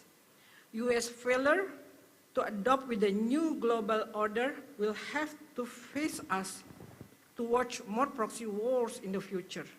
These circumstances, we don't want to see these circumstances like in Ukraine anywhere else. I now come to the second point about the international structure covering the G20. The G20 does not exist in a vacuum of environment. The international order in which G20 exists is uncertain. Indeed, the G20 itself is the result of changing international order in which 7 economically strongest countries, or G7, we know, have to give place to emerging economies and created a more inclusive global economic governance in 1999 and then in 2008. But the old powers has not given in their domination and superiority easily. Consequently, since its inception, the G20 has been shaped and reshaped by global dynamics. The dynamics include competing environment in Indo-Pacific, in the Taiwan Strait, and the South China Sea. Arguably, I will argue with this, even though without the war in Ukraine, tension between China and the US will, or between the EU and Russia, will affect G20 presidency this year. The G20, that is supposed to be the cooperation forum for global governance, has been put under pressure by major power tension. I have heard about this phrase several times today and also yesterday, that G20 have been put hostage under this tension. I would agree with that phrase. But for example, there have been history in that.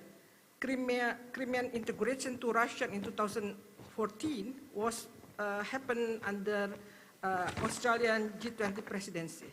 And then Russia involvement in Syria civil war was started in 2015 when Turkey was the G20 president. In those two geopolitical crises, thankfully, G20 cooperation continued and their impacts on the presidencies are minimum. However, this year the war in Ukraine is an exception. This is the most serious challenge to G20, longevity. So, discussing cooperation effort in the G20 must always aware of the conflicting competitive relation between major power in the G20 itself, because who are the member of G20 is already not in the same camp. They are conflicting partners. In a way, G20 is a negotiation platform for the major powers, as well as for advanced and emerging economies. Now, my last point is about challenge to Indonesian presidency. Current geopolitical problem in Eastern Europe, in Ukraine, is the most pressing challenge that threats the G20 longevity because of the strong pressure from the US and its allies to exclude Russia from G20 process. We have heard a lot of verbal threat in our media. Clearly, they, the American and allies, have tried to use G20 to punish Russia. This geopolitical crisis, perhaps the most daunting task for Indonesia as the president of this year. When Indonesia took, Ibu Sri Mulyani mentioned about it this morning, when Indonesia took presidency in November 2021, the most two difficult tasks are to respond to the global health challenges and the economic crisis from the pandemic time. However, since March 2022, it turned that the war in Ukraine is the most serious because it's not only jeopardize the cooperative effort to respond to the two crises before, but also to make it worse. As the president of G20, Indonesia's interest is to maintain the G20 process, the meetings, the declaration, and the legacy of the process, both in finance and Sherpa tracks, and to leave legacy that can effectively respond to the aforementioned global challenges and to strengthen G20 as the cooperative mechanism, which in turn we hope to strengthen global governance. Consequently, Indonesia is not only has to seek more solid cooperation from other G20 members, but also must strive under the major power pressure. Thus, Indonesia must apply more innovative, flexible, agile, and creative diplomacy to maintain G20 process to address the global challenges through priority issues in both finance and Sherpa track. And we have heard your recommendation yesterday, and a lot of things has already mentioned by Ibu Sri Mulyani and Pak Airlangga this morning, and also by Professor Kirtan. But the second task is to maintain support of the conflicting parties in the G20 to the process, namely the working group meetings, ministerial meetings, high-level discussion, and summit. Thus, Indonesia has to take extraordinary effort to fulfill its task as G20 president this year. So far, Indonesia managed the two president tasks above. I would like to put forward some examples that I collect from those people who are already involved in the G20 regarding how Indonesia tried to respond to these challenges. Earlier today, Professor John Kirtan said that numerous meetings during the Indonesian presidency helped set the path to maintain the G20 agenda amidst the division created by the war in Ukraine. I agree with Professor Kirtan, as those numerous meetings provide opportunity to circumvent the zero-sum game circumstances in the G20. The G20 have more than 180 meetings this year, official as well as side event, by the working groups, government officers, and also state leaders at the G2G level, and also among non-state actors like engagement groups. And also, I would like to mention 1.5 track in which non-state actors join with the government officer for many meetings, such as we have today. And this, a lot of meetings provide opportunity for Indonesia to find the ways to negotiate with different parties that are not always in the same side. Chairs, and the second example is chair and co-chair of the meeting have been creative in managing the meeting settings or procedures. In several working groups, chair and co-chair usually try to put the Russian either in the first one to intervene or the last one to intervene in order to create a more peaceful environment for both parties to attend the meeting, and especially to make sure that they attend the meeting. Indonesian officers have worked hard to find compromise and secure support from all members. As Ibu Sri Mulyani already mentioned this morning, they were the conflicting parties, and they exchanged a lot of hard words in media, whether they would like attend or not the G20. But when they talk with Indonesia as the president of G20, all of those conflicting parties assure Indonesia that they support the presidency. Thus, Indonesia has maintained a close communication with the conflicting countries, and we hope the approach will continue and can narrow the differences between the conflicting parties. The immediate task at the moment is to persuade Russia to stop the war in Ukraine and to work on the recovery. Behind and beside the war, there have been numerous real issues that have to be solved by G20 states, ranging from climate change to digital gaps to food and energy security and others. The formula of G20 minus X, G20 minus X is perhaps unthinkable at the moment, but who knows? G20 may have to adapt to the geopolitical pressure. We'll see whether neo-realist scenario or neoliberal one that explain the decision taken by the G20 leaders. I will stop here, and I'm looking forward for further discussion. Thank you very much.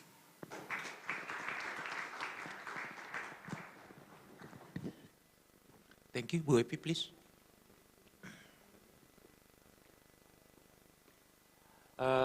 We still have time, almost 30 minutes for discussion.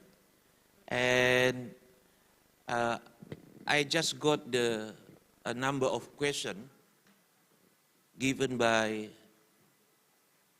some observers. And I think the questions are directed either to Professor Andrew and to our friend from China, Professor Zhang, and also to Professor HP. And let me read the question briefly, and I will give the answer to the speaker. The question. The question. There is a question from our friend India, Palguni Sundraman Biswal. The question is directed to Professor Andrew O'Neill. What has the G20 as a group of 20 leading economies done so far, and what should it do to support solution to the climate change? What policy are at countries' disposal in order to improve the environment and assure sustainable living and a chance for future and climate for the future generation? This is the question to Professor Andrew. And then there is a question also to Professor Andrew, the second question from the same person, from Professor from the Palguni Sundram Biswal. The second question is, meanwhile, the pandemic remains persistent and structural issues such as inequality and climate change remain unresolved. And with high public debt, space to respond is really constrained. The war in Ukraine also poses new multilateral policy challenges. Most pressing is the growing humanitarian crisis in the region. How should policymakers respond? That's the second question. The third one is given by our friend Fajar from Sharif Hidayatullah to also Professor Andrew O'Neill. If the war in Ukraine is still happening when the summit happens and countries like the USA, UK and their allies do not attend the summit, do you think their absence are wrong choice when the summit discuss what problem? That's the third question to Professor Andrew. And the fourth question to Professor Zhou Doujiang. It was raised by Palguni also. Will technological breakthroughs be developed in time to boost economic productivity and solve the problem caused by the strain on natural resources and climate change, as well as chronic disease, aging population, and rapid urbanization? That's the fourth question. And this is the last question from our friend India. This is directed to Professor Zhou Doujiang. He raised the question like this: can China avoid the middle income trap? What will be the impact on the global economy if China cannot escape from middle income trap. And then for Ibu Evi, I think that's the, which one? I cannot see this. Yeah. I cannot use this. Okay. That's all the question. Please, each speaker can make a response to that question. Bu Evi first or Professor Andrew? Professor Andrew, please. Can you hear clearly? Professor Andrew? I can hear you, yes. Yeah. Please, Professor Andrew. Thank you. And thank you very much for the questions. They're really hard questions, actually. So congratulations. So to take the first question around climate change and the G20, look, my response to that is that we shouldn't expect the G20 to do any better than, frankly, the United Nations has done on climate change. And to be perfectly blunt, neither the G20 or the United Nations has done particularly well on climate change. And you know, I wouldn't fault the G20 for that. I think the G20 is essentially the sum of its parts, in the sense that you know, the strength of any agreement in the G20 is only as strong as its weakest member, if I could put it like that. So the fact that you have 20 countries in the G20, obviously 20 countries. There are going to be states in that mix in the G20 who are not particularly committed to climate change. They talk the talk about commitments to climate change, but to combating climate change, I should say. But when it comes to making commitments internationally, they're not willing to do that. And regrettably, I think Australia has sort of been in that category the last few years. It's talked about being committed to combating climate change, but really when it comes to sort of agreeing to aspirational stretch targets, it hasn't come to the party. I think that's going to change with the new Australian government, by the way, but there are still countries in the G20, and I won't name them here, but who are, for example, heavily reliant on coal. And so the G20 can agree in principle to get rid of the financing of the coal industry. But the reality is that when those countries' governments go home, they're not going to implement that in practice, because, you know, the coal sector has significant influence and indeed, you know, in many cases, close connections with governments in power. Similarly, the G20 can commit to reducing global warming to certain levels of, you know, pre-industrialized kind of targets. But you know, again, unless governments are willing to go home and legislate that, codify that in legislation, in rules and regulations, then, you know, those commitments are pretty meaningless, frankly. So I'm pretty skeptical about the G20's ability, not because it's the G20, it's just that any multilateral institution is going to have a lowest common denominator approach, simply because there are going to be countries who aren't willing to come on board. But you need a consensus statement, and in order to get those countries to come on board to the consensus statement, you have to water it down, which produces lowest common denominator outcomes, regrettably. But I think that's the nature of multilateral diplomacy, unfortunately. On the Ukraine issue, you know, this is a really tough question for countries. I think in the case of what is clearly you know, naked aggression on the part of Russia that can be traced back to 2014 against a United Nations member state, you know, it's flagrant. You know, the Russians have essentially continued their invasion of Ukraine that began in 2014. That is deeply offensive to many countries around the world, as it should be. And so I totally understand the views of leaders who, frankly, don't want to have anything to do with a leader like Vladimir Putin, who authorises an invasion of another country, but as part of that invasion, deliberately targets civilian targets, resulting in the deaths of civilians in the huge destruction of Ukrainian cities, and, you know, frankly, war crimes as well. So why would you want to engage with anyone like Vladimir Putin? So I understand that.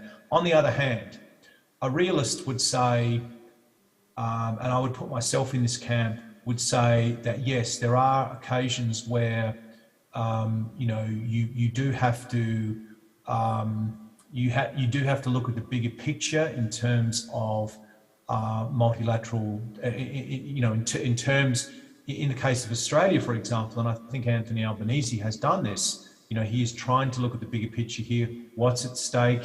It's not only about Indonesia's reputation and supporting Joko Widodo in his hosting of the summit. That's important from Australia's perspective. A strong Indonesia is an effective Indonesia from Australia's perspective. So I think I know from Anthony Albanese's perspective, attending the summit, attending the Leaders' Summit in Bali is an important vote of confidence in Joko Widodo's and Indonesia's leadership, despite the fact that I'm pretty sure that Anthony Albanese doesn't, or he will minimise any opportunity to interact with Vladimir Putin.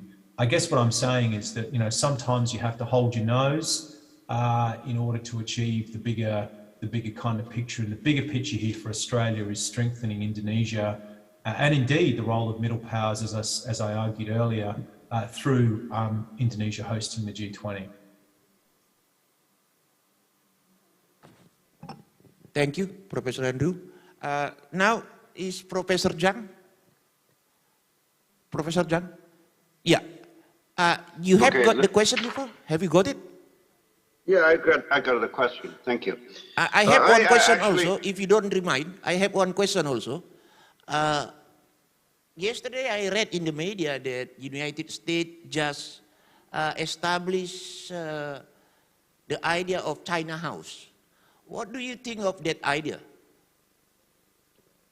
Thank you. That's interesting. Well, there has been about 3 years of very little contact at the working level of both governments. And I do believe a lot of working level policymakers, certainly research communities on both sides, rely a lot on readings, or very much like the good old way of the Cold War years when people relied on radio transcripts to figure out the policies or so-called assess intent on both sides. So in that sense, the so-called China House, or however you name it, they got a few of them. The CIA, now it's the State Department, and you also remember the Justice Department of the United States used to have a dedicated team to what it called its China Initiative. I must be careful in what I say, not necessarily to offend anyone or to avoid that. It's that we don't really know a whole lot, because what's really going on in the U.S., and for that matter, the U.S. side is not really. They should, if they're modest enough, they should also reserve their judgments about what's going on here in China. There is that temptation to come up with rhetorically neat summaries, but as I mentioned earlier on in my opening remarks, it's really the introspection and the self-reflection that matters.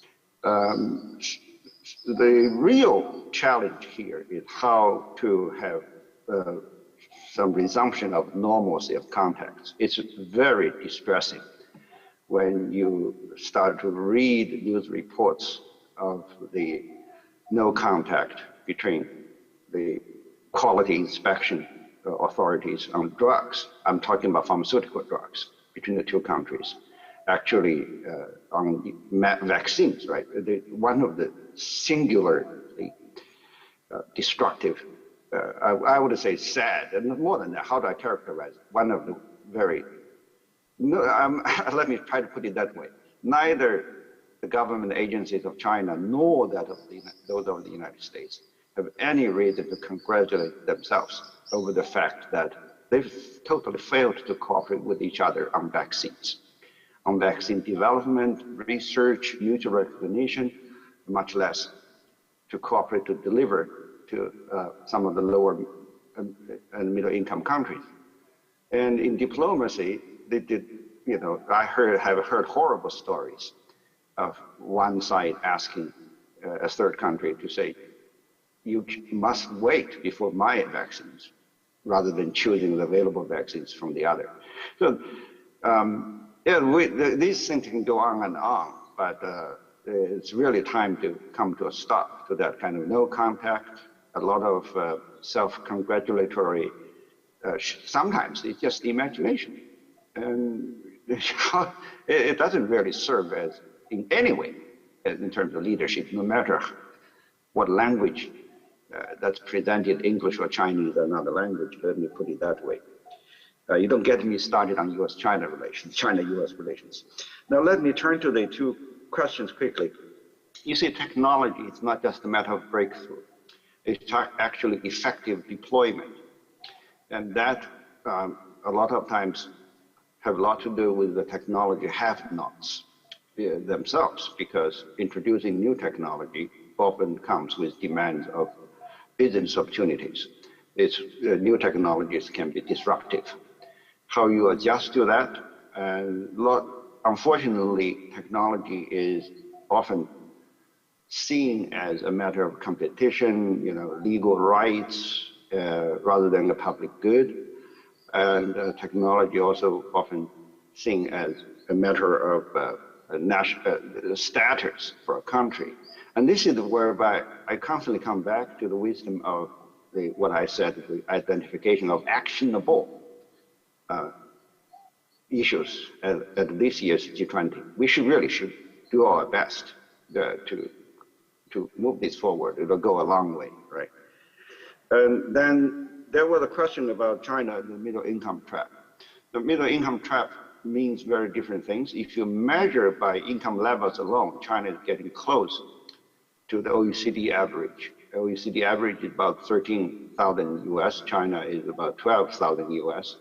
Now, mind you, there is a lot of mathematics going on in terms of calculating purchasing power or GDP calculations or exchange rates.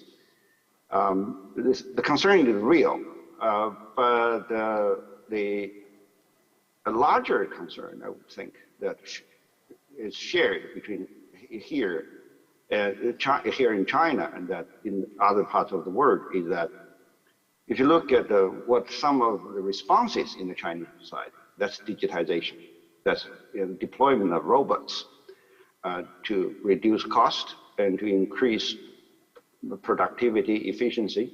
But often when you start to introduce robots, you really take away a lot of the job opportunities outside China. Because if you look at how China developed, we took in a lot of the second best technologies, the second best job opportunities from other developed economies. So there's a lot to think about. And this is whereby what happens here in China, I'm just a scholar sitting here. Certainly Chinese businessmen and investors, they have their takes. But we need to figure out a way to do more than just commenting, rather than saying, I would think one of the effective ways, or maybe we don't have a better choice, is actually to encourage Chinese investments abroad to create jobs and wealth in those societies, with more jobs, with better jobs, with better than available, not necessarily the top notch of the world, and then to increase wealth in those societies so that the gaps of growth and development would narrow down. But this goes back to what I said earlier on. The trend towards deglobalization is more than talk, especially when you have investment policy reviews, you have these ideological divisions, right? You trade with us or against us. And then I have even heard questioning about that connects cross-border investment to morality. There were serious questions about whether it's morally acceptable to come to China and invest, or some would probably you have similar voices from here in China to ask whether or not Chinese companies are morally allowed to invest in other countries. Those things are some ideas are very destructive, and that's the kind of job that scholars like us under the G20 or whatnot have a duty to fight against that kind of sentiment. Thank you. Thank you, Professor Zhang. We have one question left, and I think this question actually is directed to Professor Evi, but I would like to use my privilege to raise this question also to Professor Zhang and Professor Andrew, because the question is quite interesting. The question is like this: after Russia invaded Ukraine, Europe deployed an array of monetary, financial, trade, and investment sanctions. But as the war continues, will the sanctions remain effective? If their impact weakens, will the European Union, be able to step them up meaningfully? I think I request each speaker to respond to this question, and we have 15 minutes left, and for each speaker 5 minutes to respond to this question. Thank you very much. Please, Bu Epi. Thank you. Thank you also for the questions. The sanction from European Union to Russia is not new. In 2014, when Russia first assessed the Crimea, 2014, the European Union already sanctioned the Russia. Look, what is the result? 8 years after that sanction, Russia invaded Ukraine. So there is nothing affect Russia from the sanction. So it's clear that the sanction from the European Union didn't have any effect on Russia, and Russia become so aggressive. So I don't think the problem with EU is because EU very much depend on Russia, on this gas. Yeah, and if you watch the sanction nowadays to Russia because of the current war, that you carefully choose the sanction that they try to hit Russia, but give limited negative effect on them, which is quite impossible because of their dependency on Russian energy so much. So I don't think EU sanction will effective this time too, considering the one that they already applied 8 years ago in the Crimean crisis.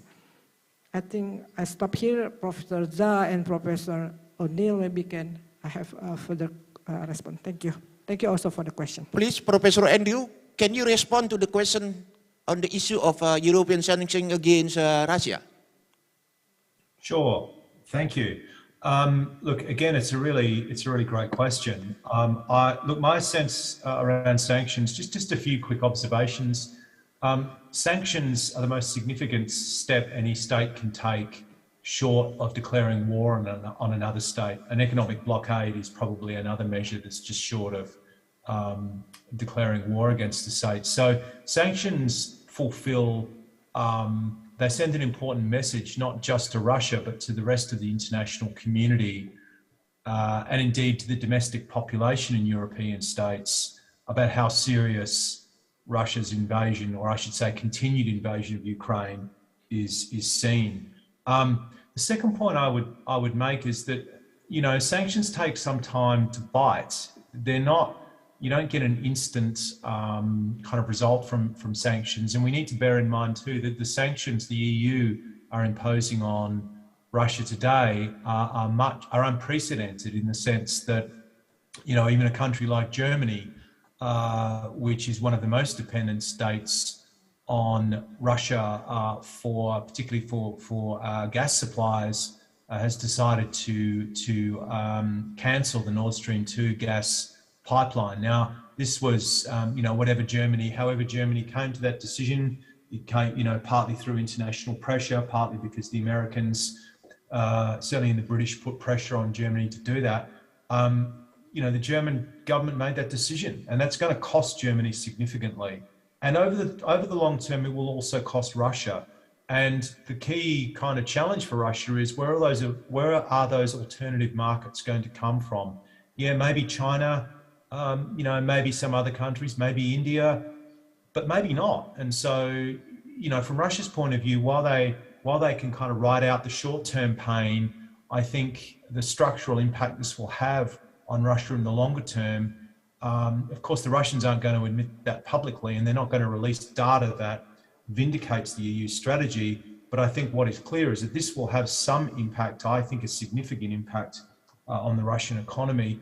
The third point I would make here is that, as Evie points out, the international community has been sanctioning Russia for some time, not just in relation to Ukraine in 2014, but other kind of, I guess, sort of unilateral sanctions as well, imposed by countries like Australia and the Netherlands as a result of Russia's complicity in the shooting down of the Malaysian Airlines flight in 2014. So that says something about Russia's pariah status in international relations. So whatever we think of sanctions, I think the fact that a significant proportion of countries right across the EU are sanctioning Russia says something about just what an outcast Russia is today, not just in Europe, but internationally. Thank you, Professor Andrew. Professor Zhang? Professor Zhang? Could you respond to the issue of sanction, please? There are at least two levels to this question. One is the specific sanctions on Russia itself over this particular action in Ukraine. We don't know, because in the end, as people always say, it's the human mind rather than the weapons or that decide the outcome of a war. But the second dimension to this is that each of these sanctions are sometimes set in motion a modality of adopting similar measures for handling disputes or differences, even without the party being sanctioned getting involved in a conflict, military conflict. And there are worrying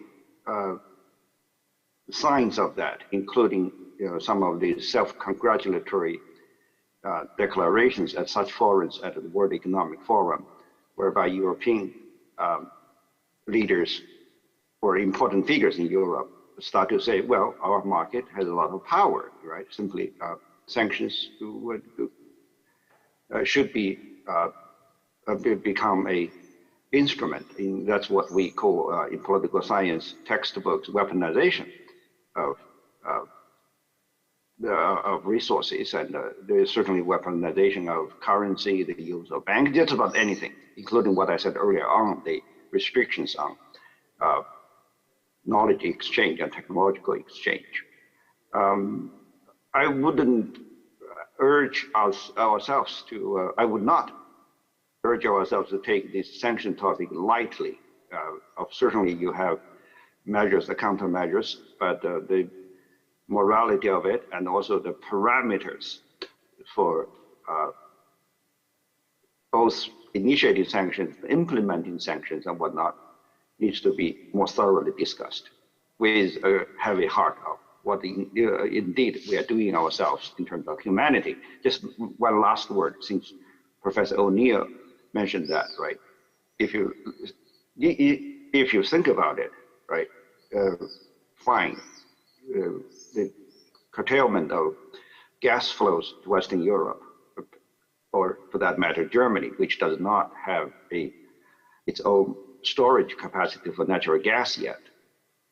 Yeah, that sends a very powerful political message, any way you want to make it.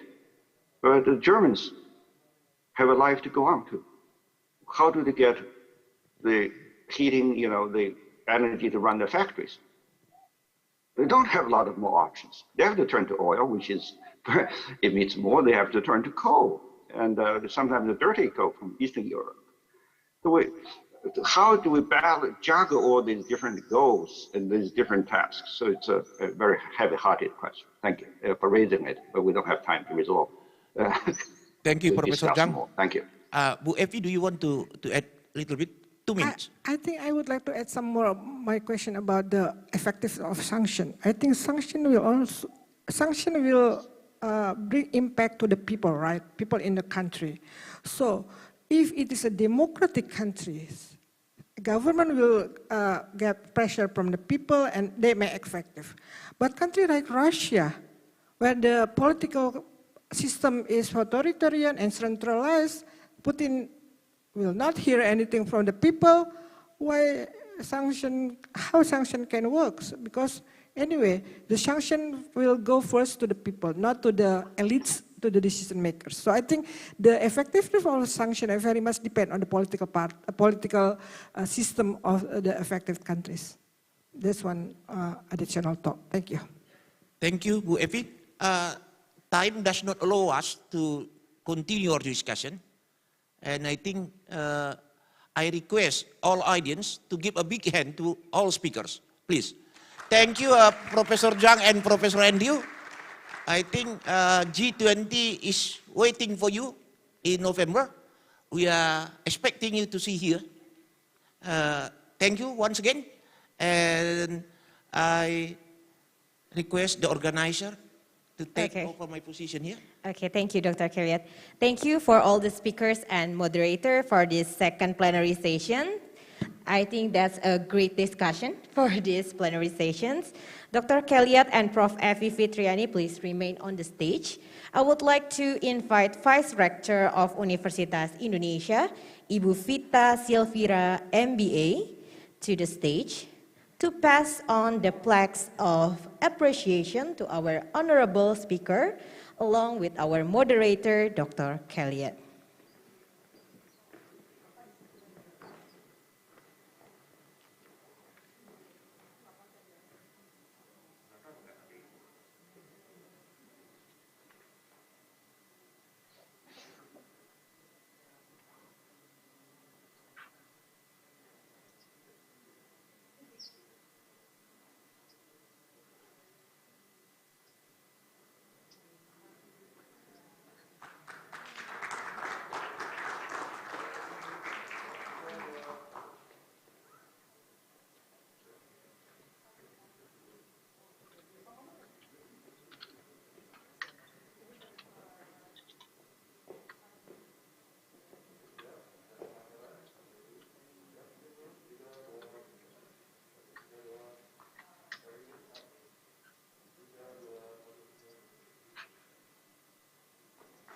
Ladies and gentlemen, once again, a warm of applause for the second plenary session.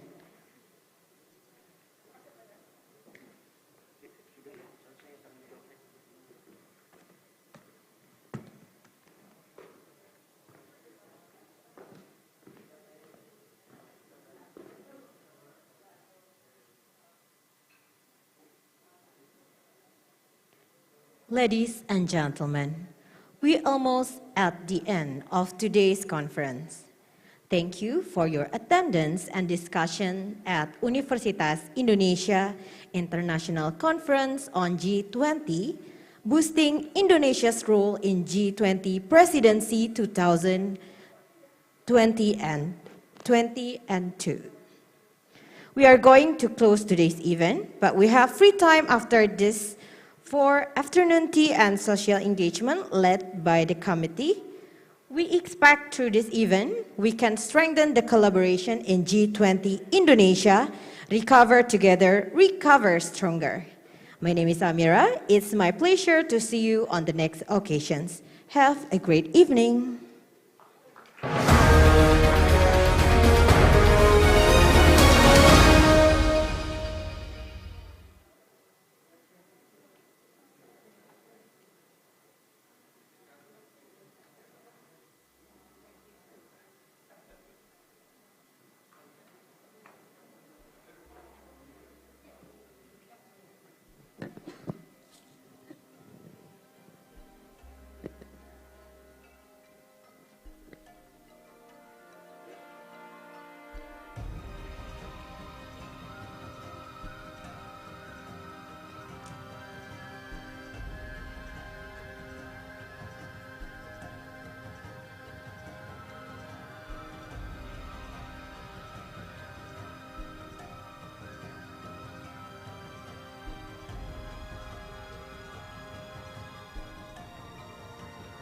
Ladies and gentlemen, we have the coffee break outside of this ballroom. So please enjoy your coffee and snacks. Bapak dan Ibu yang kami hormati, kami sudah mempersiapkan snack di luar dari ballroom ini. Silakan untuk menikmati kopi, teh, dan juga snack yang sudah disediakan. Terima kasih.